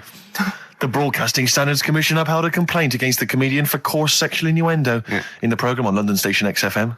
The Commission acknowledged that the presenter's remarks were intended to be humorous, but took the view that the amount and detail of the coarse sexual innuendo had exceeded acceptable boundaries for broadcast, said the BSC in a statement. The complaint objected to a section in the Comics Saturday afternoon show when he discussed the different meanings of the word cock. Gervais wondered aloud whether the word was acceptable when discussing birds, but not the male sexual organ. A BSC spokesman said the comedian went on and on about it for nearly 5 minutes. XFM, a self-styled alternative radio station, said in its defence that its remit was to provide cutting-edge programmes for a youth audience. The station said the programme's brief was to include elements of alternative comedy within certain shows that would not fit within a more mainstream radio station format. In this particular show, it was not the presenter's intention to shock when they took a humorous look at how the English language could be construed in different ways within different contexts. Gervais, whose big break was on Channel 4's 11 o'clock show, has shot to household status through the portrayal of David Brent, the middle manager from hell in BBC Two's cult show The Office. Just in case you didn't know who I was talking about. Yeah, he's a household name, but they just thought you might not have clarify. heard of him, but he is a household name. Now, that's good. That's good reporting, and they're quite right about it. And just to remind people, it was when Steve said the only bird that hasn't got a penis is the swan, and I went on about the male bird being called the cock, but I couldn't use that to mean, and it was childish. Yeah. But what annoys me is, I'm sure I've heard things on like Radio 1 like that. Or what's what's her name in the morning? Sarah Cox. Yeah, and as there's a DJ like Karl Cox. Yeah, so you got Karl. What's the matter? I'm just saying. You're just saying there's a pair of DJs on, Yeah, but we've done this. And what are you talking about? We're just talking about names. They're just saying the names. Now, I love Cox in the morning. You're a big fan of Cox. And at night. The reason I did this was to get that kitchen, right? Now, Brilliant. as we speak now, right? Builder's in the flat. He's been annoying me. Of course he has. Of course he has. What's he been doing? When he turned up on Monday, right? Yeah. Wanders in, and the first thing he says to me is, said, the pub across the road, is it any good? I said, well, it doesn't matter, does it? You're working on the kitchen. Think of saying that to a builder. Probably making conversation. Probably meant, do they do a toasted sandwich? Because I've got a half-hour lunch break. Not an hour, like Karl Pilkington. So I'll probably there and get a nice, cheese and tomato sandwich. Is that genuinely what you said to me? Yeah. The first thing you Yeah, said so to me? Suzanne had a go at me saying, why have you said that? He hasn't even started on it yet. I cannot believe that. You're unbelievable, Karl. And you say it's us that are rude, crass, I wasn't being thoughtless. rude. I just was letting him know. Do you know what I mean? I know what He they're up knows to. what he was there for.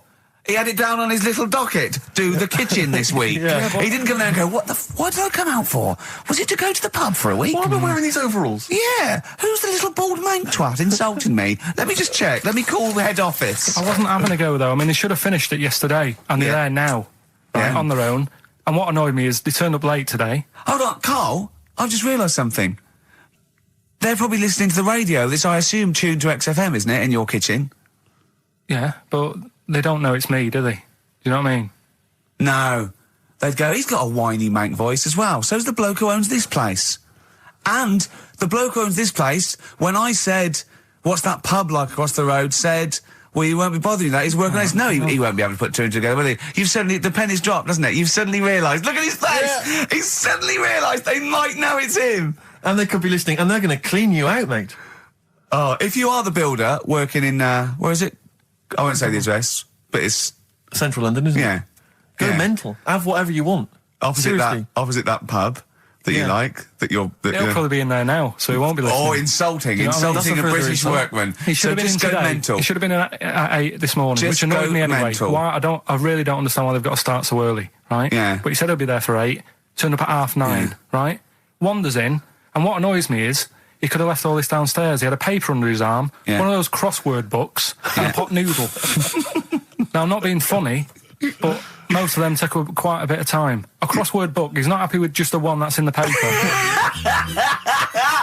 If you're listening, if you are the builder that's listening now, doing Carl's flat, what about pissing in the laundry basket?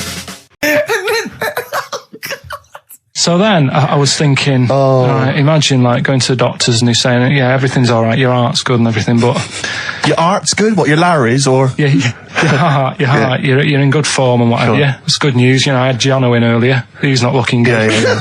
Fast Waller. But you're all right. But your hands need to come off. Right. Blimey. But That's bad. Like, I get a second opinion initially. But I better good news, I've got a nice pair of feet I can sort you out with. Yeah. And he puts them on, and then I was thinking, right, first of all, washing up, what would that be like? But Steve! that'd be tricky. And then the second thing was, it'd probably ruin the sort of the shape of your jumper. Because you have to keep putting the feet through there. Yeah. And then I thought, but I could still cycle in Okay. to work. You could run in. Well, that's the thing. You'd be really fast. Well, that's what I was thinking. I thought I could still cycle because I could balance, and then I thought, but the only thing is I probably couldn't pull the brakes. Because of the little short things. Yeah. And then, like you, I thought, but then again, you're running in half the time. So that's what was going on in last night. Right. That's what I was thinking about. Did you How have long did this take? Well, how long does it take to wash up? Right. Because I imagine you just being there for, like, all night. Probably 25 minutes. How long did the little Chinese fella dance for in his pants? He's always doing it. Last night he was at it for like 10 minutes. Yeah. And his girlfriend never sits in the same room as him. She's always sat in the bedroom. She's going, you dance in pants again, I go in next door. Well, she was in the bedroom. She's always in the bedroom, sat on the floor, on the mobile phone. Right. All the time, yeah. It's weird how people's lives are just like, it is like that Groundhog Day thing. It's like, you know, he's jumping about in his underpants. The old woman's sat there reading a book. Yeah. And that's what got me thinking about my life. Do you think she ever Are goes... you sure she's not dead?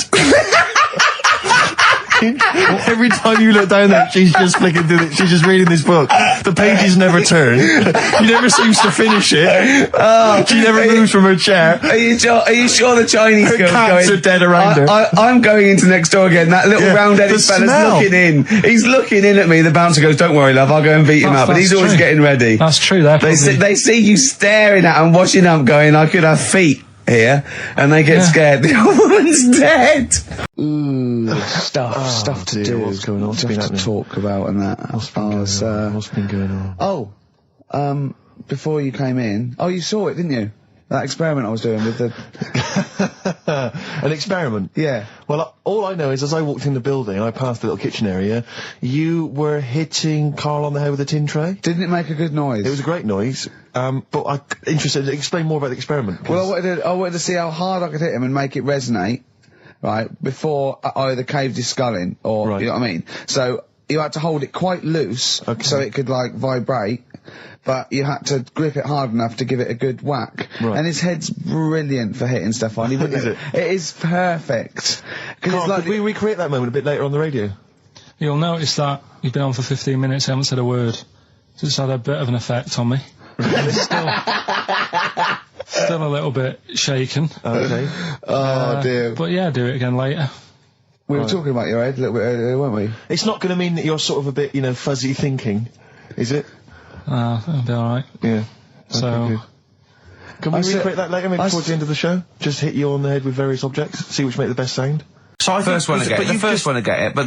Well, it's not that, though, Rick. I mean, Carl has just decided to revise the actual rules of the competition. Yeah. So that, we've decided, is very easy. So that's now a qualifier. And so then they have to whoever- answer one live. Exactly, so whoever gets that one right can Is play it for a quick big money. one as well? Because some people will lose the will to live. Yeah. Just cut to the chase. And because they've got to qualify now, we're throwing an Office DVD that aren't Yeah, you'll ready sign yet. that, won't you? Yeah. Yeah. No. That increases value by 42 pence. Right, go on. we'll just go live, yeah? Hello, XFM. Yeah, hi, how's it going? Not too bad. Not too bad. Listen, A very, very quick recap, Carl, if you will, please, for the people listening. Very quick. Right. A man ends up in a loft. Man's, after moving into this house and he's in the loft and he's tidying up. His missus is downstairs doing the kitchen because that needed doing. He's up there, he's cleaning up, emptying the boxes. He finds a little... He rubs a lamp, a fella comes out wearing 501s. What's the song? What's the song, mate? are you talking to me? Yeah, sorry, yeah. Well, look, I'm sitting in this bar, right? I'm not ringing up relating to anything that's going on right now. I'm after one of these armbands to go and meet Bowie on Monday. Can you help me out? What? What? Piss off. You can't say that to our public. Yes, I can. What I can't bear is people begging, Rick, on the radio. You know, I can't bear it. Is that the Australian bloke who's got the Bruce Springsteen tickets? Hello, XFM. Hello. Hello. Are you phoning up for an armband? No. Okay, great. Gene Genie, of course it is. Well done. Well done. Right, what's so your name? Everyone else can ring off now because this. Well, she might not take the challenge. What's your name? I'm sure she will. Hello. What's your name? Christina. Christina. Right, do you want to take on the challenge? Yeah. Yeah? Oh, right. So this is for. She's already won a couple of CDs. This is for the Office DVD. Right. Okay. Signed by Ricky Gervais. My friends lived in Texas for a while, and they once were in a kind of diner, and there was you know those kind of benches that are attached to the table itself, like a kind of picnic bench. Yeah. And this huge fat guy came in, he came wobbling, he ordered like this kind of everything you can eat meal, and his fat kind of sort of, you know, kind of His big fatty fat, and it's fatted on the fat table. It wrapped itself around the table and everything. Oh, He was God. chowing down, and when he tried to leave, the table came up with him. Oh no! Imagine that! I mean, they are fat, aren't they? They're big people. They're huge people. But it was that thing we were talking about before, that bloke on Jerry Springer Show who was like 80 stone, right? Now, I felt quite sorry for him. He was really sad and he was crying. It is rad, but my point is this, right? When he got to say 50 stones, Sure. didn't he go, that's too much, Can't be isn't it? enough. For a land animal. Exactly. Do you know what I mean? Yeah. That's big, isn't it? I mean, I'm getting worried. I'm 13 stone, and I'm genuinely getting worried. I'm thinking, oh, Yeah, God. when you've got that big, when you've actually got your own mare. yeah. When you It's tiny. when you have to get in helpers to look what the scale says. Yeah. Like 4 or 5 people lift up your belly and go, it's 52 stone. You go, that's too much. Exactly. I'm going to only have 9 breakfasts When you actually, today. when you begin to appear on the Ordnance Survey map, yeah, exactly. Yeah. When You've got your own symbol. It's like we can see 2 things from space now: Fatty and Steve Merchant. We'll be landing All right, at about. well done. Well, no, I'm just Have saying a at go, all. You're no? not fat, are you? You're freakish and big. just another Go on. quick thought. You know the only bit that was normal on him? Oh yeah, no, it was in the film.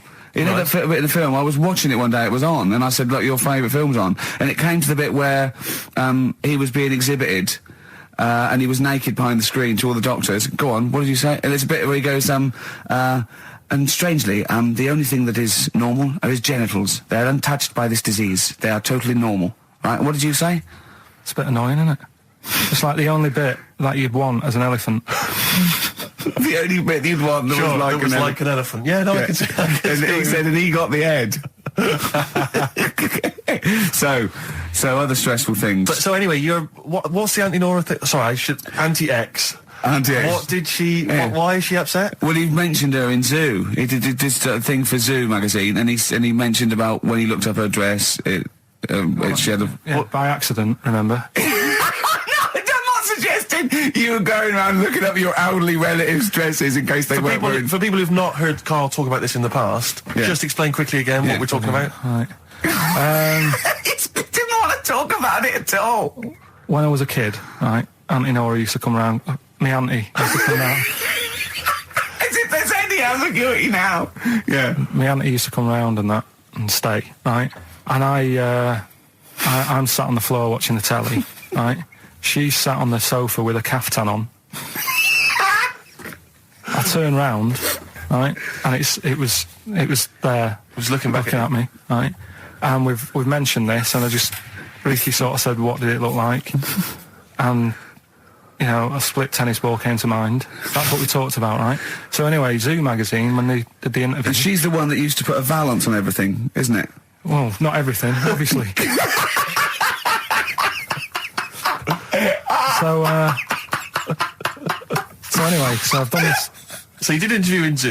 Yeah, and like they said, you know, it was like, you know, do you plan stuff and do you worry about stuff when after you've done the show, you're worried you've upset anyone. And, you know, I was saying, really, I forget people are listening. And, you know, we're just having a chat with mates and that. I said, but now and again, I do worry, when I'm on my way home from the show and that, and I'm thinking about what we've talked about. And I was saying, you know, the Anti-Nora incident. Yeah. Incident? Like Watergate? Yeah. And, anyway, so this was in there, right? And I was saying in the magazine, you know, but I think I got away with it. She doesn't listen to the show, but, you know, and I don't think she reads Zoo magazine, so... She's more of a nuts woman. Sure, yeah. So, anyway, so my mum calls up the other week, right? And she goes, wish you wouldn't, you know, talk about Anti-Nora and that. And I was like, oh, so how do you know about that? She goes, well, one of your cousins have called us up and said they've read the article about it. So yeah, that's why we don't want to talk about it, really. So he stitched you up. Oh. So do you know what Auntie X has made of this? Do you know if she was upset or not? Well, she doesn't know about it. Because, I mean, maybe she's always thought it looked like a split tennis ball. Maybe you're just in sync, you know, because you're relatives and stuff. Maybe she knew instantly.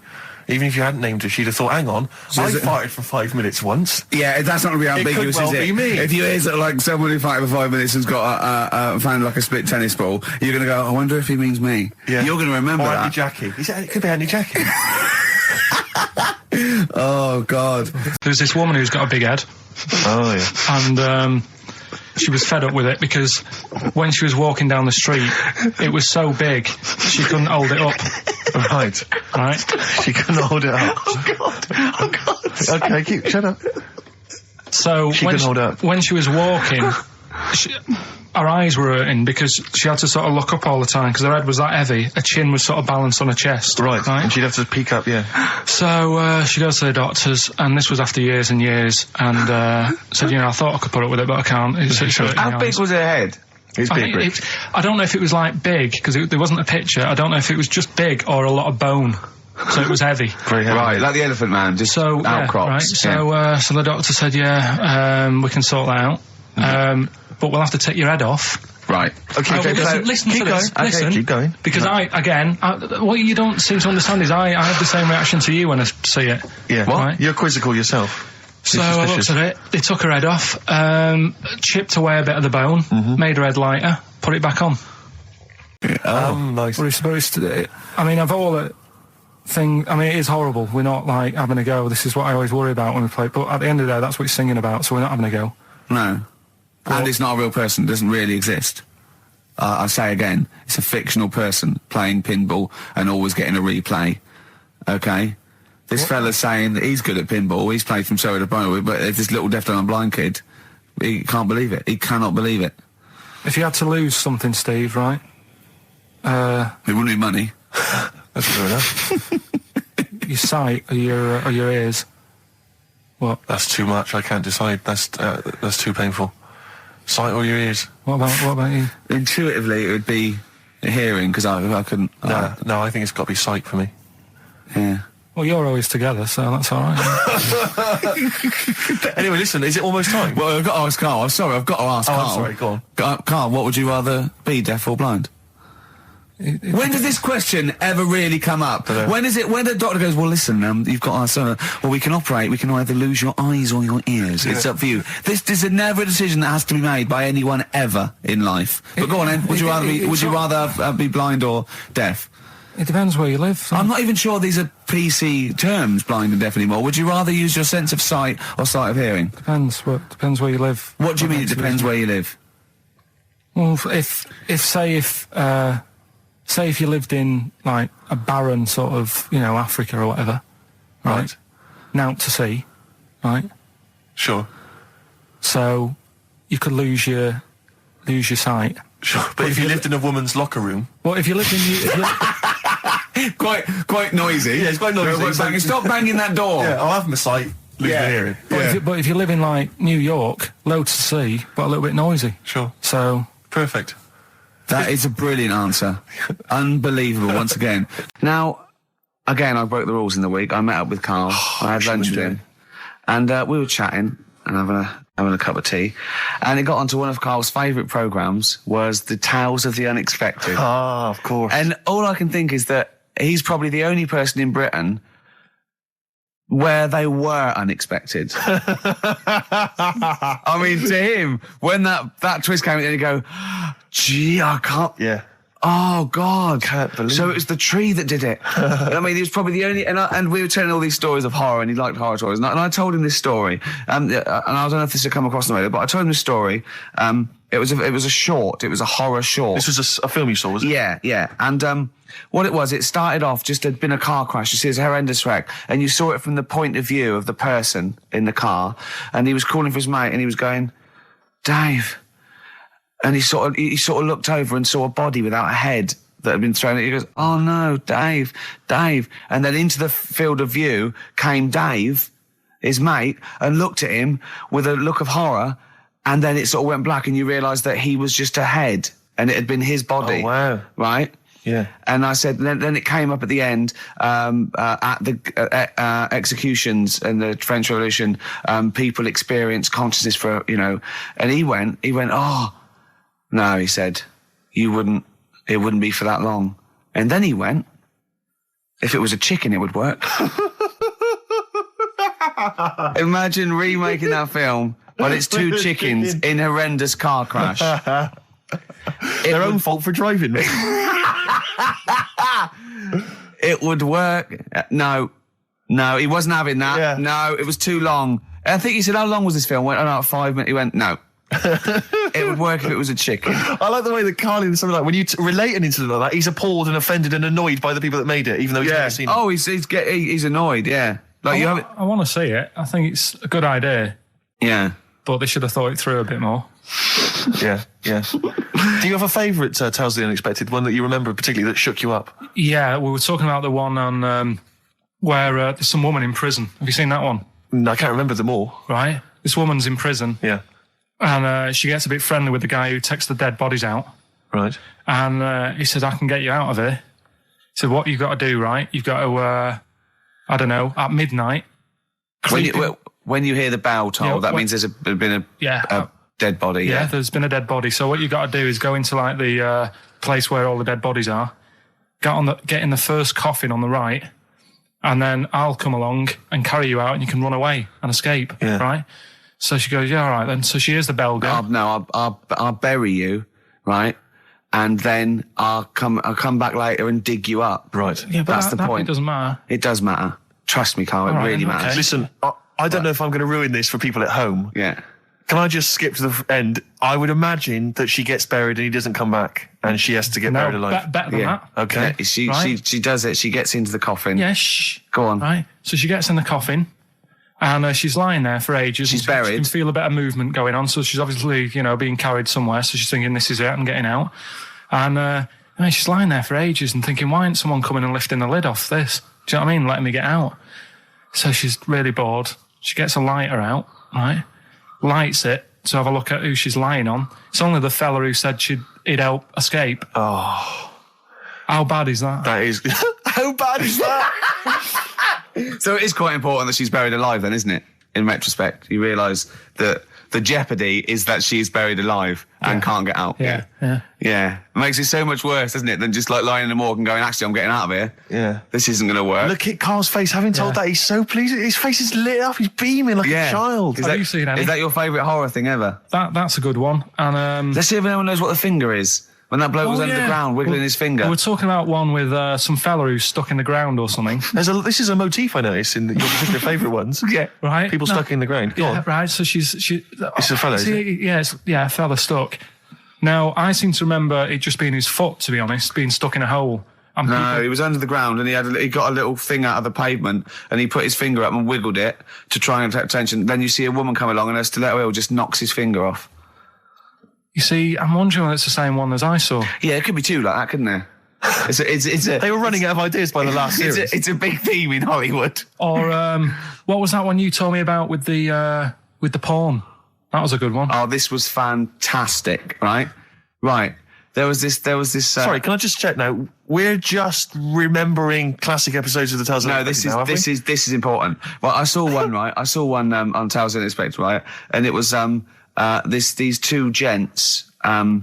What they used to do, they look down the obituaries and they'd blackmail the wife or the son of a dead eminent person, like might be a priest or a doctor, or something like that, and they'd go and they'd say, he bought some erotic stuff from us before he died, and he owes 100 guineas and all this sort of stuff, and they'd pay up because it'd be so embarrassing. They just didn't want them, so they'd just pay him, right? And this one bloke said, who are these people? I'll meet with them. And he goes round there, and he goes round, and they go, your father, he goes, my father could not have bought any erotic material from you. They did it, he goes, he couldn't have, he's blind. Right, and that was the twist. And Karl went, so it was magazines, not videos then. Yeah. Now think about it, Steve. Is that so stupid?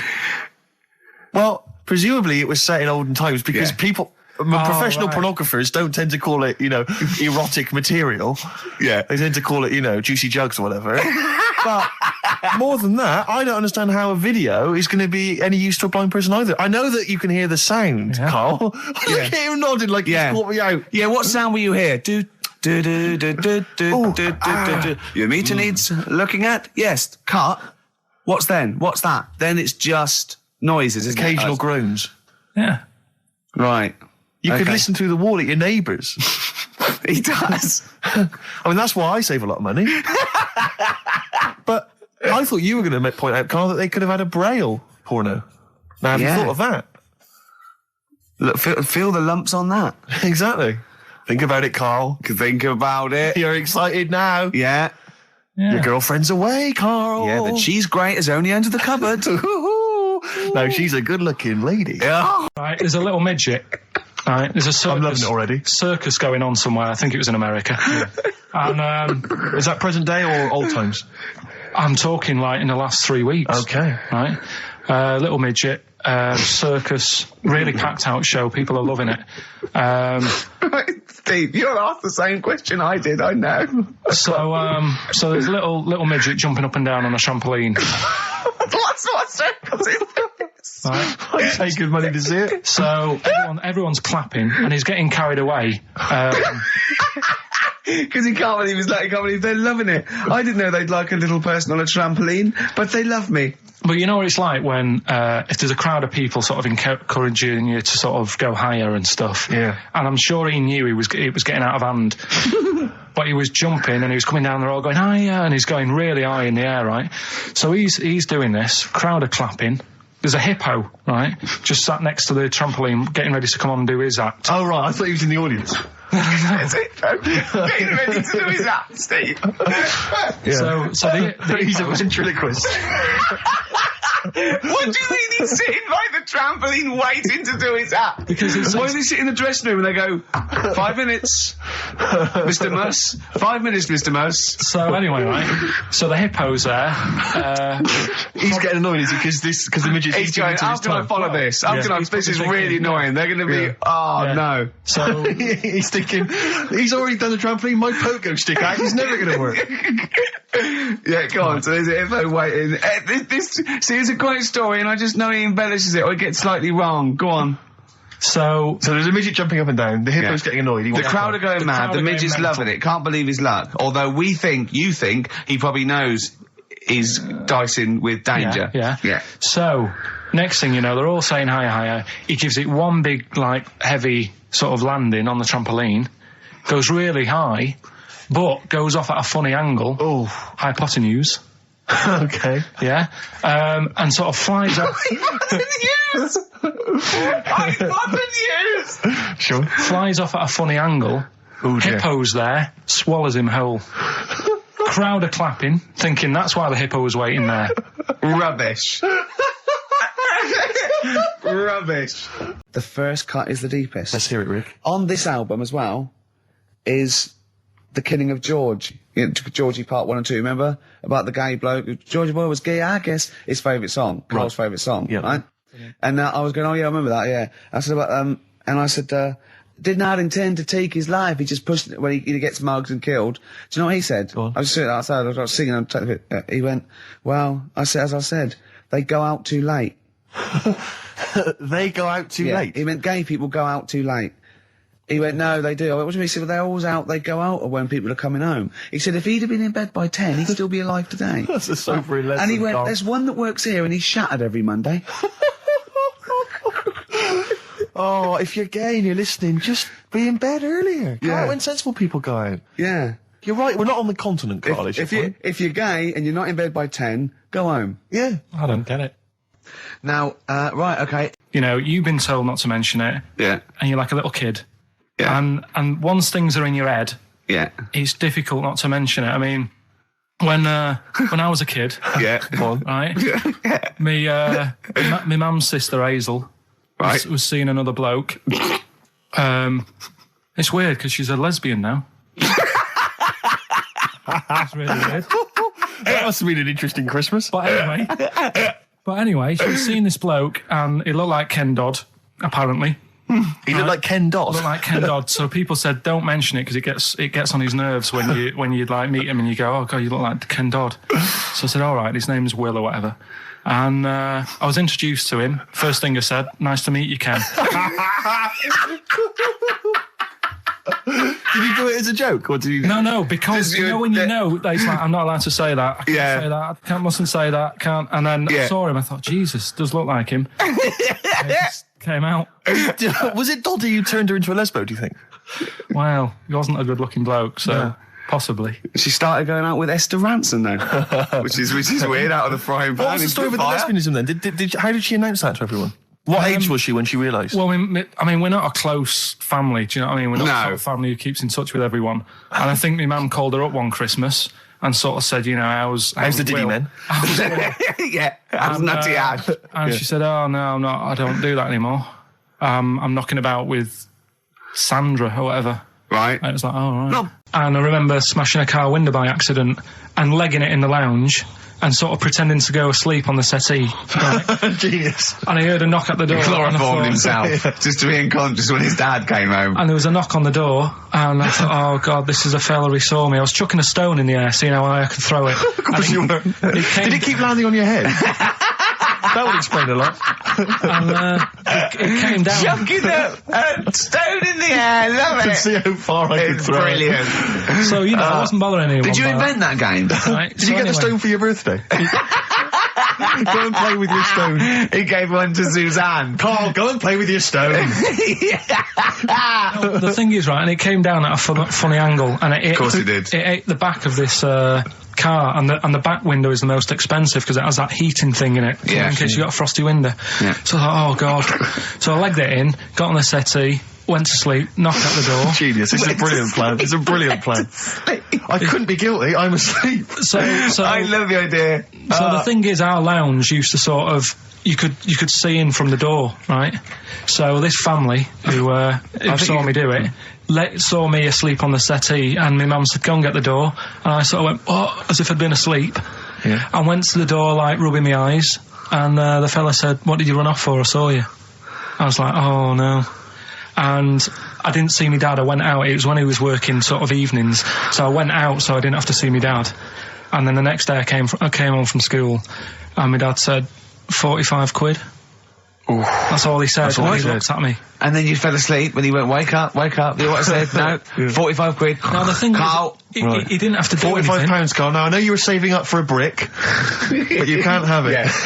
Yeah. But do you know what I mean? It's like, I knew I did wrong, and I was scared that my dad was going to belt me. Yeah. So I was like, oh, you know, I'll be more careful next time. But that was clearly good parenting on the part of your father, because these young tykes, clearly they don't have the what do you do? The father support. I don't know if you were living in that street, very quickly, what would you do? What would your approach be? If you were living in his street? What if they'd come home, right, and they just vandalised all your pebbles, right, that you've been saving over the years, and just threw your gravel away? What would you do if they just... I'd probably clout one of them.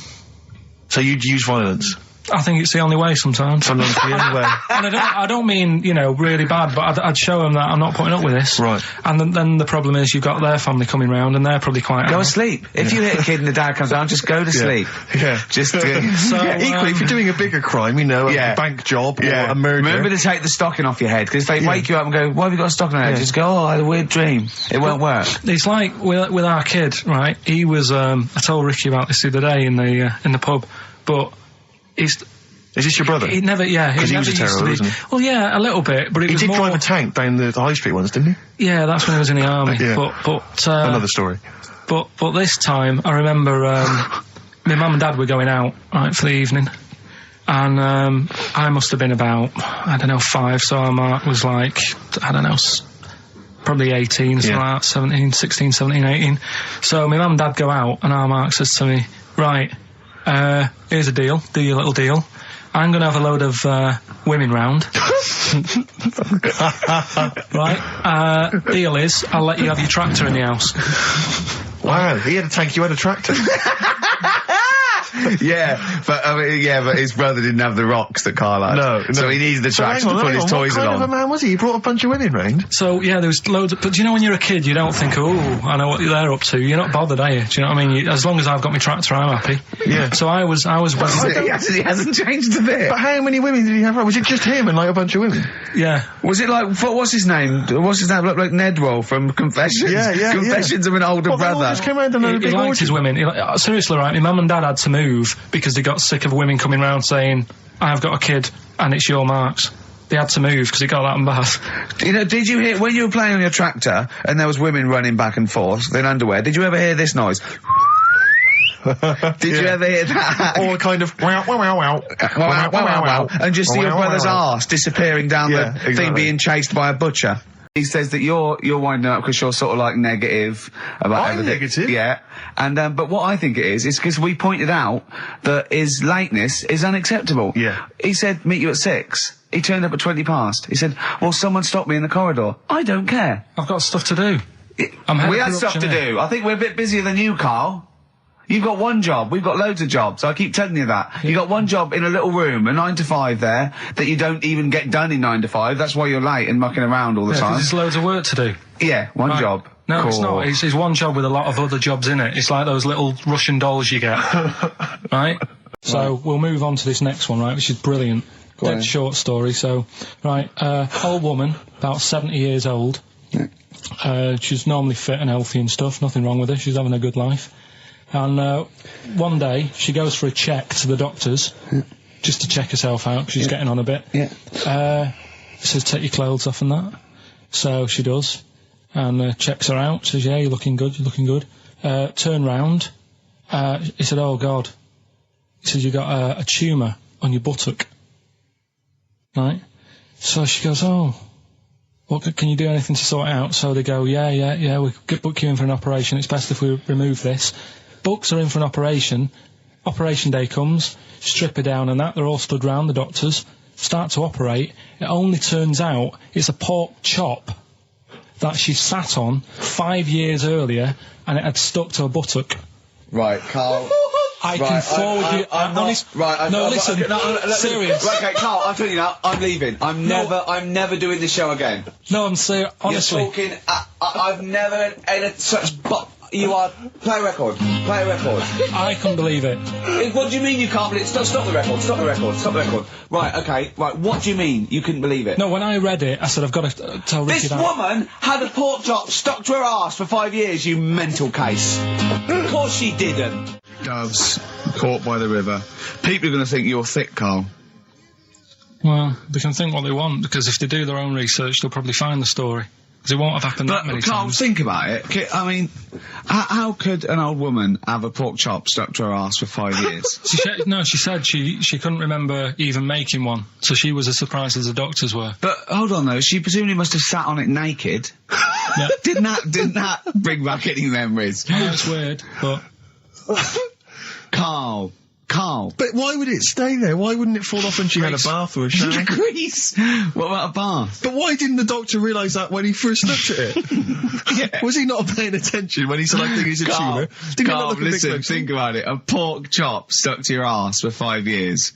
You're naked, you sit on a pork chop. Will we ever get to a point where all this is too heavy for the world to handle? Right, what error has he made there, Steve?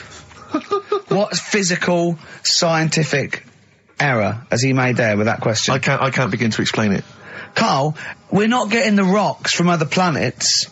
It's already here. It's like having a big pile of books in a room and then moving them over to the other side of the room and build a thing going, oh, can the room take it? I'm building a lot of things out of these books. What about plastic? Where's that come from? Other chemicals that existed on the planet. Yeah. Do you see the point? Hang on a minute, though. What about a little tree? You plant that as an acorn, it grows, Rick. That's bigger. That's more stuff.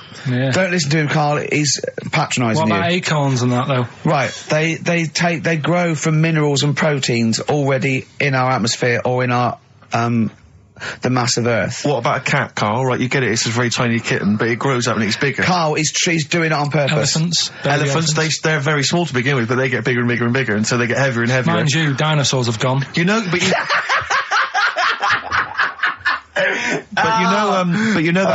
famously that's how Atlantis disappeared. You know, you've heard of the legend of Atlantis. Have you heard of the legend of Atlantis? I think so. This was a city that existed, is proven, right? And what happened was they just kept buying stuff in mail order. They just kept ordering stuff, like the king and stuff. Just kept ordering stuff in mail order. He brought girls across, carpets, a lot of carpets. He kept buying TVs, big screen TVs and stuff like that. And eventually, he bought up all the myrrh that the wise men didn't want. Yeah, because he's from like olden times, and he just kept buying stuff, crazy. Like he was just a shopaholic, basically. Mental it was. And he was ludicrous. It was like, and in the end, it just sunk. It just sunk. Too heavy. And it just sunk. Chang and Ang, they're in the bath. They're washing their own bits. They got one of those dividers, right? They go, well, that's definitely yours. I marked mine. That's definitely mine. What? Don't wash that, Chang. I wouldn't, Ang. I wouldn't wash that. Right? So what are they doing? They're in the bath. Carry on with the story. That's about it, really. I mean, that's the fact that people... So, two little Oriental fellas joined in the hip, had a bath. No. That's your story. No, they didn't have a bath. They they must have done some sort of research, right? Who? Chang and Ang, right? And they said, well, what do people want to see? Isn't that a Bay City Rollers song? But it's an idea that people have queued up. They've paid their money. They're in a tent. They're, well, I hear they're going to have a bath. They're going to have a bath. Two Siamese people have a bath. How would they possibly do it? Well, I've heard they get into a bath. But that's I don't know they what's wanted to see exciting. them nude and where the join was.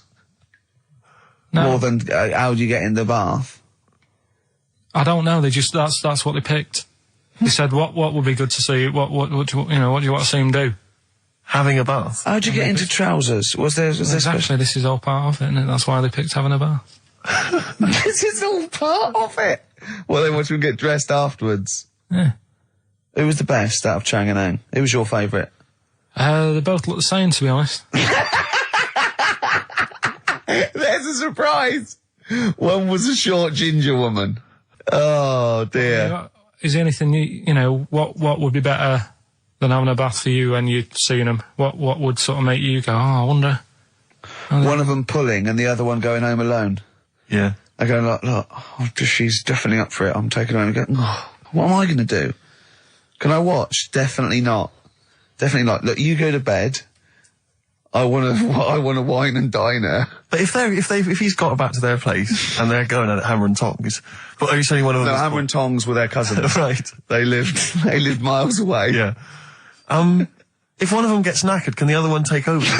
With an exam board. I've said in the past to you, Rick, that my grandparents, so I love them dearly, but it's like for the last 30 years they've been waiting to die. I know. It's like they just sort of, it's like, the novelty wore off of life. Life in the 50s. Yeah, they got kind of bored of it. Life, in the 40s, it was brilliant. All sat around the old Joannas, the bombs fell, singing. They loved that. The 50s, that was great as well, because that was the post-war years. It was, it was a bit tight in the pocket, but it was alright, everyone pulled together. And then the 60s came along, all the crazy music, the funny hair. Let's stay in bed. Exactly, they basically stayed in bed. And it was one Christmas when my grandmother said to my dad, what do you like for Christmas? What do you fancy for Christmas? And this must have been I don't know, 20 years ago. She said, what do you fancy for Christmas, Ron? And he went, well, you know, I could do with a nice big kind of warm winter overcoat. She said, don't worry about that. Don't worry about that, because your father will be dead soon.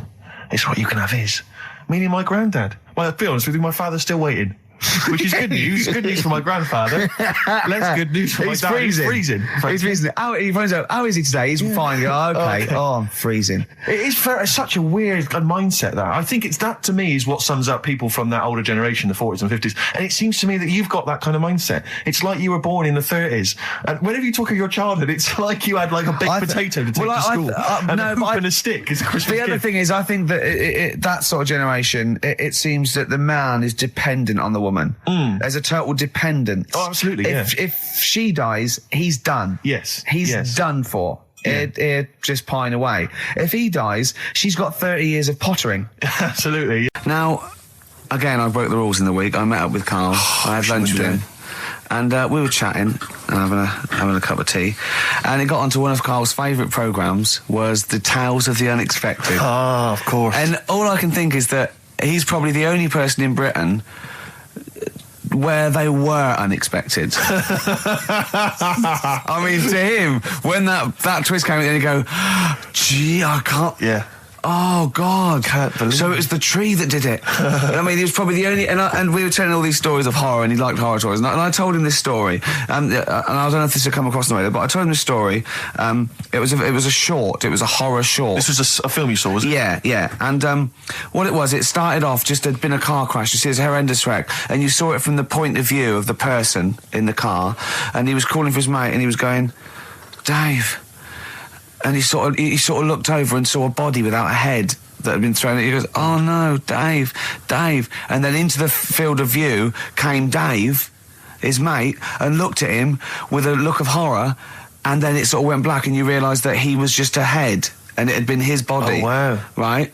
Yeah. And I said, then it came up at the end, at the executions in the French Revolution, people experience consciousness for, you know, and he went, oh, no, he said, it wouldn't be for that long. And then he went, if it was a chicken, it would work. Imagine remaking that film, but it's two chickens in horrendous car crash. Their own fault for driving. It would work. No, he wasn't having that. Yeah. No, it was too long. I think he said, how long was this film? I went, 5 minutes. He went, no. It would work if it was a chicken. I like the way that Karl is something like, when you relate an incident like that, he's appalled and offended and annoyed by the people that made it, even though he's never seen it. Oh, he's annoyed, yeah. Do you have a favourite Tales of the Unexpected, one that you remember particularly that shook you up? Yeah, we were talking about the one on where there's some woman in prison. Have you seen that one? No, I can't remember them all. Right. This woman's in prison. Yeah. And she gets a bit friendly with the guy who takes the dead bodies out. Right. And he said, I can get you out of here. He said, what you've got to do, right? You've got to, I don't know, at midnight... When you hear the bell toll, that means there's been a dead body. Yeah, there's been a dead body. So what you've got to do is go into, like, the place where all the dead bodies are, get in the first coffin on the right, and then I'll come along and carry you out, and you can run away and escape, right? So she goes, yeah, all right, then. So she hears the bell go. I'll bury you, right? And then I'll come back later and dig you up. Right. Yeah, but that's the point. It doesn't matter. It does matter. Trust me, Karl, it really matters. Okay. Listen, I don't know if I'm going to ruin this for people at home. Yeah. Can I just skip to the end? I would imagine that she gets buried and he doesn't come back, and she has to get buried alive. Better than that. So she gets in the coffin, and she's lying there for ages. She's buried. She can feel a bit of movement going on, so she's obviously, being carried somewhere, so she's thinking, this is it, I'm getting out. And she's lying there for ages and thinking, why isn't someone coming and lifting the lid off this? Do you know what I mean? Letting me get out. So she's really bored. She gets a lighter out, right? Lights it to have a look at who she's lying on. It's only the fella who said he'd help escape. Oh. How bad is that? That is... How bad is that? So it is quite important that she's buried alive then, isn't it? In retrospect, you realise that the jeopardy is that she's buried alive and can't get out. Yeah. It makes it so much worse, doesn't it, than just like lying in the morgue and going, actually, I'm getting out of here. Yeah. This isn't going to work. Look at Karl's face. Having told that, he's so pleased. His face is lit up. He's beaming like a child. I was looking in the Guinness Book of Records, right, because I thought they'll have something in there about monkeys or something, right? Mm-hmm. And there's a little monkey, I think it lives in Asia, right? There's loads of them live in Asia. Might just be travelling, but yeah. And something they found out, I don't know if they've got it right, and that's why I want to bring it up. Apparently, it's the mammal, right, that's got sort of the pointiest eyes that pop out of their head. Steve.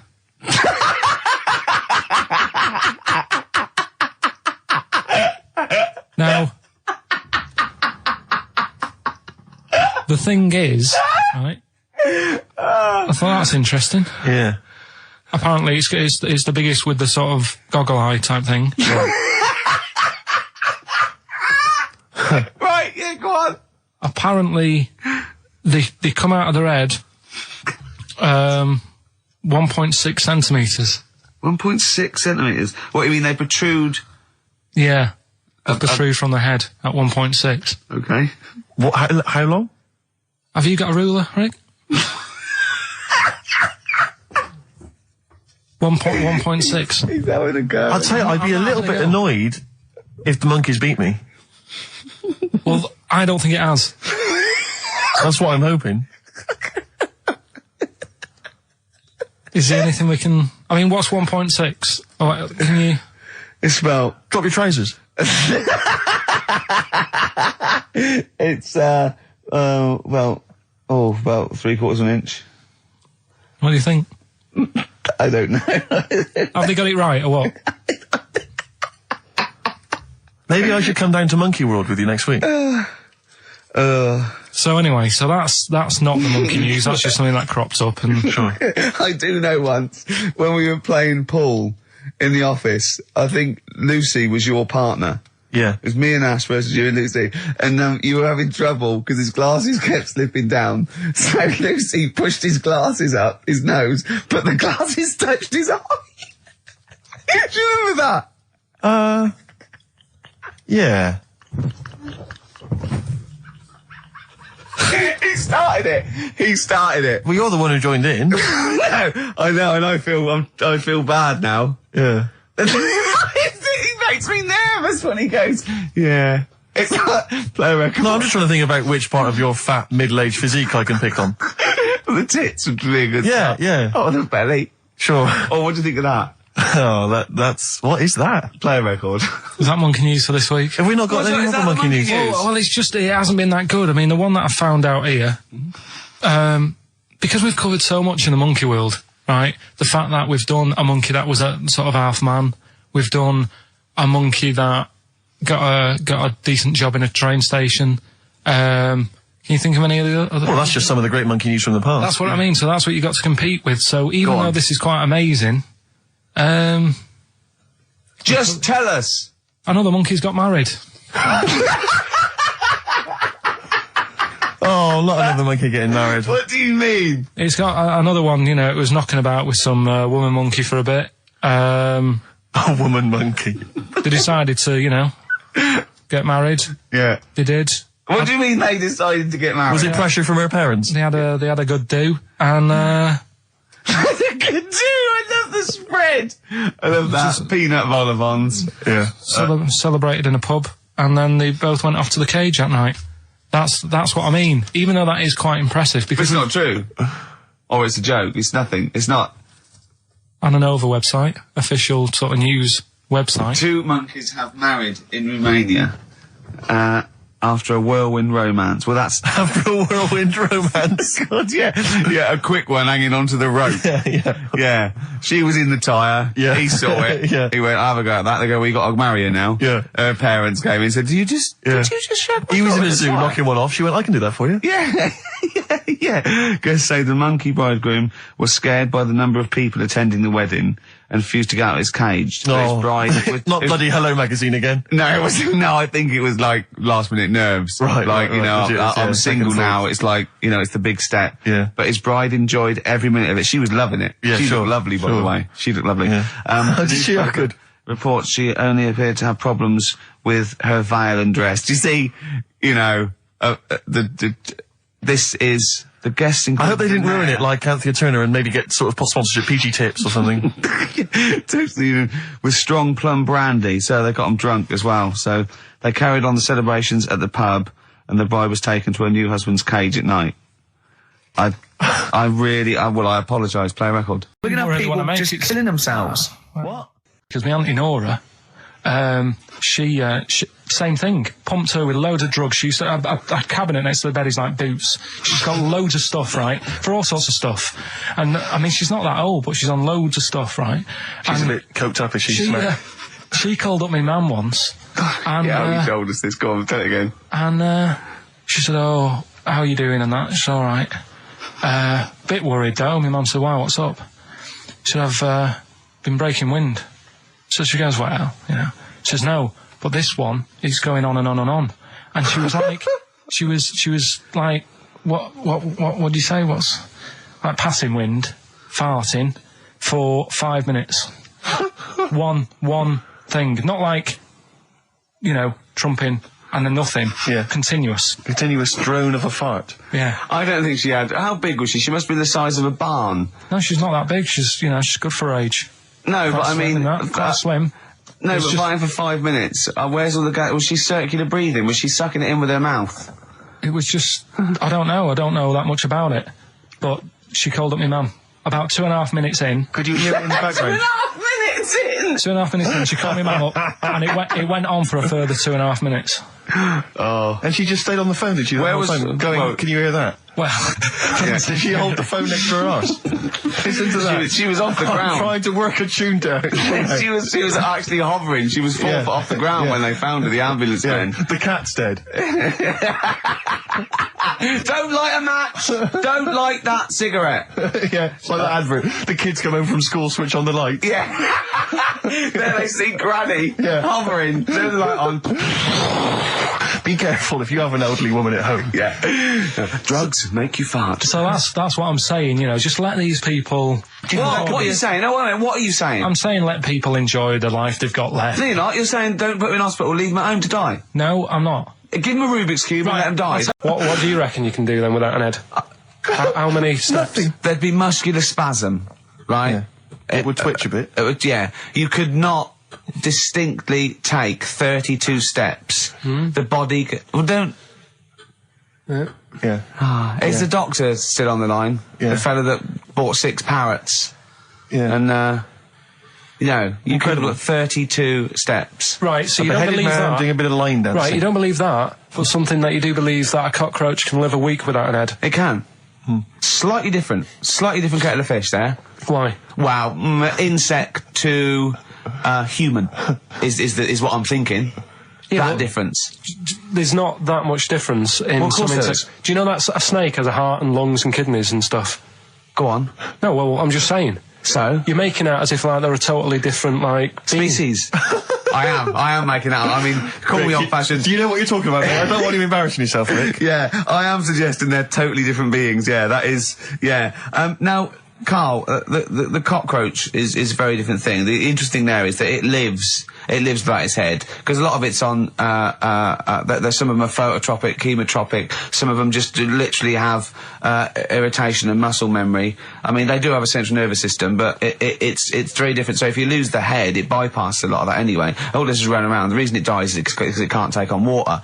But it's very different to a man, right, having consciousness and then losing that, and the body's still going, no, I think I remember what I was going to do here. Yeah, so I'm I'm going gonna to call out carefully walking along walk the white line. 32 steps along this white line. Imagine you just looking down going, oh, missed a bit. Yeah. Maybe the head was in the corner going, left, Yeah. left, left, oh, he's now, ooh. Well, let's just put it out. I mean, if anyone listening has maybe had a relative beheaded, maybe in a horrendous car accident, but they got up, maybe they went for a walk, they had a little chat before they passed dear on. Carl. Get in touch. You know, Carl, you never know. you are my favourite being. You are my favourite species. Now, you, Carl, may not be particularly different genetically from a cockroach.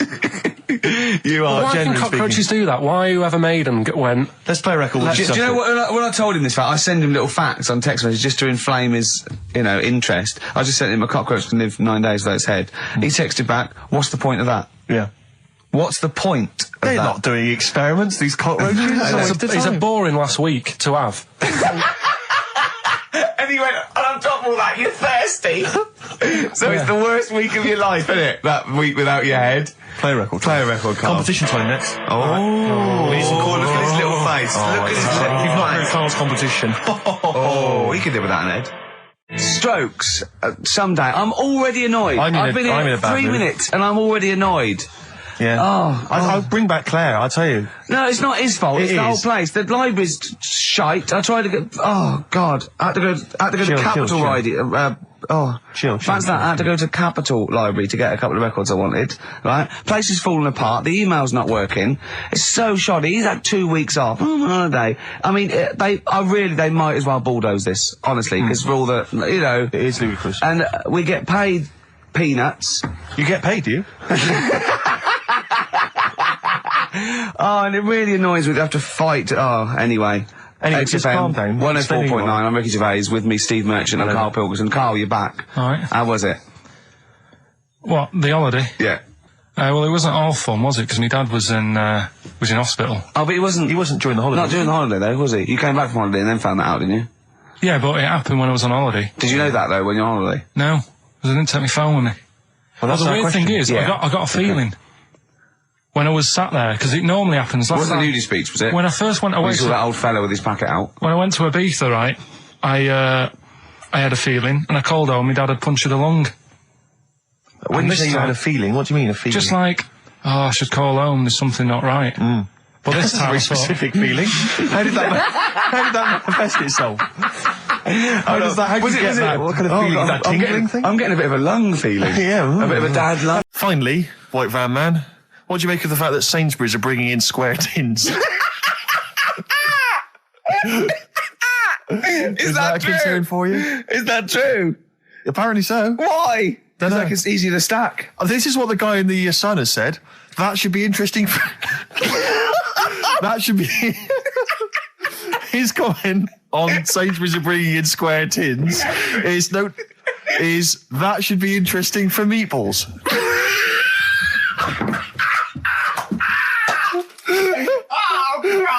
Ricky's just collapsed on the floor. Let's just play a song, Carl. I don't think even you can top that. Cooper Temple Claws. Who needs enemies? Good question, lads. Nobody. Woman says partner ran off to become vampire. Yeah. And it says a young mother says her partner has dumped her to become a vampire. Rebecca Roberts from Somerset says Matthew Barrett fell for a blood-worshipping woman in a US cult.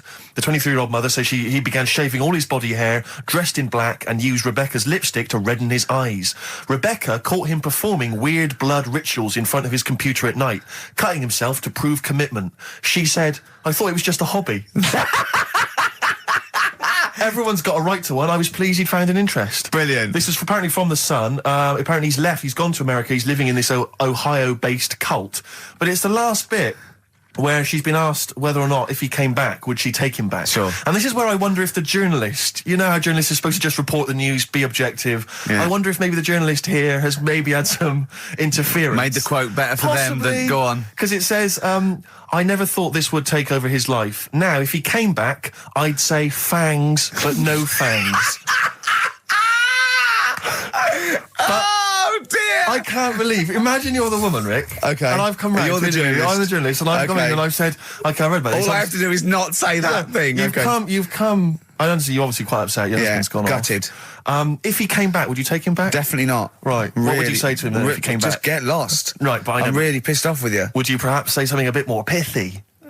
Not in this situation, no. You're upset? He cuts himself, he drinks blood, he's left me. No, sod off. I'm not interested, mate. Because I tell you what. Go on. I mean, I like what you said there, but I wonder if we could condense that a bit more. If he came back, would you say... Go away. Would you say something? Would you ever say something like, thanks, but no thanks? No, because it makes it flippant, because I'm really angry. I know you're annoyed. And I'm but- upset, so I wouldn't Sure. say... I certainly But what- wouldn't say thanks. I might say no thanks. But what if you sort of said it like aggressively, like you were giving him the finger, thanks, but no thanks? Like you didn't really What, mean sort it. of sarcastically? Sarcastically, would you possibly say I that? might say thanks, but no thanks, and that'll be it. And that's Right. and I'd leave it there. I'd never change that. Sure. I'd never change those words. Can I ask you a question? Go on. Do you like puns? Hate them. Right. I don't like It's Countdown. interesting. I don't like QI. I don't like any of those posh Cambridge, Oxford types. I hate puns. If you had to say thanks, but no thanks in the form of a pun, what would you maybe say? I wouldn't. I never would. Right. I'd say thanks, but no thanks. I would, I mean, I feel embarrassed that I'd even say that because I don't think I would even say thanks, but no thanks. Okay. But if I did go that far, I'd leave it there. Sure.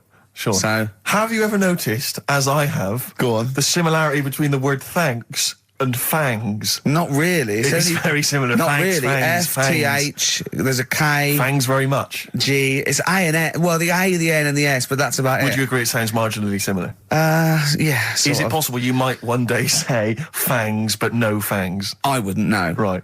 I could put that though, could I? But don't say I said it. Right. I mean, yeah. Fangs, but no fangs. Yeah. This is the thing. Just, if you ever read an article in The Sun, The Mirror, anything, do not believe it. Really seriously question and query it, because if it ends with fangs, no fangs. If it ends with a pun, almost certainly they never said it. Yeah. Well, anyway, right, so it doesn't matter. I think I'll go off and do some prep, right? Yes. Do some research for Saturday. Found one of Suzanne's magazines, right? Flicking through, because there's always interesting stuff in there. There was something about swingers. Right. I was like, what's all that about? Yeah. And it had an interview with some people talking about, how they sleep about a bit. Yeah. And I thought, if my wife looked like that, I probably would. Because there was a few pictures of them and they were all pretty ugly. Yes. I thought, right. So I took that in, soaked that up, thought, there you go. Carried on reading. There was a bit in there about how women still have crushes, right? Yes. And the woman was going on about how she's 38, right? But she still fancies Chris Martin from Coldplay. And, even though it'll never happen, she's still got that little bit in her head that thinks one day she'll leave Gwyneth, right? And end up with her, right? Right. Anyway, so I'm thinking this is a bit boring, but I'm flicking through it all. And, Is this a Rockbusters clue? No. Right. And I read further on, right? And, she said, I like to go out with my mates, and we come up with lists in pubs of people who they'd be nice to go out with. She also came up with a list of unlikely lust objects, I think she called them. Yeah. Guess who was in that list? Ricky Gervais. Think again. Karl Pilkington. Right. Next one. Johnny Vegas. Said, lanky co-writer. Rubbish. Lanky co-writer. What do you mean lanky co-writer? Well, do I need to say any more? He said... Hang on, wait a minute. Let's not talk about... I don't know why you're laughing at my expense. I'm an unlikely lust object. Yeah, but what was it called? The list? The unlikely lust object. Yes. List. You were in there, right? Who else was? Well, you weren't in there. Richard Madeley. Fine. Yeah. He's a good-looking guy. Alistair Campbell. Brilliant. Another handsome dude. What are you talking about? You think I'm ashamed or embarrassed about that? I'm proud of it. What magazine was it? I need to buy a couple of copies. It was. Need to get a t-shirt made. And did she leave her number? Yeah. What magazine was it? I was just out of interest. I think it's called Red. Yeah, sure. Yeah. But now you've dissed those people that are putting themselves in there as swingers because you've said they're ugly. So now we know what magazine it is. People are going to look at that. People are going to look at that poor woman, and they're going to know you think she's a hog. No, but I think they even know. Was there a picture of the woman who'd drawn up the list of unlikely lust objects? Mm-hmm. What was she like? I wouldn't waste my time. Thanks, mate. I know you're on my side. I'm 30 now. I can only remember being off 2 times. Oh, his memory's going as well. You had some time off. And both of them were when I was at school. What's school? One when it was windy. Why did you have time off? Because it was windy. But to be honest, Carl, that lasted for 7 years. Your time off at school. Why did you have time off? Because it was windy. Were you windy, or was it windy outside? No, it was like when... Your auntie wasn't out the window, was she? When the winds were bad in the 70s, and my mum said, oh... Whoa. What? I remember space operas and flares. I don't remember the winds being bad in the 70s. Well, my mum just said, you might get blown into the road, so don't do that. She had so much faith in you, didn't she? As a human being. Is that why she got fired from the pie shop? I'm not coming in today, I might get blown into the road. God. The funny thing it was, right, Steve, they had this thing going at school, because a lot of people used to wag it back then. Right? Used to what? Wag it, sort of not go in. Yeah. Right. And they sort of try to make it interesting for you by giving you An education. a certificate if you did a full week. Reward for the rest of your life with achievement. That sort of carrot. And also, like, let you go home at 3 o'clock on a Friday. Right. If you'd done a full week in that. Yeah. So it was lovely weather all week. Then it just sort of changed on a Friday. And I got up and it was all windy. It's always My mum windy said, for Friday on 7, isn't it? don't, if you don't go in because, you might get blown into the road and that. So I said, all right, then I'll stay off. And, so why did she told you to hold on to a fence or walk you there? What's this? Don't go out. Immediately give up. I love this getting blown into the road. Is that based on your cats that kept getting blown into the road? Well, so I got to school on the Monday, right? And the teacher said, Took you a right, long time. today, to punish you, you're the only one who wrecked the whole week, right? Everyone else came in. You didn't. So everyone else is going home at 3 o'clock today. But you're not. Brilliant. Serves you right. And I wasn't bothered though. It was great because I said, well, you'll have to stay with me, won't you? And it was great. So all I did for half an hour was doodle and stuff. It was great that afternoon. yeah. And that was ages ago. That was like when I was about 8. And that's one of the times I was off ill. Yeah. So it was. But that wasn't even ill. That was wind. Yeah. Yeah. So Yeah. After the female woke up pregnant after 7 months, and the baby was walking around. no had forced its way out of the vagina. Oh, no way. Yeah, it forced its way out, and it was It almost had like super strength. Like and it was pulling her along by the umbilical cord, and that and it was a stone. extraordinary. That's Because, freaky. I mean, you because talk it- about yeah. freaky stuff. That's made up. What? It wasn't pulling her along. Yeah, was. well, no, it was putting. She could feel it. Exactly. And it was. Do you know what I mean? Like just went and just sort of squeezed its Just way got out because it was Just ready. climbed out. Because all the hormones. Because it and thought stuff. it was ready. Oh, God. Imagine that. Just waking up and finding that in the bottom of the bed. Freak out, wouldn't it? Because you think it was a nightmare initially. And it had hair and everything, didn't it? Yeah, because all the hormones there, like See, a hair, Sean was had a just- beard. there was something in the week about, you've got test tube babies and that now, haven't you? But they've managed to do it. I only caught half I the knew he'd be story. more impressed by the crabs than that. He doesn't care if it's No, human. I am. I'm But- telling you Go though, on. that there was something. I only caught half the story because I was busy. But there's something about babies being able to be born without having any people involved. Or something. It's like putting them in an oven or something, and it's like a cake. And after a certain amount of time, it's ready. I think you can buy those in Argos for kids at Christmas. It's my first baby kit. Yeah. Yeah. Yeah. There's Play-Doh, I think, that they can buy. Yeah. So what do you think of that then? The baby one. Yeah. I prefer the crab one, Yeah. but the baby thing's pretty horrible. Yeah. So it was bigger than like the average. Both made up. We made those up. Yeah, But both rubbish. They're both I mean, bullshit. they are both rubbish. Despite the fact they're both rubbish. Yeah. They're interesting. We made those up. Both those stupid stories up.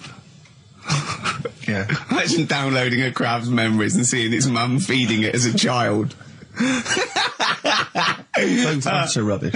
I had trouble. Yeah. I know I was going to have trouble with pushed its way out of the vagina. Yeah. I practiced that about 30 times yesterday with Stephen. I was going, I'm not going to be able to do it, mate. Yeah. I'm not going to be able to say that. Yeah. Are you disappointed?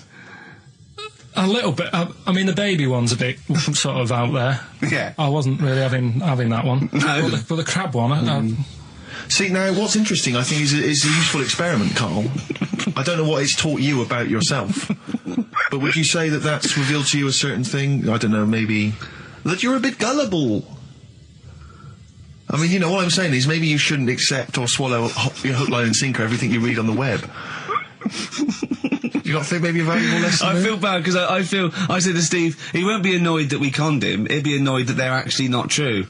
You'd love that crab thing to be true, wouldn't you? it wouldn't surprise me if it did happen one day. Sure. Yeah. So, and then yeah. he's laughing. And he said, in the break, when I said about the crabs, well, I'm keeping them then. Yeah. Yeah. Tell you a job I don't like. What? I wouldn't want to be doing.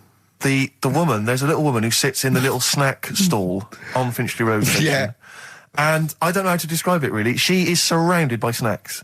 She can't move for snacks. It's Does like it look like American Beauty, but with different... not dissimilar to that. Yeah. It's a little hut on the station, and it's like if you go to the seaside, you can put your head through one of those cardboard cutouts, and it looks like you're a big fat person, whatever, and you can have your photo taken.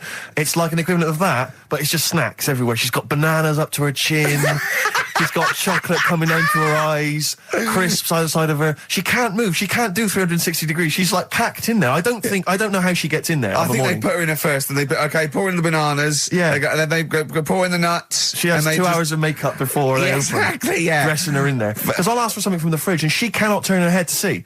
She has to go by feel alone, just to feel the fridge and get stuff out and pass it. And often I'll say, that's not what I wanted, but she can. You've got to let her off. It's extraordinary. Dear. But there's no music playing. She has There's to nothing. sell her way out of it. Exactly. If it's a slow day, she's stuck there till the next day. Yeah, it's like a world-breaking attempt. Have you seen the film Jurassic Park? Yeah. You know what happened there? Well, according to the Sun here, it says scientists are planning to clone mammoths for a theme park. Look at his face. Look at that. He looks like a dog caught in the headlights of a car. He's terrified. I love Carl. He sprung to attention Carl. there. Is that the best news you could have? Man moths.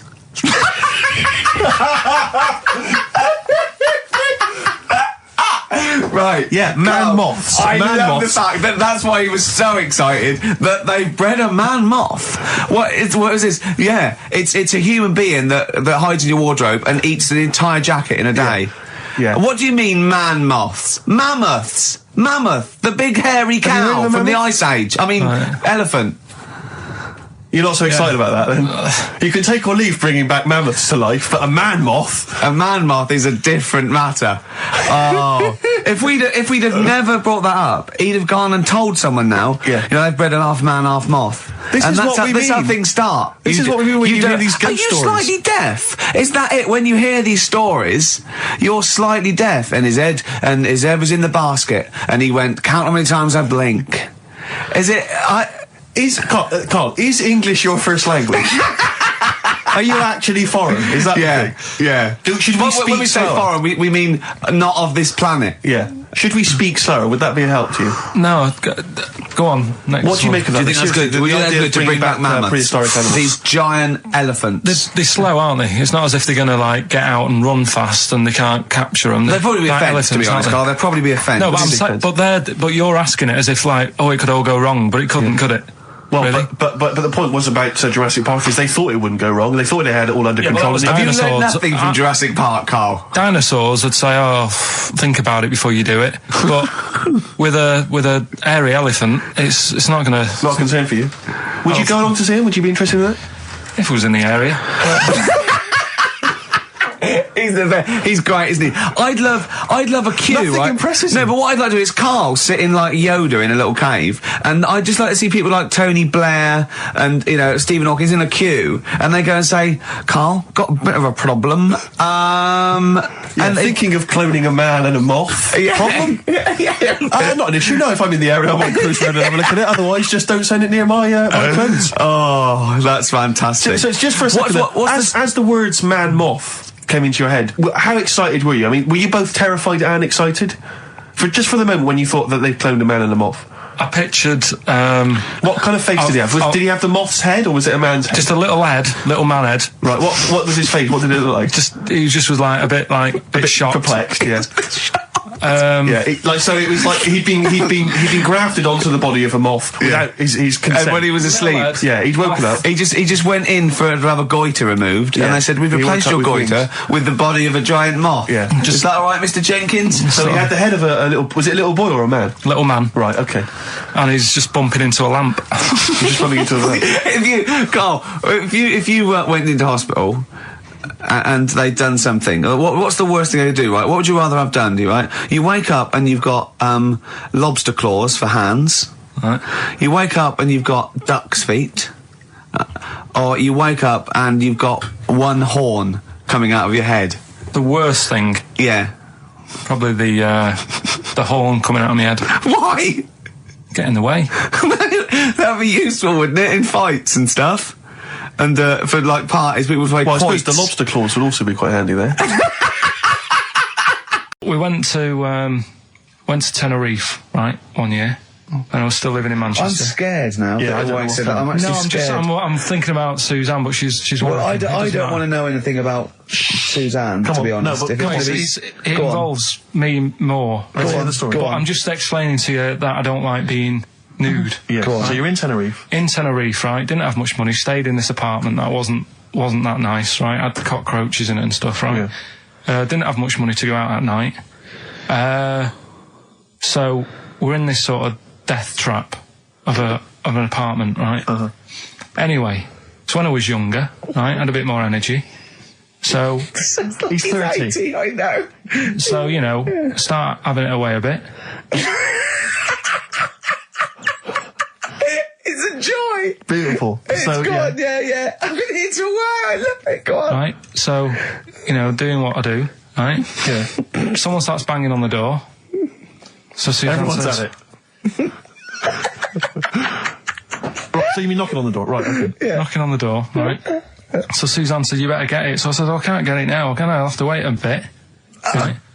I can't go to the door. Go on. So the banging's getting louder. Yeah. Someone at the door. Yeah. And she's like, hurry up, it must be important. I'm like, in a minute. Just... So anyway... I don't want to know anymore. No, come on, finish the story. Open the door. It's a fireman. So I just stick my head round and he's going, you'll have to get out. The building's on fire. Right? So I'm like, in a minute. Sorry, you weren't still having sex at this point? No, but, you know, Right. still sort of got to wait a minute or I can't get my pants on. Oh, Carl, I wish I'm so sorry. Right, go on. To this, So now So the place is burning down. So it could be a serious big fire going on. Yeah. I'm sort of waiting. You can hear people sort of screaming and that, panicking. Is that because the door's open and you're nude? The fireman's saying, will you get out, will you get out? I'm saying, in a minute. Right. And Suzanne was saying, you know, think of something that's not sexy. Sure. So I was thinking of people, you know, thinking maybe dying in a fire might sort of calm me down. Yeah. Then the fireman said, we need a big pole. Yeah. Yeah, Sure, go on. But what I'm saying is that, to me, I wouldn't have wanted to go out and be safe over, do you know what I mean, over being naked. I don't like walking about without on. So what I'm saying is, even if that fire... I love the idea of everyone huddled in there with all the firemen. It just, the camera spans along and there's Carl. Yeah, a just local news report. naked. With still But would you have gone out without on? But why do I have to go out with now on? I'll just grab a pair of jeans. All right, but you've just, you know... What? There's a fire, Carl! Yeah, but See, not everyone looks at men's packets. That's only you, remember. Most of the other firemen wouldn't be going, oh, look at him. But He's what I'm pleased- interested in is he's how pleased long... to see us. Carl, how long did it take? And did the thought of dying in a fire help? After a bit, but the fireman sort of had a go at me. Sure. What do you mean? Well, he wasn't happy that I was dawdling. Well, to be fair... So Right, go on. well, along the similar sort of lines, right? This is quite a few years ago. This fella sort of upset the royal family doing something, right? So they said that this isn't good. Wasn't Ben Outman at that Jubilee thing, was it? I can't remember what it was, and they said, right, That was terrible. we're gonna cut your head off. You know, you gotta show people that you can't be doing what you've been doing. What was this, the 1970s? When you say a couple of years ago, you mean maybe sort of... Was it the olden days when the Ages. phones weren't very good? Ages ago. Yeah. Ages ago, sure. So yeah, fair enough. Yeah. So Very philosophical. Yeah, imagine that when you was near Cut your head off. This was literally ages ago. Yeah, exactly. Yeah, go Simon on. Sharma's History of Britain. Yeah. Oh, So- and even before that, which is yonks before, when it was all mental and different. Sorry, Carl, go on. So he's having his head cough, and he's resigned to it. it's the day before. He's kind of got it into his head now that I'm not going to have my head much longer. Sure. So he said, let's make use of this. Yeah. He said, I wonder how long like the body can stay alive without my head on it, right? So they were like, oh, I don't know. So Hoover. so The jailers? whoever he was asking. These jailers with one eye. Yeah. Get out, pal. So he said, No, wait a minute, I've got an interesting scientific experiment, jailer. Well, Yeah. fair enough. What is it? So he said, what I want to do, right? He said, you know, surely it's my last right. You know, I'm gonna be dead tomorrow. Sure. So let's He do a didn't test. draw it out this long, did he? Yeah, and he said, let's test this out. You know, he said, do us a favour. He said, you know, it's my last day. What I want you to do is, you're going to cut my head off. Let's put a white line on the floor Right. and see if You know, because there's no point asking how far he can sort of walk without an head if there isn't a line, because you don't know what to count. Do you know what I mean? If he loses his head and he's running around all over the place, you can't really count That's that. not impressive enough, yeah. So they said, let's make a white line. Sure. Yeah. Who said this? He did or they did? I think they started to join in with him and saying, well, let's make this a... Sure. You guess it. Go on. So, They got Norris McWhirter down. The Guinness people. Oh. Yeah. So they said, let's get this white line. Yeah. And, Dedication's all he needs. we'll do this tomorrow. And he said, all right, then, I'll see you in the morning. So we go, I'll see you in the morning. Night, night, sleep tight. Bye-bye. I love the fact that Carl knows exactly what was said. Oh, that's beautiful. Yeah, he doesn't know the story or what order it is in or when But it he was. knows exactly what or was who said. said what, but he knows the intricacies. All right then, see you in the morning. Bye, little kissy, kissy, kissy. Oh, I'm not like that. Oh, you joker. Don't let the bed bugs bite. Yeah, anyway. so he gets up. Do you want a paper tomorrow? No, I'm alright. Go on. He gets up and they say, right, you know, today's the day and that. And he said, well, you know, I've got used to the idea. So here's a white line for you. Got used to the idea. Go on. So they go, right, you ready then? And he said, I go on. And they cut his head off. And the body walked 32 steps without a head. Wow. 32 steps. Incredible. And that's the lesson, really. Did it get as far as it walked along the white line, did it? Yeah, it stayed along the white line, did 32 steps, and then started to stumble a bit, and it just fell over. Yeah. But, you know, it was a test that your body can still keep alive for a little bit. Yeah. When you've lost your head. Absolute twaddle. Absolute twaddle. This was fantastic, right? Right. There was this. Sorry, can I just check now? We're just remembering classic episodes of the Tales No, Unexpected this is important. Well, I saw one, right? I saw one on Tales Unexpected, right? And it was these two gents. What they used to do, they look down the obituaries and they'd blackmail the wife or the son of a dead eminent person, like might be a priest or a doctor, like that, and they'd go and they'd say, he bought some erotic stuff from us before he died, and he owes 100 guineas and all this sort of stuff, and they'd pay up because it'd be so embarrassing. They just didn't want them, so they'd just pay him, right?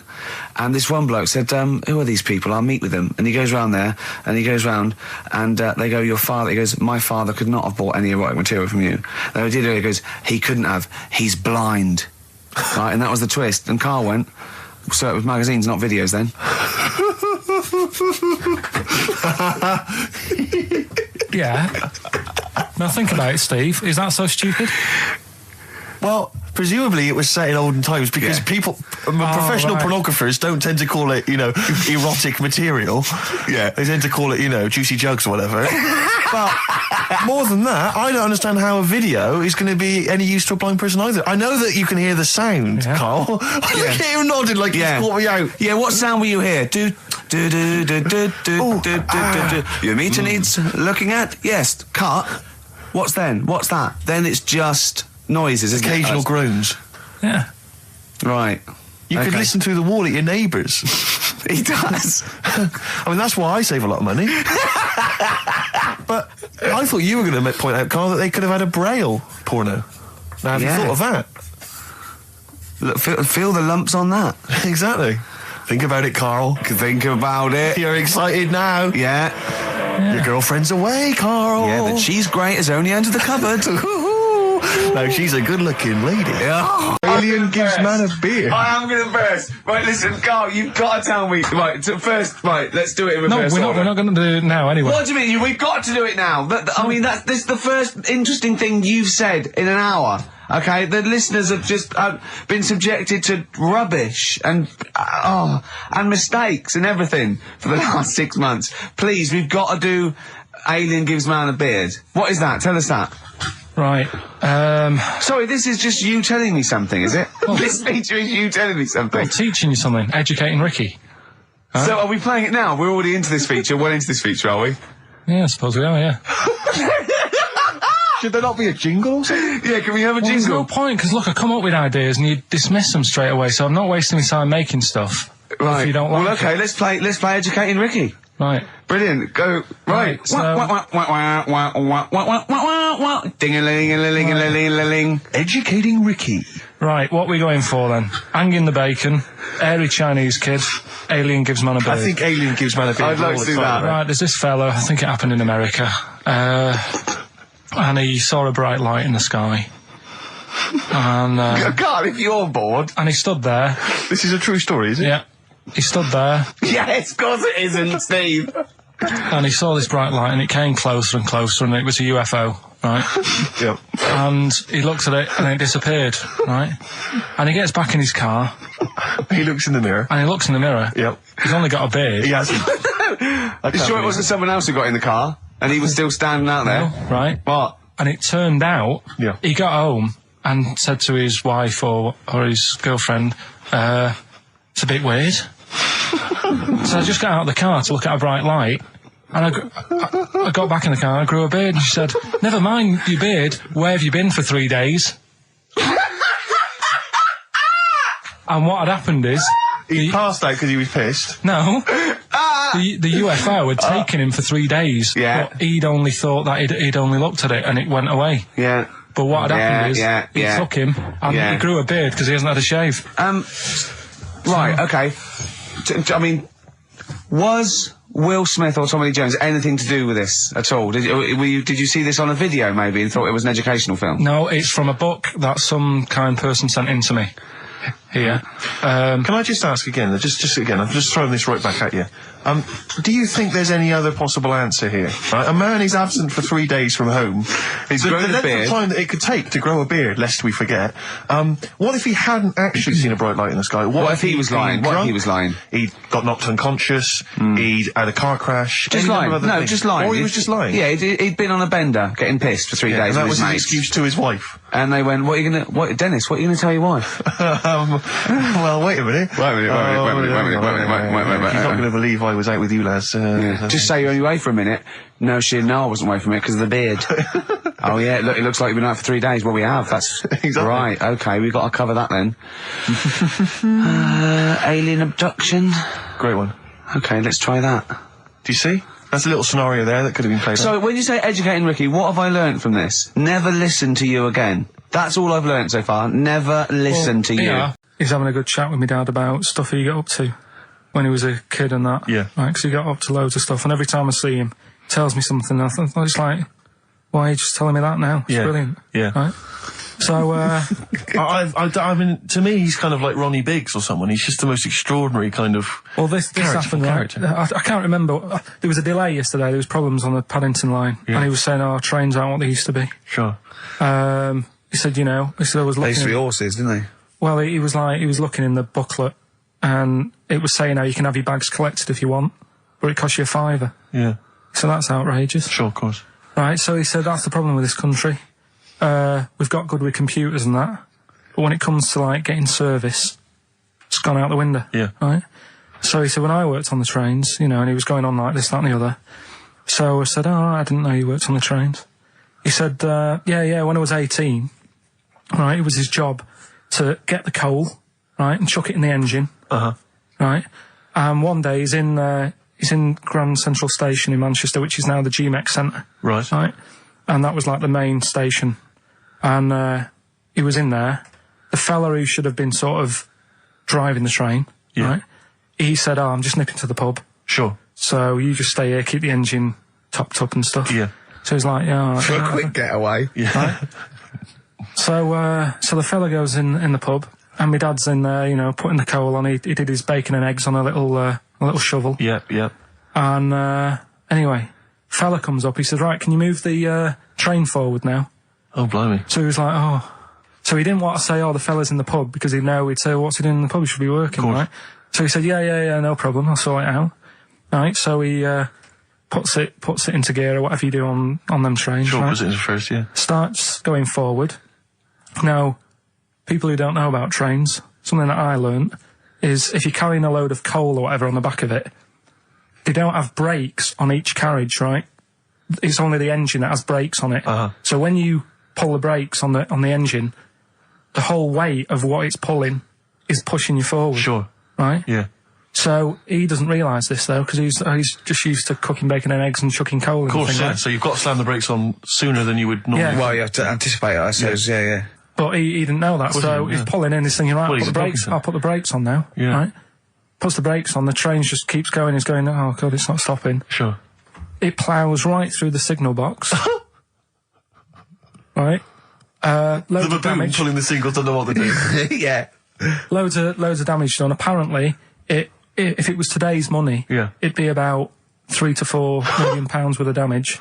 It shut the station off for 4 weeks. But he didn't lose his job. The fella had lost his job, the one who was in the pub. Yeah. He said the funny thing was, he said like £4 million worth of damage. He did his ankle, his wrist in. He had 3 weeks off sick and got paid. I'd still say it's the best job I've ever had. And he means it. No, I really enjoyed it. It's like, you know, you don't have to work with anyone else, right? So you make your own rules. Just think of that. You know, you sort of You're around, spreading information to people, vital information. Giving a service, and no one else is around. You know, you can just do what you want and think about stuff whilst you're cycling around on your bike. It's really good. Yeah. So anyway, imagine the stuff he's thinking about when he's riding around his bike. So getting in the head of a salamander. So anyway, I loved it, and even though I only got like 50p a day, right? No matter what the weather was like and stuff, I used to get up at 4:30 and go and do the round. And why did you get up at 4:30? Because I wanted to watch the Pink Panther at 5:30, so I wanted to get me paper round done. I said, why didn't you watch the Pink Panther? And then he went, I can't sit there thinking I've got my paper round to do. He'll ruin it for him. Yeah, so is it a good job or not? So 4:30 I was up and about, and this morning it was like winter, really bad winter, bad snow, you know, freezing cold, really windy and all that. And my mum said to me before I went to bed, she said, don't be getting up tomorrow, I'll give you the 50p. I said, it's not about the 50p. So, you know, people want the papers and stuff. So, conscientious. So anyway, I went to bed thinking, you know, that's it. I've told her I'm still going, so, you know, whatever. Go to sleep, get up in the morning, and put all my kit on. And I used to have layers of clothing on because it was really cold. I had like a big anorak on with the fur on. I had like waterproof pants, and I got my paper round bag. And I went downstairs to get out and tried to open the door, and it was locked. I thought, oh, God. So she'd locked it so I couldn't go out. So I'm searching around the house looking for the keys. She must have hid them somewhere. So I thought, oh, God, you know, I've got the papers to do. So I thought, how can I get out? So I went upstairs, climbed out of the bathroom window. God. Right, and to try and jump out of the bathroom window onto the porch. But the problem was, I had so much gear on, I was like the Michelin Man. So I could hardly move as it is. Yeah. And I'm trying to get out the window, and I'm like, trying to stretch down like that, get my foot on the porch, and my bag got caught on like the hook of, do you know, like how you have a hook so you can put the window open? Right, yeah. The little arm goes on. My bag had got caught on that. I was holding on to the wall and my foot on the thing, so I couldn't sort of pull it away in case I pulled it away and then fell on my head. Yeah. So I'm stuck there. Dangling. My dad comes back from working nights. Yeah. He thinks I'm a burglar. Gets out his gun. So he's shouting and stuff, going mad and going, Dad, it's me. And he had to give us a hand using a... He's heard that wily trick in Manchester before.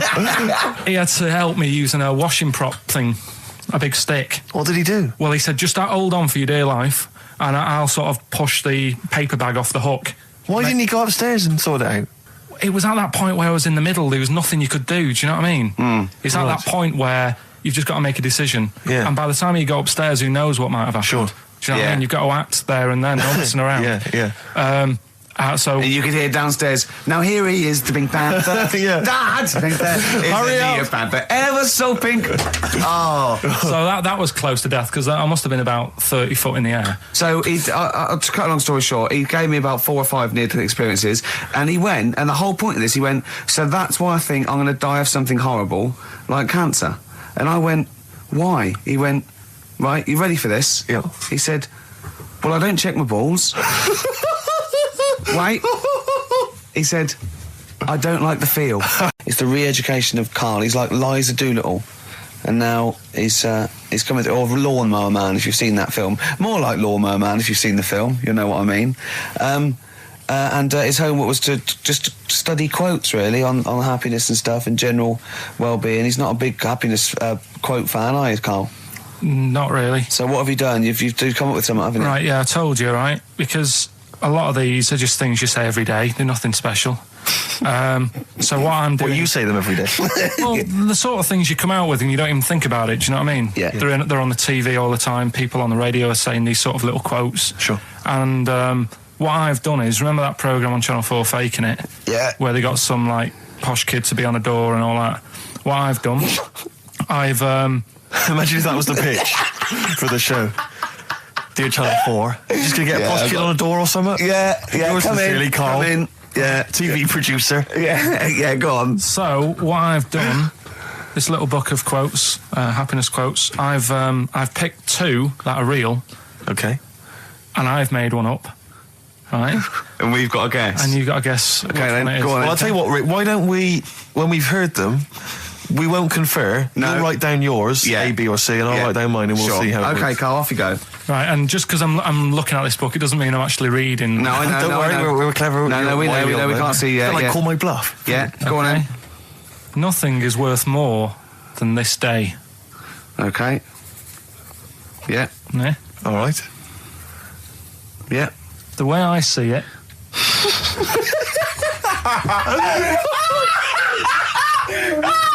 Oh God, my head's gonna burst. no, hang on. My head's gonna burst. No, Hang no, on. this might not be Carl's. Oh, it might not be. How do you know I haven't tweaked them a little bit? Yeah, good Okay, point. fair Good enough. point. No, good point. The way I see it, if you want the rainbow, you got to put up with the rain.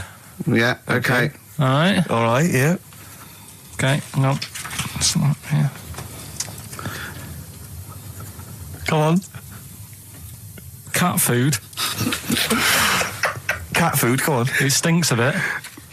But if you don't put up with the smell, the little kitten will die. Steve, I don't know what to say. I don't know what to say. Imagine this in Faking It. Imagine their faces when he says that, and they're going, "Oh my God." Oh. Carl, play a song, mate. We'll have to confer on this one. Right, Blair. Well, that's just amazing, Carl. Just read them again. Two were real, one was fake. Go on then. Right. First one. Nothing is worth more than this day. Excellent. Next one. What does that mean? Well, cherish now, cherish your time. okay. Because you can't get it back, and Yeah, you know that's the way I saw it. Carpe diem, whatever it is, seize the day and all that. Okay. If you want the rainbow, you've got to put up with the rain. Yeah, of course. Yeah, rough with the smooth. You know, it's not all plain sailing, but you know, rainbow's beautiful, but it comes because of the rain, which you might not like. So Yeah. make the most of everything, and yeah. Good. Cat food doesn't smell good, but if you don't put up with it, then the little kitten will die. Right, no, Carl, that is a good effort. Now that one's yours. I mean, obviously, right? Right.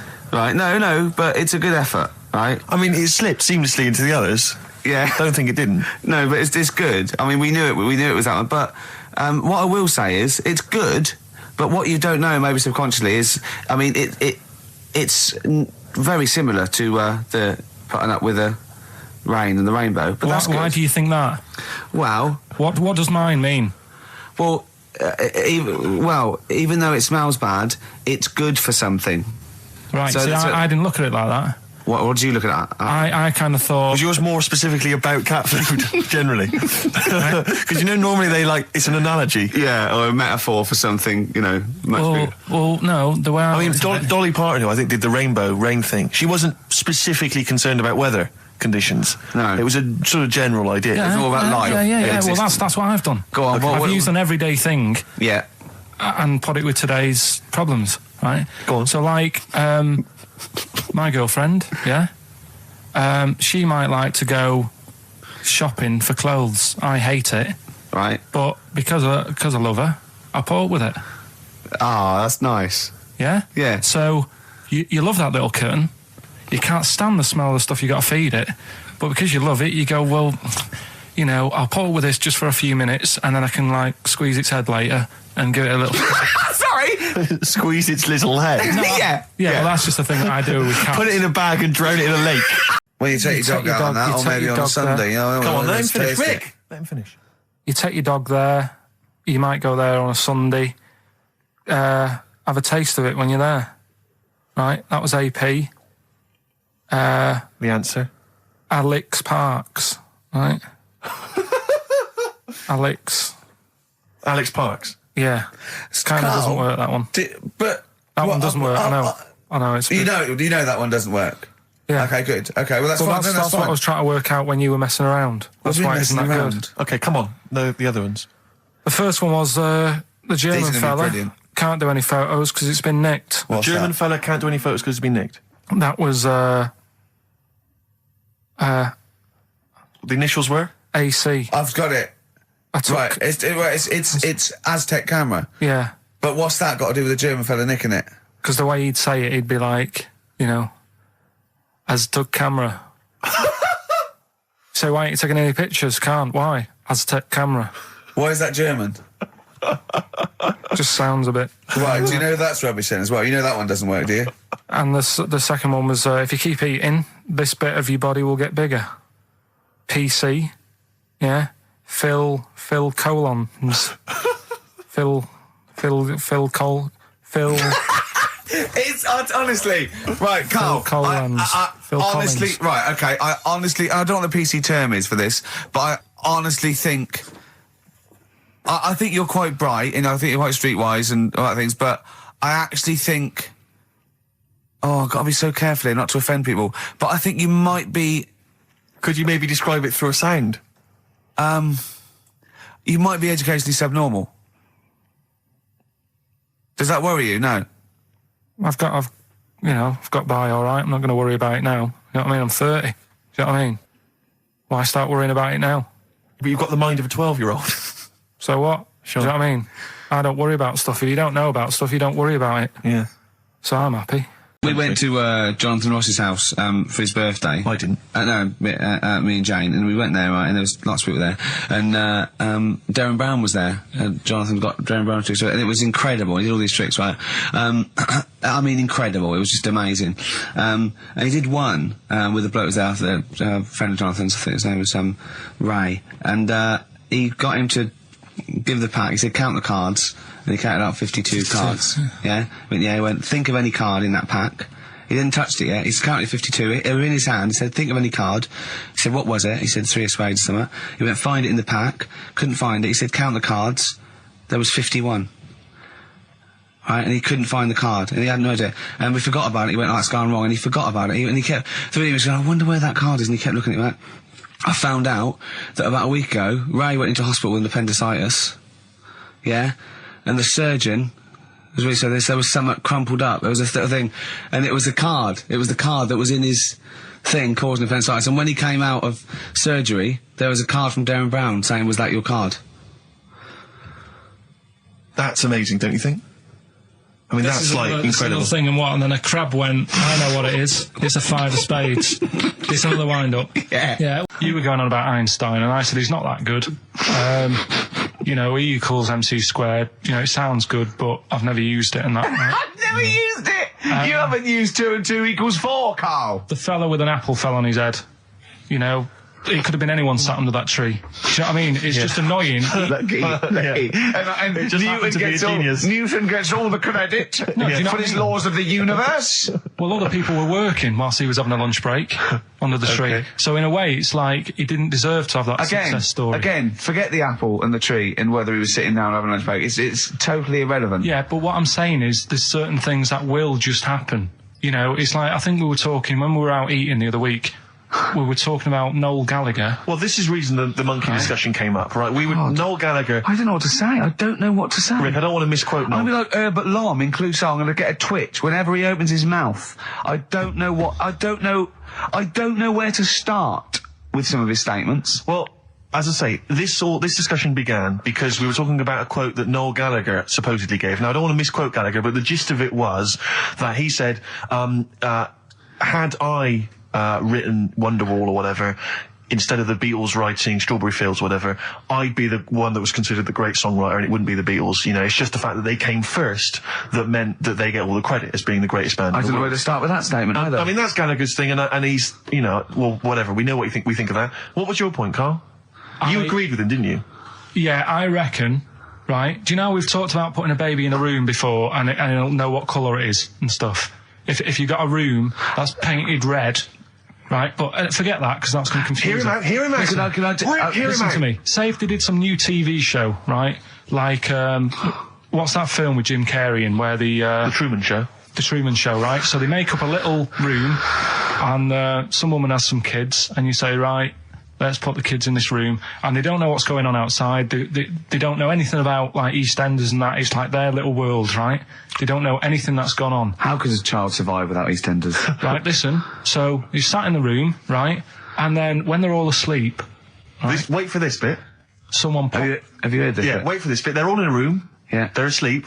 Yeah. someone pops in, puts a guitar next to the bed, right? Nips off out again. They wake up in the morning, and one of them goes, "What's this?" They don't even know it's a guitar because they've never seen one, right? They're talking English, though. Yeah. We just left guitar out of the vocabulary. Right. So There's plenty more to come. one of them will pick it up, and they'll go, "I don't know what it is," and they'll start strumming. They'll go, "That sounds good, doesn't it?" Give them a few weeks, they could come up with Hey Jude. Whereas, type in Shakespeare, a monkey that can't even spell. I see that. It's time to give Karl... You're actually nervous, aren't you? I'm a little bit nervous. Just to recap, Karl is 30 this year. He never went to get his results of his GCSEs. So myself and Steve took it upon ourselves to phone his school, track them down, and we actually got your results. What did you think you took? Did English, Right. maths, Yeah. art, Right. and I think I did physics. Okay. Well, you didn't do any of them. Eh? You didn't do any of them. You didn't register. You registered for one exam and took one exam and got results for one exam. So I don't know what you thought you were turning up to, or you weren't registered, or you didn't. You're familiar with the notion of registering for an exam. You have to kind of officially register in order to be eligible. What do you mean, register? I turned up for a couple. Yeah, you can't just show up. You have to register for them. You have to pay this because it costs the school money, so they have had to have paid for you if they thought you were going to pass. You can't just turn up on the day and ask for some paper at the front. I never got a letter telling me that. Well, that's because you were never at school. But you did somehow register or registered for one exam. You registered for history. It's a topic that you've always been interested in. I was saying to Ricky before, World War II, I loved it. Not the actual event. No, the but study just of it. You all mean? the stuff like, about the Anderson shelters and stuff like that. Yeah. And the bombs and that. And then when I took it, it had nothing to do with that. It was more about the Tudors. So it didn't. The Second World War didn't come up. You mean there were no questions about the Anderson shelters? Nothing. That's devastating. So So what are you expecting the result to be? is that seriously? Is that it? Yeah, it's the only one you took and registered. As far as the school is concerned, or yeah. certainly in Well, it's the terms only of one what that they told counts. us. It's the only result. It's the only one that counts. Yeah, you've got. I don't. Did you register for yours? Yeah. Yes. I've got certificates and everything. So what? Do you do that before the exam? Do you have to go somewhere and sign something, or? Yeah, you don't check your results and then decide if you want to register. It's not like Millionaire when you look at the question and go, I think I'll take the money. Yeah. You go. No. But anyway, you must have registered for one, or maybe your teacher put you in for Well, I didn't do it. They must have been confident. They must have been. been confident. They must have thought your best bet was history. Right. So, what did they get? You got an E, which I think, technically, is a pass. E. It's a bad pass, but there's F, How and there's much You're not going to be doing a PhD. you can get an F, right, which is fail, and then a U, which is ungraded. Now, I don't know why the U exists, because F means you failed. U is like them going, you not only failed, but you wasted my time. So, We're annoyed Yeah, that you took this exam. so who thought they'd register me to get an E? Well, they didn't. Well, they think didn't. you'd I get think any. they were hoping. It was rather like you with the lottery. They were hoping see- for something better than You nothing. see, I assume that the man who registered for that thought he can scrape an E if Anderson shouters come up. Yeah. Well, that's it. You've got. Now, what I'd like to do, Karl, is I've started your re-education. You've read a book on Rasputin. I'll be asking you a few questions about that later. I've got another book for you to read next week. Next week, I've got a I'm not little. in the mood. What? Not in the mood. Oh, come on. Look. What's that? What does that say? It's that fella. It's the picture of the bloke that he used to use for Citizen Smith. Yeah? Che Guevara. Yeah. Yeah. He was quite happy, I think, when he found out that Robert Lindsay was involved. He went, yeah, of course you can. No worries, yeah. What are your feelings, Carl? What do you think? Are you emotions depressed? I'm just a bit annoyed because I'm sure I turned up for more, so it just wasted me time.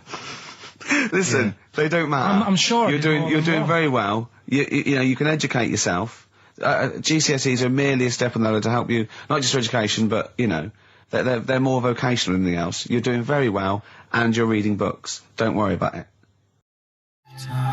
Blur, Out of Time, on XFM 104.9, Ricky Gervais, with me, Steve Merchant, Karl Pilkington. Steve's a bit quiet, he's got a bit of a sore throat. Oh, a bit of a sore throat. Murder. All week. It's been murder, Rick. We couldn't work all this week, I've been because off, sick. Steve's been in Bristol. Carl, you're not impressed? It's just, I don't understand why having a sore throat sort of... Oh, he's done you. Right, what if the sore throat was so painful it was like you've got broken glass and razor blades in your throat? You can hear now that I'm not even speaking from down in the throat, I'm speaking from the very top of it like that, so it sounds a bit weird. But you're right. What? Your hands are alright, aren't they? Yeah, but we talk when we're writing, don't we? I can barely talk. It was agony. I couldn't sleep because it was so painful. Even when I was just lying there, motionless, it was hurting. I just was surprised because we got back off holiday and called Ricky and said, all right, is Steve all right? And he said, he's had to go back home or something, and he's stayed there because he's got a sore throat. Yeah. I didn't understand why you can't, like, just go home. I mean, how old are you? What? I don't understand why you got to be at your mum and dad's when you're feeling a bit I happened to be at my mum and dad's. Now I'm talking like you. When this sore throat really kicked in, so I thought I may as well stay and get a bit of the creature comforts of home. Do you know what I pictured though when he told me? See, my parents aren't like yours, Carl. Your father would have popped down to the phone box and maybe looked to see if there were any kind of throat lozenges. Strepsils. Yeah. Whereas my mum phones up the doctor first thing she can. I'm straight down there with my dad. They're snapping into action. They're trying to sort me out. It's a bit like that Ronnie Corbett thing, isn't it? Sorry. That sorry thing. You're right, Carl. Yes, you're absolutely right. It's just like that. Oh, No, dear. it's just because You just went on holiday with your parents. Well, not with mine. No, with right. Suzanne's, and it won't be happening again. So. Well, that's sorted. we'll have Didn't more work about out that a for little you? bit later. Pain in the Luckily ass. we came in a few times, didn't we? We've been here since about 11:30, haven't we? Yeah, sorting stuff out. Doing a show. What, have you been squeezing his head, or...? No, that's strictly between the hours of 1 and 3. We established that. Okay. And I've kept the rules, haven't I? I did practice the grip in the week, didn't I? Yeah, just to see what method he was going to use today. Yeah. I came in, I did my back on Tuesday. I was sparring and I pulled my back and I was in agony, and I had to get an emergency chiropractor out and sort it out. And I was on painkillers and I couldn't walk the next day, but I still came in and did a voiceover that was booked at 4:30, didn't I? I got Johnny to walk me in because I couldn't sit down, so I couldn't take a cab, but I could be upright, and I had to got him to walk me in because I was scared someone was going to bump into me. And I did the voiceover. That's dedication, isn't it? Yeah, but right, I got back off holiday on the Tuesday, right? First day back was going to be on the Wednesday, right? So I thought, well, I'll take it easy, because you do that, don't you, when you've been on holiday? The first day you just want to sort of... I don't, I'm straight back into it. Well, Same thing. but it's nice too, do you know what I mean? Yeah. Just sort of look at your emails, go through all them, work out what people need and stuff. Sure. Doss around, yeah, sure. So I thought, I'll take it easy. As soon as I got in, I was told that Ricky had been booked in to do a voiceover. And I thought, can't handle that. Do you know what I mean? On the first day, him coming in annoying me, probably trying to get a week's worth of head squeezing in. So I called him up and he said, I might not come in because I've got a bad back. I thought, well, that's all right, right? Then you just turned up, didn't you? He said, I managed to get in a cab. Yeah, Johnny walked me in, and that's what, yeah. And he did the stuff, which I haven't got it here at the moment, but I'll find it on the system and I'll play you what he did. That he's been paid to do as well. It's all right. Yeah, Well, it's not all right. I had to pretend it was all right when I played it to all my bosses to try and look, let's play that a little bit later. But now, as we're all back together, Steve, would you say the boys are back in town? It's just that I found one about... What's the point? About a lad who 8 years old, but he's still breastfed. Now, I don't know if you can get anything out of that. Is that what his mum said? So,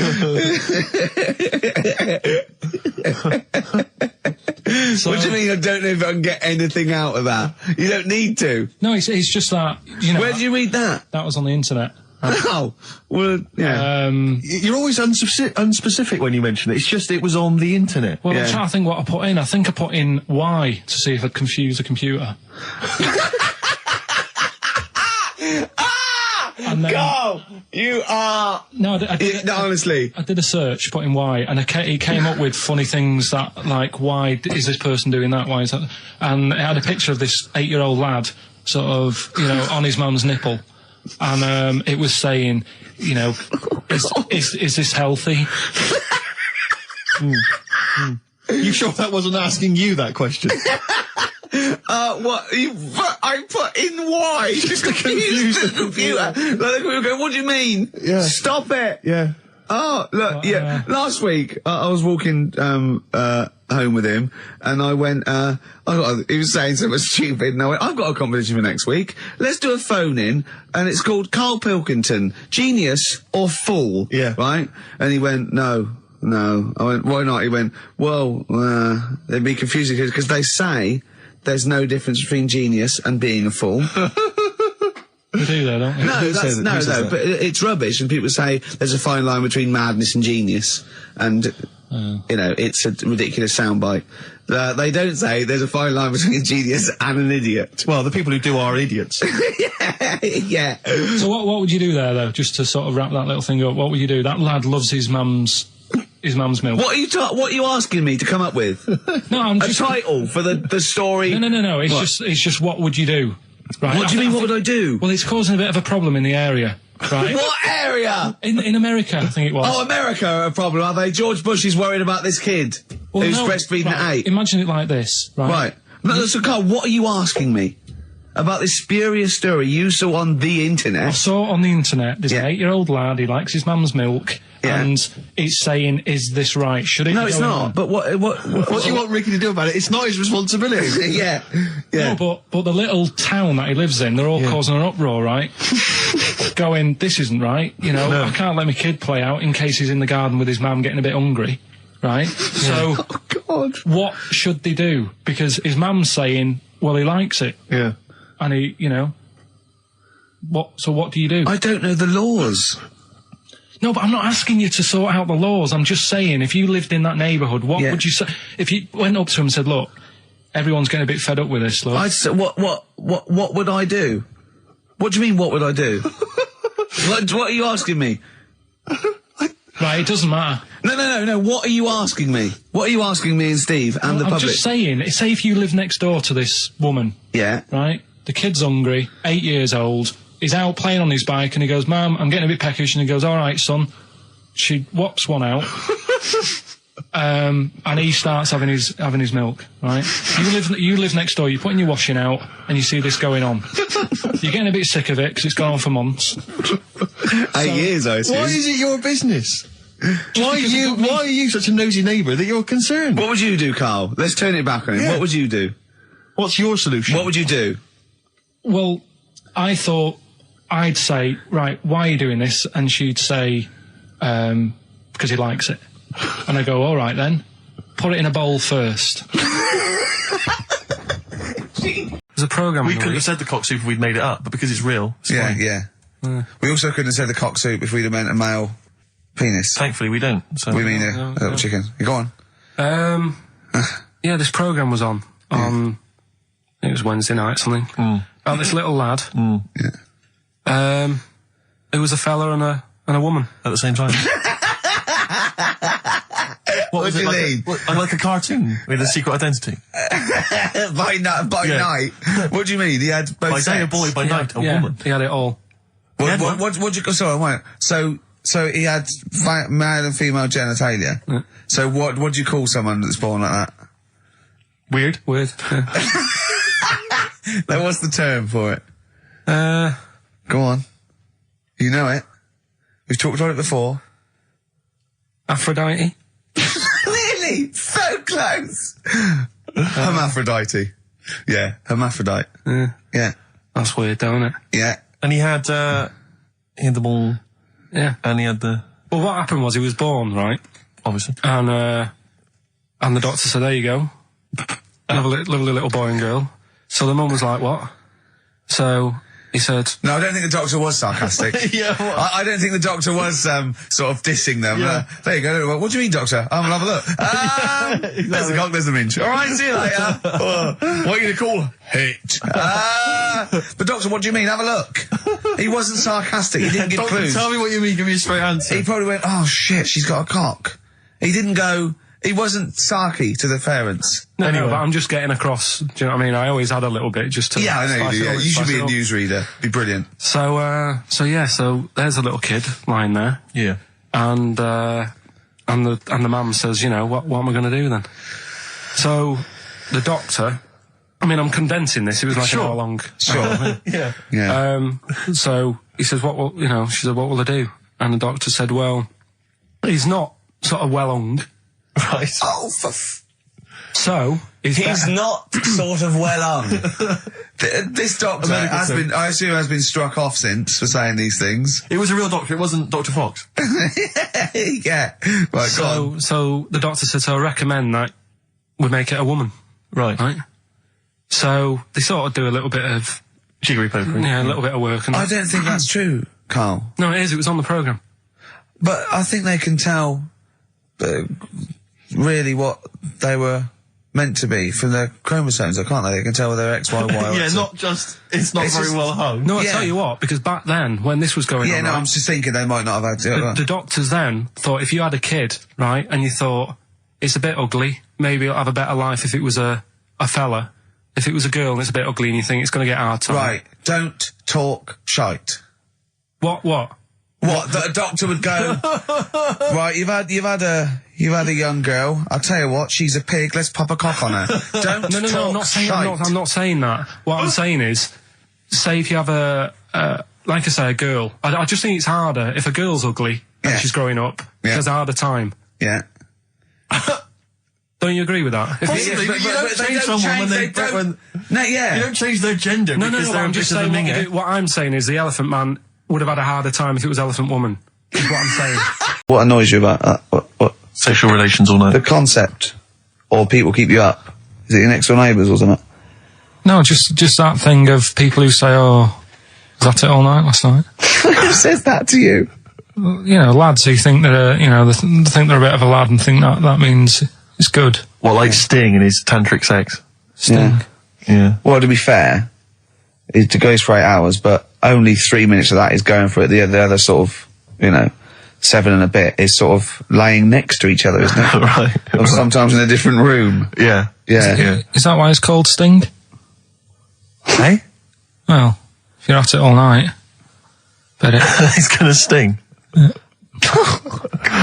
So what's your problem with this notion of going at it all night? It's just that thing of, get it done right the first time. Do you know what I mean? Get it done. Yeah, get in, get out like the SAS. Once you've done it, you've done. You know what I mean? Yeah, no fanning around. No messing about. So, it's just that, isn't it? It's like, do it right the first time. Once you've washed up, right, you put the pots away, you don't dirty them again. What a lovely analogy. That's one of the great Is that what you metaphors. say to Suzanne? Come on, love. Once you've washed up, I've already washed up. you don't dirty the pots again. Go. What a romantic Ding dong. song. Steve, Hello. can you hear me? Yes, can you hear me? Yeah. Where are you? I'm in one of the capital's many burger joints. I'm just about to go up now and order some burgers. Where are you? What are you? Where are you in? I'm in McDonald's in Leicester Square. Oh, right, okay. Yeah. What are you getting? Just get. Hang on a sec, yep. get Hello to there. the I menu. need to order 5 regular hamburgers, please. If that's all right. Sorry. 5 hamburgers. Yes. You're probably wondering why I'm ordering only 5 hamburgers, aren't you? And let me tell you why. My friend is going to try and break the world record for putting burgers into his fat, stupid face. What do you make of that? Exciting? Yeah. Do you wish him good luck? Yeah. What's your name? Kyle. Tyre? Yeah. Oh, thank you very much, Tyre. I'll try and get Tyre to wish you good luck in a minute, Carl. The coming shortly. Five should be enough. The world record is what? 3? 3, yeah. Okay, good. I don't know what. Oh, here we go. How much is that? 3.45. 3.45 for 5 hamburgers. It's good, isn't it? It's good value. It is really, isn't it? Really, yeah. I mean, if there's anyone from from McDonald's listening, they probably want to give us some free stuff. I would have thought. I would have thought, right?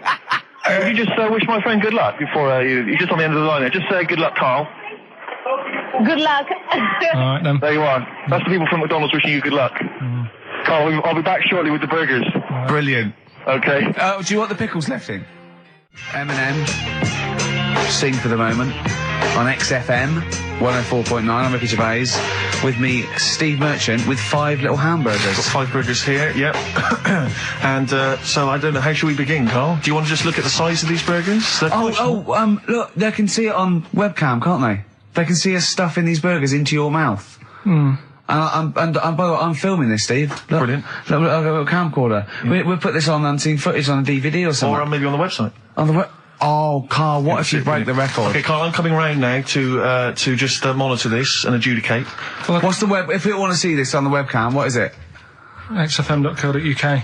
Right, okay. Hold on. Can I, Steve, I'm can not I do being that? funny. I'm not being funny, right? But I think I have got like a bit of a wheat thing. You've got a bit of a what? A wheat allergy thing. Don't give me that. No, seriously, my head's... I've been eating a lot of shredded wheat recently. And my head's got a bit bigger. Carl, I don't think you can let us down now, mate. So you just got to put that first. No, I can't put that like that in my mouth on its with. I've got to break it up. I've got to break it up. Can't break it up. Can't break it up. It doesn't say you can on the rule thing. It does. It doesn't. I can't look. I physically can't. Try it. I can't look. I'd have to be Jay Goody to get to seriously, look. Try it. Yeah, I know, but you're not approaching it right. That's it. Come on, go on. That's all I'm doing. Oh, God, he's not going to do one. Keep going.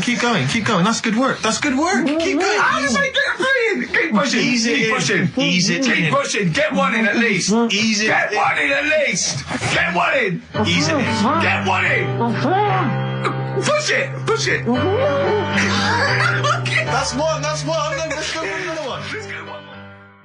R.E.M. Night Swimming. It's a lovely song, isn't it, Carl? Huh? XFM 104.9, I'm Ricky Gervais, with me, Steve Merchant. Carl, disappointing. You couldn't even get one whole burger in your mouth. I did, kind of. Yeah, but there was a bit sticking out. It just looked messy. But you were saying about putting it in whole, and I don't think that's the rule. Okay. It's like you can get more in a suitcase if you put things in properly. So you don't just get all your clothes and chuck them in. So it's about, I reckon you've got to rip it up a bit. Okay, do that then. See how many you can get in. You've got to get in 2. No, just one. No. Well, it's don't pack it in. What do you do? Pack your cheeks first. Honestly, Steve, my head is swelling a bit because I have got a wheat allergy. That'd be good then, there'd be more room. Right, okay, look, Carl is now just sticking it in his cheek. Right. Yeah. Don't eat any. You can't swallow any. It's like a hamster, you've got to work it like a hamster. Yeah, stick it in, come on. He looks like Marlon Brando in The Godfather. Come on. Don't lose any yet. Right. Pack it in, then use your fingers to pack it in. Come on! Wedge it in. Like you're grouting the bath. I can't do this either. Keep going, don't give up so early. This is part of the problem. You just give up, Carl, too quickly. You failed again. Let's go. Let's do it. Yeah. Are these the prizes? Yeah, they're the prizes. Alright, let me have a look. We got the new album from Goldfrapp. What's this one here? Oh, I've no idea. The Yardbirds. A new album from the Yardbirds. On VHS, Coogan's Run, the show where different characters make an appearance each week, including, I think, Pauline and Paul Calf. Good stuff. Who the hell wants this? Meglos, a Tom Baker Doctor Who edition. And the only decent thing really in the collection, other than Coogan's Run, is the X-List, the double CD featuring lots of current indie favourites. So, not bad little selection there, Carl. Yeah, well, if you are new, you haven't heard it before, I sort of give a cryptic clue and then some initials. I'd say it isn't cryptic. It's like, what am I thinking? That might or might not be the initials that I'm going to say. That's how you got to think, really. Yeah. But go on. Do you want to remind them of any that spring to mind? Just as a... Exploding Pet was Atomic Kitten, doesn't really work. What else? I fell down in a puddle in Texas. I got my legs wet. Knelt down in the puddle, got my legs wet. Wet Knee Houston doesn't work either. Whitney Houston. Jamaican swinging a fish round. D-trout spinners doesn't work in the slightest. Doesn't work in the slightest. That's how they work. So there's 3 of them. You email in. So here we go then. Number 1. The gingerbread man has only got one leg. Right? The gingerbread man has only got one leg. Got the it. initials there, LB. LB, right? Okay. Second one. These people from the East Midlands swear a lot. All right? These people from the East Midlands swear a lot. These people from the East Midlands swear a lot. The Okay. initials TTD. Right? And the third one, have a holiday in Italy. So Right? you've done 3 then? TB is the initials on that one. So quickly again, the first one, gingerbread man's only Yeah, I've got that leg. one as well. I've got that LB. one. I got 2. These people from the East Midlands swear a lot, TTD. And the third one, have a holiday in Italy, TB. Email in with what the songs are and you win that stuff. ricky.gervais@xfm.co.uk. Hang on, it's not the songs, it's the artists, isn't it? Yeah. Yeah, just the... Oh yeah, like he said that. Yeah. Yeah. Okay, fine. Email only, please, ricky.gervais@xfm.co.uk. So we got that going. Yeah, looking forward to the Brilliant. answers on that. Bit of feeder would be good, wouldn't it? Alright. I love this music. Forget about tomorrow. Feeder on XFM 104.9. We've had a response from Dickie Anderson. Dickie Anderson, our #1 fan, although not a man who's, he's not afraid to criticise constructively. Yeah. And he's simply emailed in, surely your show is bad enough without bringing back Rockbusters. A valid point. Placebo and Bitter End. I don't want to contradict you, lads, but it's not. We've got a full hour to go on the Ricky Gervais show on XFM 104.9. I am Ricky Gervais, the aforementioned Ricky Gervais, with me, Steve Merchant and Karl Pilkington. Rockbusters. Oh, ding dong. Oh, who's that? Oh, it's a posh bloke who doesn't care about poor people. Hello, posh bloke, what are you doing? I'm in my Rolls Royce and I don't like the homeless. Oh, posh bloke, don't be a... You want to do that? Satire. That is satire. Yeah. There's nothing like So it's it. political as well. I'm getting in Oh, well, there's so political many. Don't things. even begin to show off. I the was showing that subtext. some foreigners are funny. I got in the fact that, like, if you notice that Chinese people wear different hats to us. Yes. So that's political in a sense. Yeah. The So, weird thing is, Steve, right, that is like what I imagine Ricky's house being like when people are ringing the bell. Because they're all so different. It's got a little... he's obsessed with all my friends being slightly different to each other. I've never understood it. He goes, there's no thread. There's no thread to them. All my mates have got a thread running through them. I was in literally after they walk out of the home. Yeah. But what do you mean my friends all different? Well, that could be... It wouldn't surprise me if I was round there and the bell went and I said, do you want me to get it? And he said, yeah, and I opened it and it's, what, holy fuck? holy, yeah, he's at the door, right? And then I'd say he's busy, close the door, bell would go again, then you got the little gay fella. David Gray. Yeah. And then, do you know what I mean? Yeah. Not really, no. Because he's met some of my friends and he looks at them in a weird way.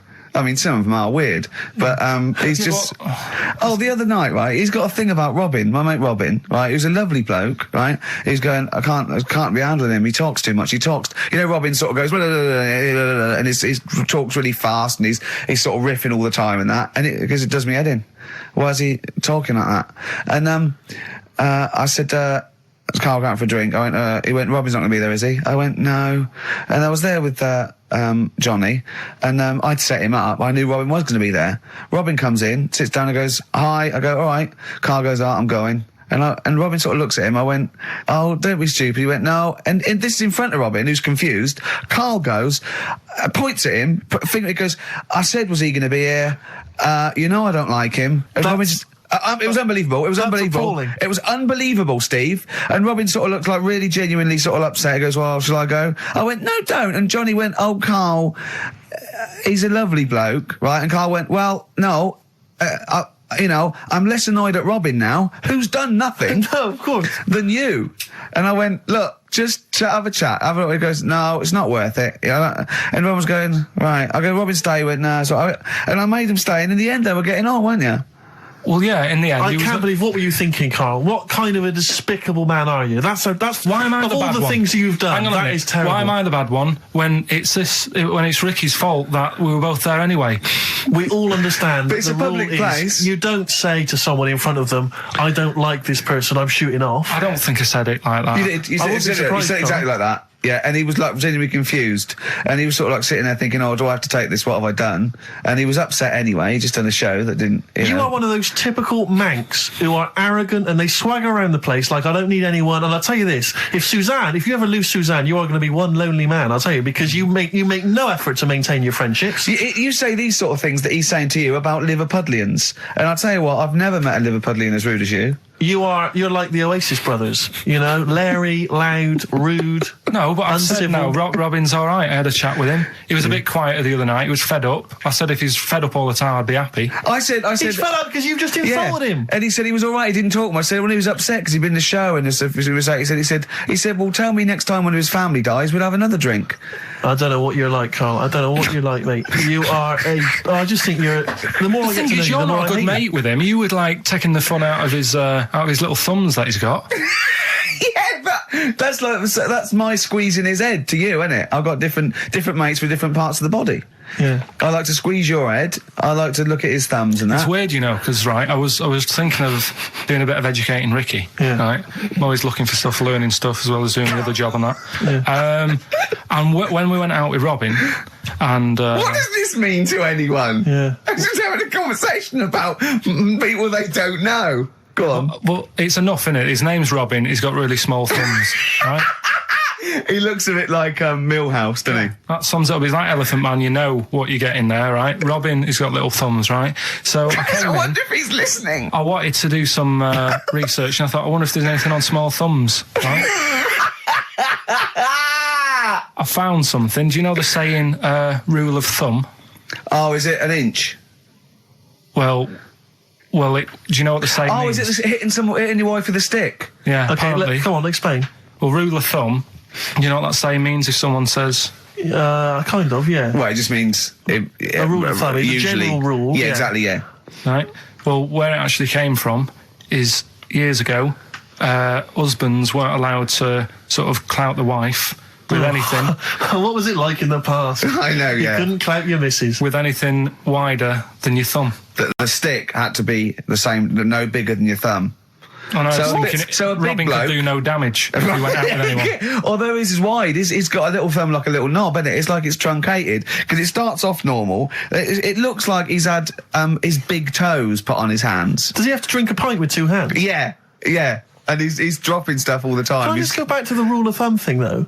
The idea, what date was this? I'm not asking Carl, I'm looking at Ricky, because you're not going to have any idea, Carl. It's just going to be the past. Yeah. But I like the idea that... I think it's the same sort of day where, I don't know, you got hung for being homosexual and you could shoot a Welshman. I just love the idea that there's blokes beating their wives with shovels, logs of wood, and someone's gone, hang on a minute, everyone, hold on, wait crazy. a minute, let's have a look at your thumbs. What can we do? Wait a minute. We've got to have some kind of rule here.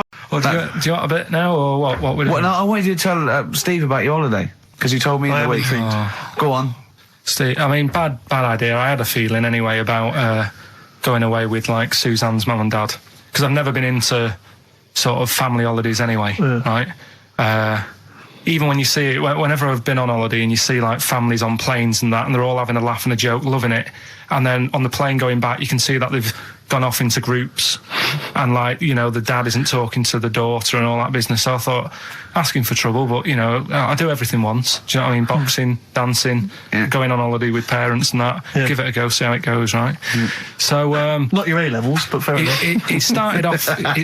It started off bad, didn't it? Because last week I told you that you know, our dad called us up and said, you know, I want to take some tea bags with us to Madeira. Yeah. What's the best way of packing them? Yeah. Right, so I knew there was going to be problems like that, because the thing with Suzanne's family, right, they like having a routine. They know what they're doing every day. They know what they're having for tea every day. It's the same thing every week and stuff like that. Yeah. So I thought this is going to be interesting, this, because they can't do what they normally do. Sure. I love it. I love you treating it like an experiment. Yeah. Right. Just watching them all the time. So the first problem was they'd never flown before. So I was winding them up a bit, saying, it's murder. It's really horrible. You know, plane goes all over the place. And Mum had done some research saying, well, I've been reading about it, and... she got a funny accent? More people, there's more chance of me being killed on a donkey than there is on a plane. So I upset her. I said, right, when we get there... Spain. I said, when we get there, let's see if there's any donkeys on the beach. Yeah. Right? And she didn't like that. So. Oh, what? The joke about you hoping she died? Yeah. Oh, what's up with that? Right, so we get there, and, you know, they see the villa and that, they're quite happy with all that business, right, and all that stuff. And then, as time went on, I was getting a bit sort of fed up with them being around us all the time, because I think you should have your own time when you go on holiday with the family. You should say, right, you go off and do your thing, we'll do our thing, and we'll meet up later and talk about what we've been doing and stuff. Anyway, so it gets to like the Thursday, we've been away since Monday, right, and said, right, we're going out tonight. So our mum says, yeah, we'll come with you. I said, no, it's just us, we're having a bit of time on our own, right? Is it true you said to her, you told me this, you said to her, you started to annoy me, I want some time on my own? Well, I told her at the start, I said, it's going to be interesting this, because people annoy me when they're around me a lot. Sure. So I wasn't nasty to her, I just was saying people, not her. All right. Yeah. Do you know what I mean? I'm just saying, you're going to get on my nerves. So, you hailed a donkey for her. So, no, but seriously, right, with the flying, do you know those stockings that you can get because of deep vein thrombosis? Sure. She had them on in the cab. Brilliant. And it's only a 2-hour flight as well, so that was annoying me. Right, so anyway, it gets to this, you know, the Thursday night when I'm going out with Suzanne, and our mum's like sat on the sun lounger outside. So where are we going tonight? I said, no, like I said, it's just us. We're going out having a bit of time to ourselves. So I could see as the day was getting on, she was realising that she's got a night in with like her husband, right? Her face started to like look miserable. Sure. I thought, I'm loving this. So I said, right, I'm going in to go and have a shower, go and get ready for the tonight. It's going to be great. And winding them up, wind them up because they can't come, because he said they can't. Right, so I go upstairs, have a shower and that. I come down, and a mum's smiling. Oh, hang on. So I'm thinking, hang on a minute, what's gone on here? So I went to Suzanne, I said, why is your mum smiling? She's not coming. She said, no, but my dad said he'll take her out now. So in a way, she was happy because she got her own way, which annoyed me. That annoyed you, sure, because you wanted to... Like, you don't even want her husband taking her out? Well, it's just the fact she didn't want to go out. She was happy to stay in and have sausage, egg and chips that they'd found from some shop that sold English food. Right. So that's almost like what they do if they're at home. Sausage, egg and chips. So she was happy with that if we were staying in and having that. Well, because we were going out, she was fed up. Right. So she's smiling. So she's going, yeah, I'm going out now. So I said, well, enjoy yourself. She said, where are you going? I said, well, it doesn't matter, does it? You don't need to know. Sure, you're not going to where we're going. Oh, you just don't want us to be in the same restaurant. So yeah, that's right. I said I want a night out on my own with Suzanne. It's our holiday as well. I don't know. I can talk to you about this. This is not even his own parents. This is someone else's parents. These are the parents of the woman he loves. But even Suzanne sort of agreed with me. There's only so much time you can spend with your parents. That's why you leave. That's why when you're ill, you don't go home to them. Yeah. Sure. Yeah. Because the slight difference between me and you, Carl, is that not everyone in the world annoys me. Well, not everyone does, just... I can see what... I felt a bit guilty that week when he said I was annoying him, but I realise it's not my fault now. No, everyone annoys him. Yeah. So, yeah, it was an alright holiday. It was good to get back. Brilliant. Won't be doing it again. So. No. And what now would you say is your relationship with Suzanne's parents? Is it a frosty one? No, I just think they know that I don't like to put up with them for a long time. Yeah. I mean, when we were packing, a man was upset because, like, she really liked the place where we were staying, right? Because it was quite a big villa, because there was a few of us. There was a brother as well with us, right? Yeah. So, our mum said, oh, I love it here. She said, I'm definitely going to book this place again. I said, it's a bit big for two of you, isn't it? Just being sarky, like, we're definitely... I said, because, I won't be coming again. You're like, I don't know what you're like, Carl. You're a monster. You're an absolute monster. You're one of those people that goes, I say as speakers are fine, I say as and gibbered what the wibble. Yeah. And never the way will slap. You're like a middle-aged man. You're like an old man. You're like an old man and you're what, 30? I'm just imagining you scraping along in clogs and a flat cap going, oh, that tree's got to come down. Yeah. Puncturing a kid's ball if he kicks it into your garden by mistake. Yeah. Refusing to give it back. Yeah, gather round. Yeah, there were once Chinese kid as airy as that cow, which is weird because there's not many Chinese people that are airy, but this one, I tell you, it were back in 1990. Grandad, are you eating a Twix? Well, that's you too, with or without you. Steve reckons, in ancient Greece, right, it was better to shag a bloke than a woman. And I went, well, yeah. I mean, that's about the male being, sort of a first-class citizen, much better, wasn't it? An aspiration to sleep with a beautiful man than a beautiful woman. Women were lower-class citizens, so therefore men were seen as higher class. So to have sexual relations with a man there was no shame in that. No. In fact, it was looked upon. And I said, well, ancient Rome. I said, Nero, he'd sit in his big jacuzzi and he used to get, pretty boy men to just go into the water and just nibble at his testicles while he was having a wash. Do that. He did. No. Yeah. And he's not a gay fella. No, well, no. I mean, I don't know about Nero, but I mean, it wasn't a case of a big delineation between what was heterosexual and what was gay. It was just, whatever you. So what did this fella do then? This one who's having his. Well, he was pretty much top boy, Nero, for a while. He was in charge. And, and you did what you're told. If Caesar or. But why were people going round there? Why didn't they go? Oh. No, they weren't dropping in. It wasn't like the door was opening. I was going to see what Nero's doing. It's not like when I pop in here to see you. Normally what would happen is he'd say, "Come back to my place. I got a book for you." Yeah. You'd pop in. But he'd come out in his pants. Elton John would be on. You'd have probably been like a delivery boy or a stable boy or something, and you'd have popped round there and you'd have gone, "There, right, Nero, there's the tablets of stone you wanted." And you go, "Pilkington, why you are here? Pop under." I don't know why he's French. What is that? I don't know why he's French. Just pop under the water and nibble at my testicles, and you'd have done it. Because he was Nero. I wouldn't. You would have. There's no way I would have done. Well, you would have. What have I done? I've dropped a pizza off. Yeah, you put round to Nero's place with the pizza. Right, I'd say I've done my job. Right? Yeah. That's not the sort of tip I wanted. No, he'd have said, "Get the little baldy chap to nibble at my testicles," and you'd run the water. I wouldn't have done it. No, Well, I put my head on the wall. I wouldn't have done it. Can I just say this, Steve? Not only would you be nibbling at his testicles, you'd have been going mad. You'd have been noshing him just for extra. You'd have been doing everything he wanted. You'd have been going, he'd have gone, "I didn't ask you to do that." You'd have been going mental. They'd have been chewing, slurping, smacking, poking. You'd have chopped. You'd have gnawed his packet off. You think you're eating Walker's crisps? There'd be bubbles. There'd be flood. Oh, it'd be horrible. Yeah, why should you do it? And then someone else gets a nice new watch and there's world peace. Exactly. You're walking round, it's nice and peaceful, you know what time it is. He's swanning round, he's got a lovely new watch, and there's no threat of him being bombed. Exactly. I'm quite happy the way I am, really. I don't really want. Are you really? But you're on a 4. Yeah, you're on a happy scale of 4. Yeah, you're on a 4. Surely you want to get to 10. Surely the point of life is to be on 10. Yeah, but what's a 10? Do you know what I mean? No. What's a 10? Contentment, absolute contentment, joy in your heart, inwardly and outwardly. Not walking around with a little round mank head with your mouth open going, "What's the point of that? I've done it once." Is that why you've still got all the condoms? I've done it once. What's the point of that? Alright, we're gonna get over some air gel. Come on. 10. Just one thing that would make you happy.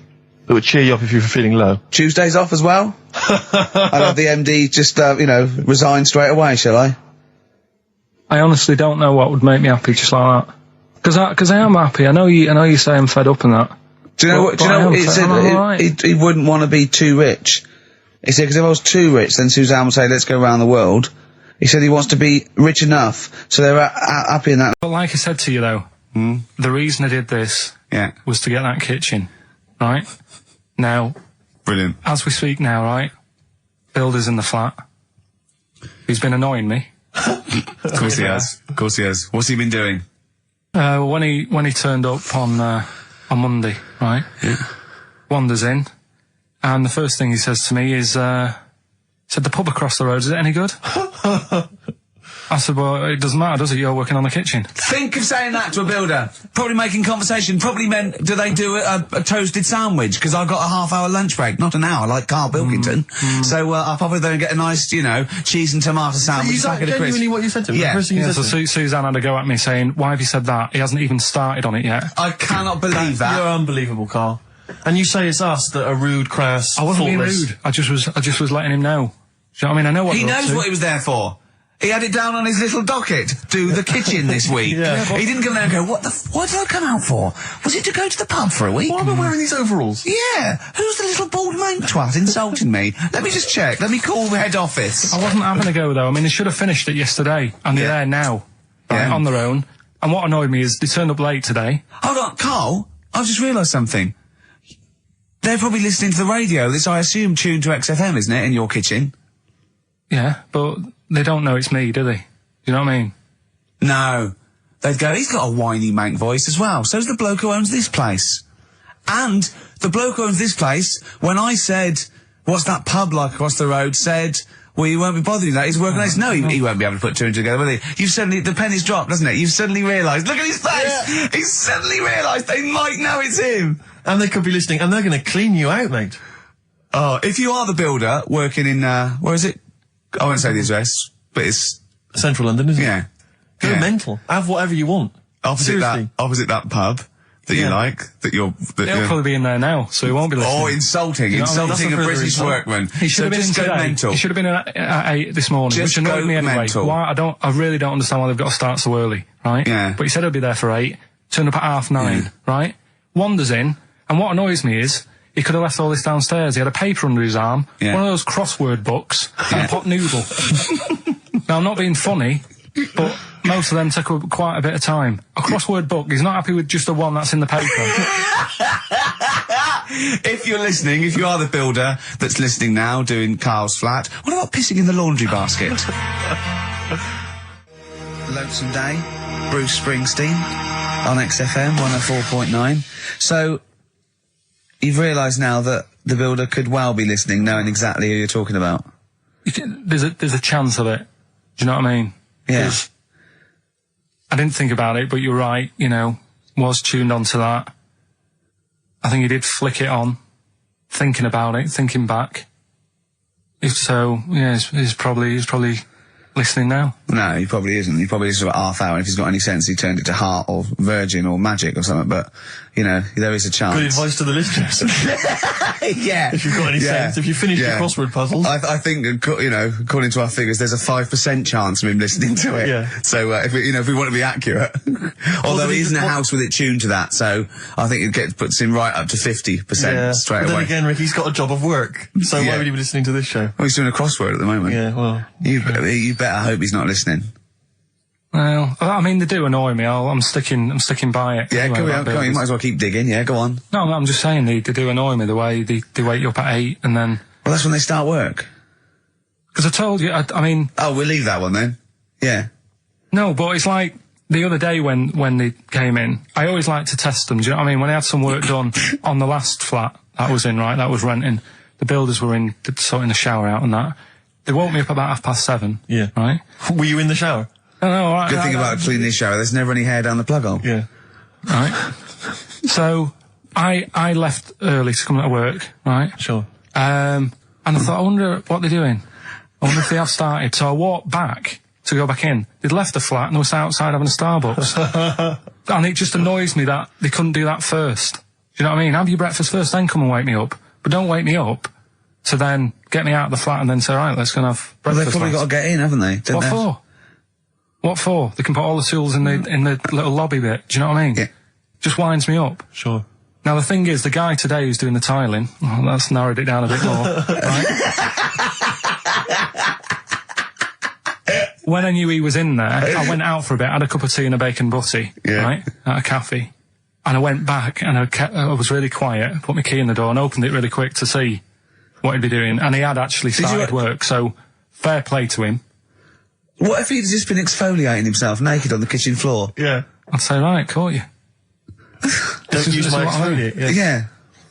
So, Yeah, go through the, Italy, if you're listening, go through the wardrobes upstairs. Go through the There's some wardrobe, good get some up there. stuff, yeah. they won't get anything. I've put everything in places where they wouldn't think of looking. For jewellery and stuff. So you're thinking that Where have you there's... put the jewellery? Where have you put the I'm not saying. Go on. So No, you're no, thinking that they're going to thieve from you as well? Okay, so if you're listening, they have a route, don't think about the obvious places when you're looking for the jewellery. No.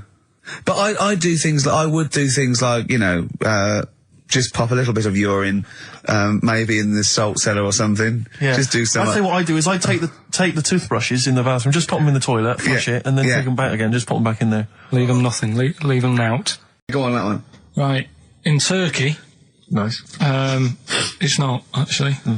That's where I went, and there was little fellas after Suzanne in the kitchen. What? What do you mean? We went to Turkey.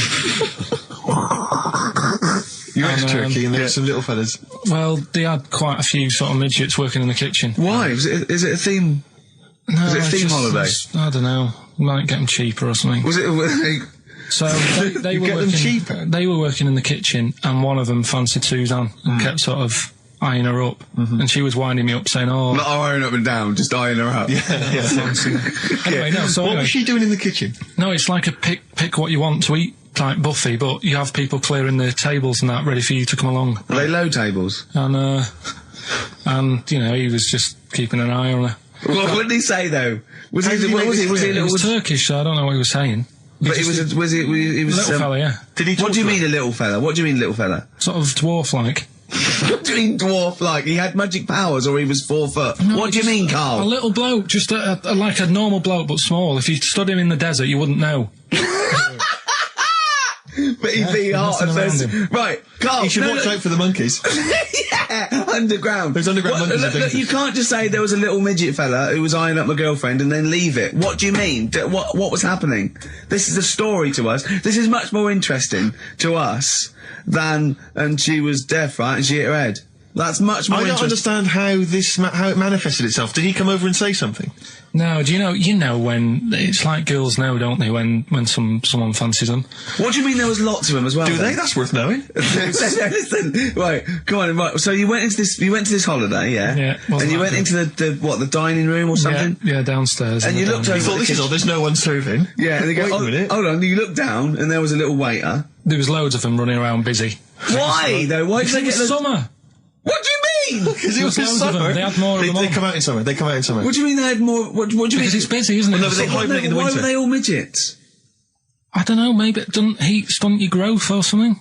No. Well, they just happened to. Maybe it was a thing that they did for tourists or something. I don't know. I just got on with my meal. It was a holiday. Do you know what I mean? God. Right, So it's a midget serving. I'm not going to ask any questions. Right. Okay. Yeah. So they're all little fellas running around, and this one always was like, you know, oh, do you want a new serviette? You know what I mean? Going out of his way to sort of... for turning on the charm. Yeah, he was going out of his way. The others weren't. Right. I think what was happening is he'd been working with Santa all the winter. Yeah. This is sort of little summer break. This one He was hadn't seen your a girl. waiter, and so he was being polite to you. Maybe. But what did Suzanne say then? Well, she was using it to wind me up. What was she saying? Oh, he's Oh, just like, you know, look he may be small, but he's well. built like a. Yeah, he's all man. So Were you jealous of a midget then? You were jealous of him? it is a bit annoying, isn't it? Why? It wouldn't bother me as much now because I've been with her for ages. Right. But at the time, that might have been one of our first holidays, and it's like, You don't know, want to be what's going stolen on? I away paid by for it. this holiday. Yeah. And then you get off with a midget. Yeah. Oh. So anyway, But it doesn't matter because you got chatted up by a bearded lady. So. yeah. tell you what, no, that's got nothing to do with that. What were you going to say? What were you going to I say? was going to say the hotel was half board, and maybe. Oh, right. I thought you were going to say it's just one of her shortcomings. So listen, right? Play a record. Right. Badly drawn boy, born again. Right, just get this educating Ricky out of the way. So, Turkey, yeah. So what is this again? This is educating Ricky, is the tip included. Right. Apparently a fellow was on holiday in Turkey. He's just having a normal holiday. Weather's good. You know, he's having a good time. Waiters are all normal height. Yeah. He's having his meal. he hears a load of screaming going on in the kitchen. Has his girlfriend wandered in there? And they do, With a stepladder. they circumcise people in the kitchen, and apparently... What are you talking about? Whoa. Slow down. We were sidetracked there for a minute. What are you talking about? I'm excited about two things at once here. One, they circumcised people in the kitchen. Two, I guessed it was someone losing the end of their knob. You did, yeah. Uh, I started thinking like Karl Pilkington. Extraordinary. That is amazing. Apparently it was going on. It wasn't just a one-off either. Well, when I say a one-off, I mean they did it more than once. Yeah. Right? And there was, it was there for a week, and apparently the first night it was quiet, and then the rest of the week, every day, it'd be like having his breakfast, or even his lunch, or even his tea. Yeah. He'd be doing it all day. Oh. You'd be hearing Lunch and screams. breakfast, fair enough, really. Yeah, Circumcision at tea time. Don't do that. And apparently it's a tradition over there. You can't even make a complaint about it. It's like, well, you should have found out before you come over. See, I can't believe this is true. Sorry, I'm a little I bit can't lost. believe this is He was true. in a restaurant, in a hotel, and there were people having circumcisions in the kitchen. Yeah. Is that right? I'm even worried that we're bordering on the racist here, suggesting that is tradition, that Turkish people cut the end of their cocks off in the kitchen. Yeah. At meal times. I think you're wrong, Carl. This just sounds ludicrous, Carl. No, I don't think it happens everywhere. Right. I think this Just in this hotel. certain places, Certain hotels. certain hotels. What, is it like 2-star? Yeah. I don't- Why did he go to the Foreskin Inn? It was his own fault, wasn't it? so that Sorry, that's it, is it? Have they closed? Sorry, no, wait. That's the story. You educated me, right? Once a fella saw some Turkish people cutting the tip of their knob off in the kitchen. Thanks very much. It's just, like the last flat that I lived in, I always had a good view across the road, and I could see, it was the hairy... There was the hairy well, Chinese not hairy kid. Chinese kid, he was just a Chinese kid, actually. Yeah. Yeah. Running Because about. that's rare, isn't it? Hairy Chinese kids, very rare, isn't it? Yeah. There's only one official sighting, isn't there? In one of those shit little magazines that you buy. Yeah, he was running around in his underpants. Sorry, you just swore ironically. I mean, I imagine if there's any newspapers listening, you did that because he's sort of jokey and... Yeah, go on. Let's not swear. And there was Go the on. old woman who didn't move. She was just sat there reading a book all the Who time. we wasn't think possibly died and no one came round for weeks, I mean. But, and now I've moved, right? And it was quiet for a bit. I always look at what view I'm getting, right? Looked across and it was just sort of empty, sort of flats ready for people to move in and that, right? Anyway, people are in there now, right? And they've put all the furniture in, but I haven't put any curtains up. Right. So anyway, I'm sort of washing up, just having a look out the window. Yeah. Right. Girl sort of wandering about, knickers on. Right. With no knickers on? You mean No naked? knickers. Well, she had a bra on. Right, okay. But, She's no probably knickers. looking for a knickers. So I thought, and I don't know how long I was looking. No. Right. But anyway, she looks across. Oh, God. I think she spotted me. Yeah. I think, oh, God. I felt really bad. Yeah. I said to Suzanne... Sorry, is this some sort of Peeping Tom confession while the Telegraph are listening? I've no idea. Well, it's not... That's the thing, though. Peepington. If I was peeping, she was peeping as well, because she was looking over. Works both ways, doesn't it? Yeah, but yeah, all she could see of you was your bald head. Yeah. No, but And your this hands is it. moving as you were washing up. And some white-looking substance frothing up. Particularly stubborn stain on this glass. Yeah. Oh, God. Imagine that. Imagine if she looked across. I'm assuming your sink is lower than the window. But didn't she just cover up or something? Or she looked back and go, oh, you're looking at me funny? Well, the thing I did... What? I thought, just sort of drop me boxer shorts. Because I thought... Well, Suzanne said, what are you doing? What are you talking about? What are you talking about? No, just so they can see me cheeks of me. What are you talking about? No, because I thought, if she thinks I'm walking about in the nude as well, then we've both got something out of it. Carl! This sounds like a bad excuse in court. I know. This is... Or the plot of a film on Channel 5. I mean, this is like the doctor who got done, right, for exposing himself to a patient and then painted that little thing that you look down their throat pink. Yeah. And go, this is what they saw. Yeah. No, so sorry, you were looking at a woman dancing around naked, right? So the only thing you could do was immediately drop your boxer shorts. So she looked across, saw you fully clothed, saw you took your boxer No, shorts. she wouldn't have done, because it's sort of just the top half and the sink's at a side angle, so I was sort of looking out. So This she is wouldn't have genius. so she wouldn't have seen your trousers then anyway. No, she did. I moved in front of the window. So more. you then made you actually climbed in front of the Oh, this is amazing! So you climbed in front of the window to show off No, your it wasn't naked obvious. lower half. Suzanne said, "What are you doing?" And I I bet said, she did.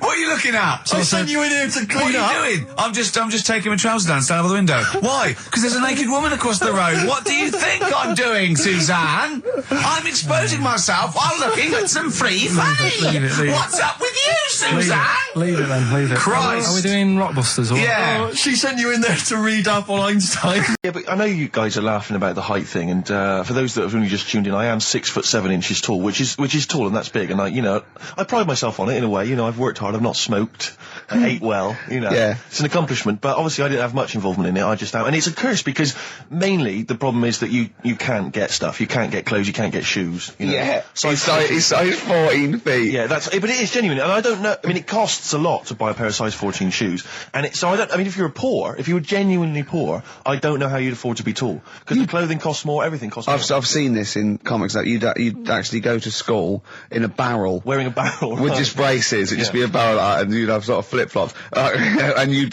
take a mule with you. They all had a mule, didn't they, the But poor people always think you'll be in a pub or something, and people just think they can talk to you about it. They just think, hey, oh, you're lanky, It's just like, because it's like they But that really annoys you, doesn't it? Well, it annoys me because it's like they think I should be proud of it. Like, Well, exactly, but they don't think that this is not a disadvantage. This is not a disability, is it? You're taller than most people. It might It is get a disability. No. If you were 8'3", it'd be slightly debilitating. You would, but Disabilitating? What? Disabilitating? Yeah. No, you're a medical man, aren't you? Eh? But no, the point is, it's a disabilitating because when you go on public transport, like if you're on a coach, yeah. The only place I can sit on a coach is that seat On the driver's lap. either on the driver's lap or that seat at the very end. Yeah. Which sits into the aisle. Yeah. That's the only place I can. Well, sit. you and there's stand only up, some sort of stand kids up. at the back waving at drivers. You could drive it from the back. Here he comes. Watch it. Were you a tall baby? Or Mr. and Mrs. Merchant, you've given birth to a basketball player. Look at his dribble already. Were you a tall baby? Babies aren't tall. at what point did you suddenly, Jesus, nothing fits me? Well, it didn't happen overnight, Carl. Let's do a little graph. How tall were you at 5? Oh, I don't know. 3 foot. 3 foot. How tall were you at 12? 6 foot.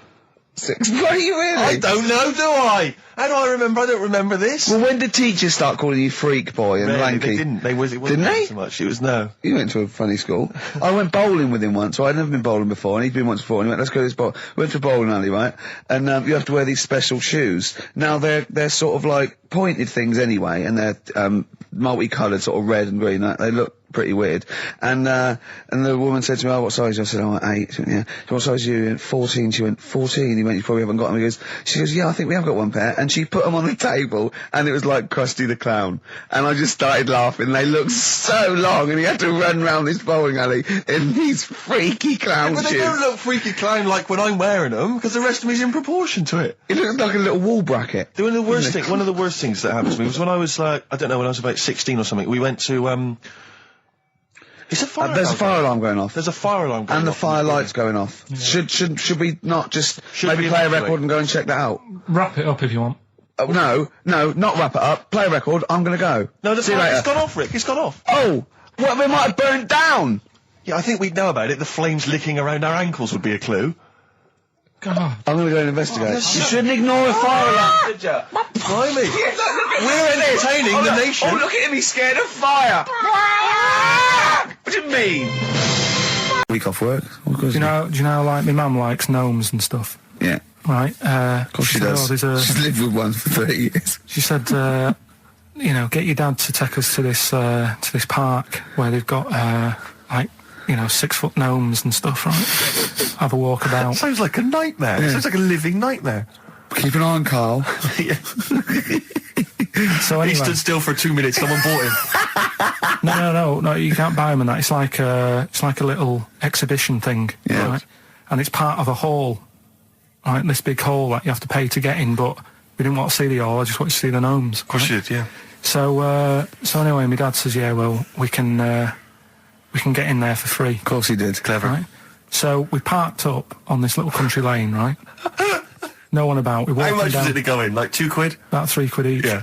But he said, well, yeah, but if you don't have to pay, do you know what I mean, you enjoy it even more, don't you, when you're walking about and you think, I've got this £3 in my pocket, no one's having it. Yeah. Right? No, looking over shoulder for a bloke with a peak hat saying, can I see your ticket, please? I wouldn't enjoy it more, no. Go on. Yeah, but you don't worry about it, do you? You got a bit of money now then, Rick. You've changed. So anyway, so we had to walk across about 4 fields. For £3. Right? And what happened was, we're walking through all these fields and what have you, big grass and muddy bits and all that, 'cause it'd been raining, and climbing over fences and stuff. And we're in this field, right? And I look to my right, and there's about 30 cows all staring at us, right? And Suzanne started to panic a bit. She said, we shouldn't be here. Dad says, of course we can. We're allowed to go wherever we want. You know, all this land, it's ramblers' rights and all that stuff. Yeah. And take a cow if you want, unattended. Serves him right for leaving him in the field unattended. I'm having one. Yeah. And keep us fed for a week. Anyway, these cows start surrounding us. Surrounding us. Oh, brilliant. Oh, no. Face off. And Suzanne's panicking, going, this isn't right. We're not going to make it to the fence in time. They're moving faster than us, and he started sort of running a bit. Wow. And it's like some kind of bovine West Side Story. A gang of cows coming at you. Don't worry about it and stuff. But my dad had to sort of stand there and like wave a stick at him. Of course. And we got away, but Suzanne was like having a bit of a sweat on. Got away. Saying, we could have got killed. Sure. And my dad saying, no, it never happens. And I just wondered if it does, if there's a risk of... Yeah, it is rare, but there's been a couple of cases of being trampled by cows. They're not aggressive, they sort of run through you. Well, they're aggressive if they've got a calf. They do have kids. What? You had kids with them. Kids, yeah. That's goats you're thinking of. Yeah. Maybe they were trying to sneak into the gnome thing, and they were worried that, like, if too many people did it, like, they thought some cows, we can just sneak in where cows, no one's expecting cows. And the cows were going, walk upright like you're a human. Don't walk upright. They thought you'd blow their cover.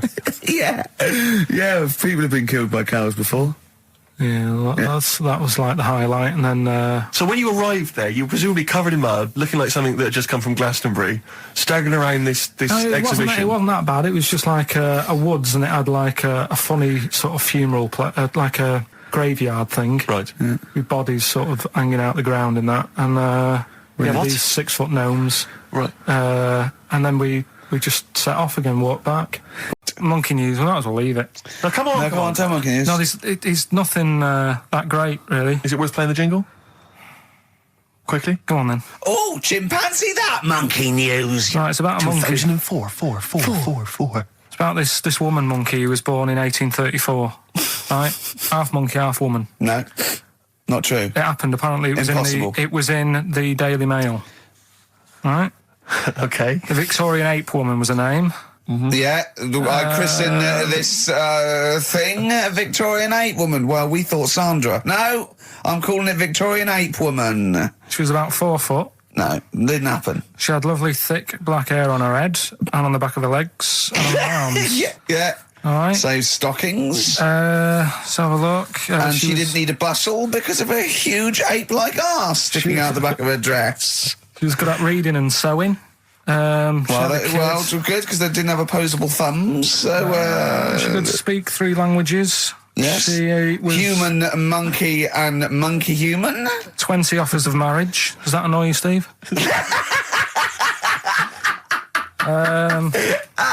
Absolute twaddle. All right, well, that's more rubbish than your soul weighing an ounce. Let's leave a Victorian monkey woman. Leave it there, then. See you next week with some more twaddle. I was worried we wouldn't have the old magic in 2004, but we're still talking shit.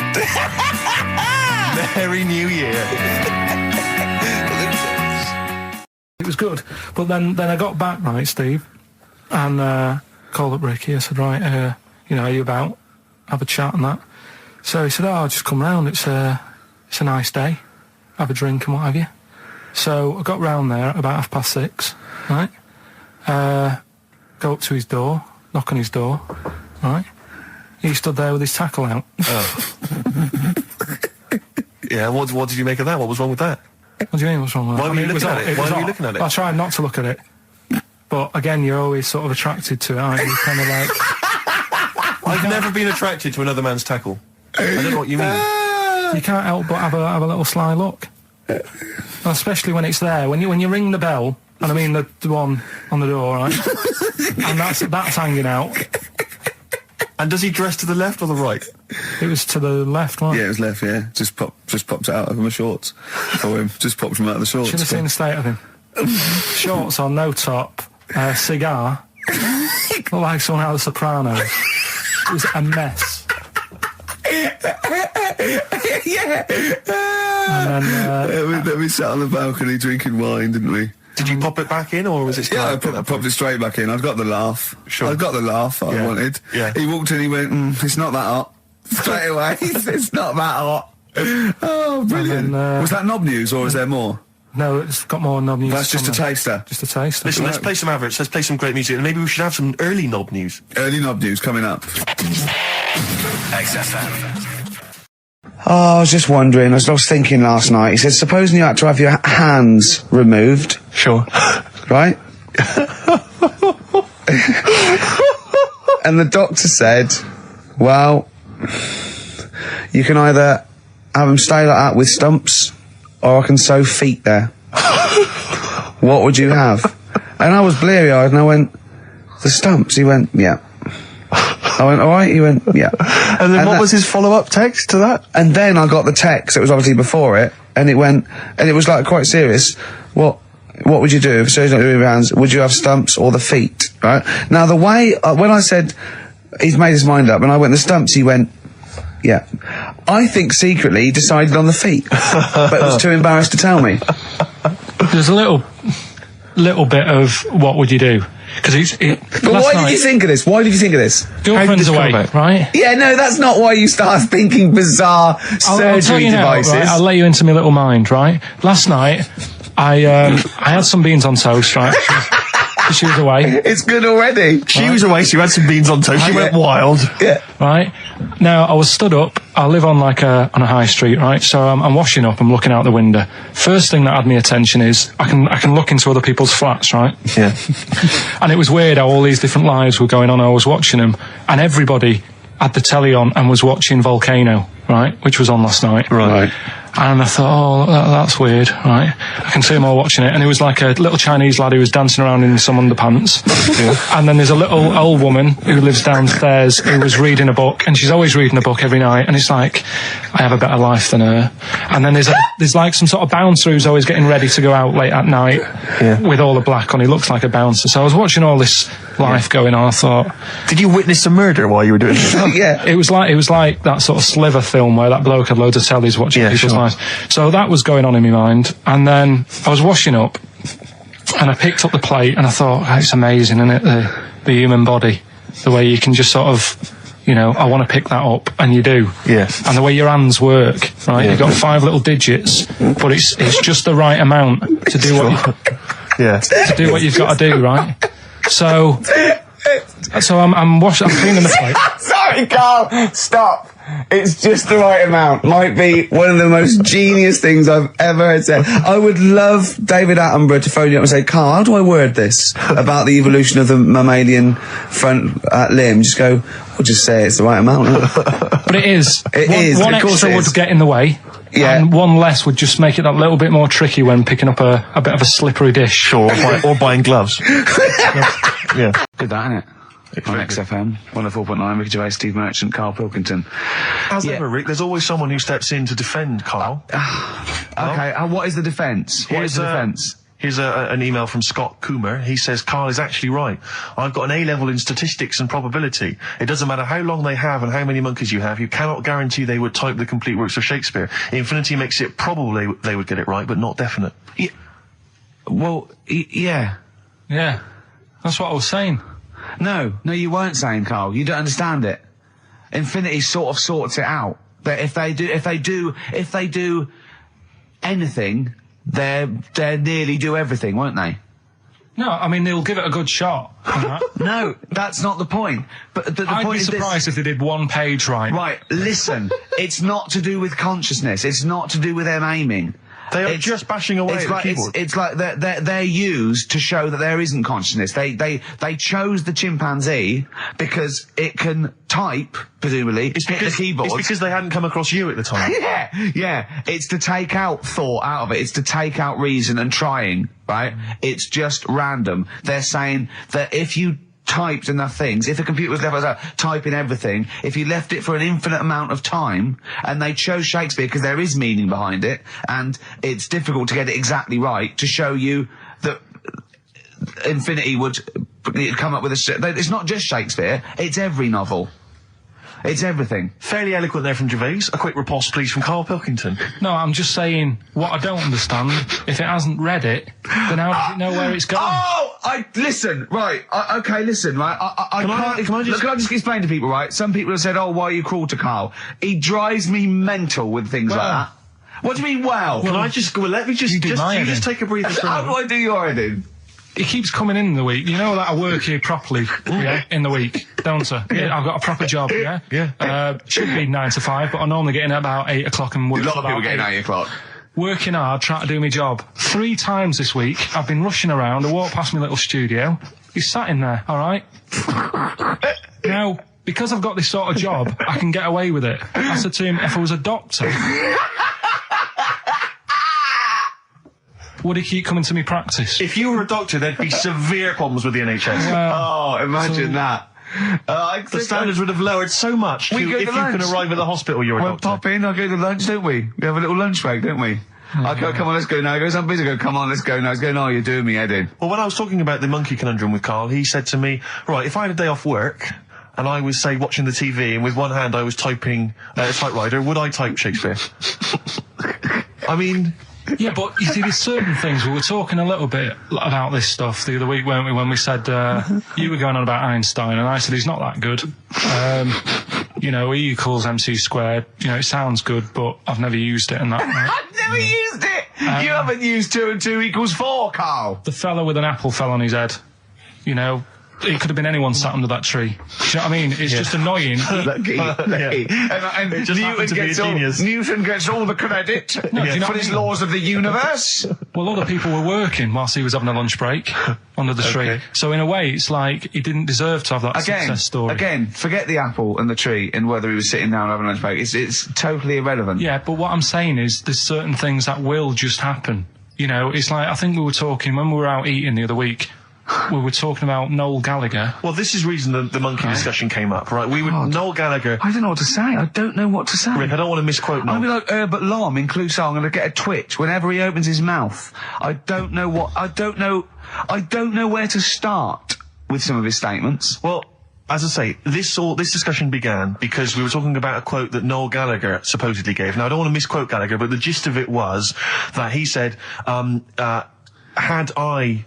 written Wonderwall or whatever, instead of the Beatles writing Strawberry Fields or whatever, I'd be the one that was considered the great songwriter and it wouldn't be the Beatles. You know, it's just the fact that they came first that meant that they get all the credit as being the greatest band. I don't know where to start with that statement either. I mean, that's Gallagher's thing and he's, you know, well, whatever. We know what we think of that. What was your point, Karl?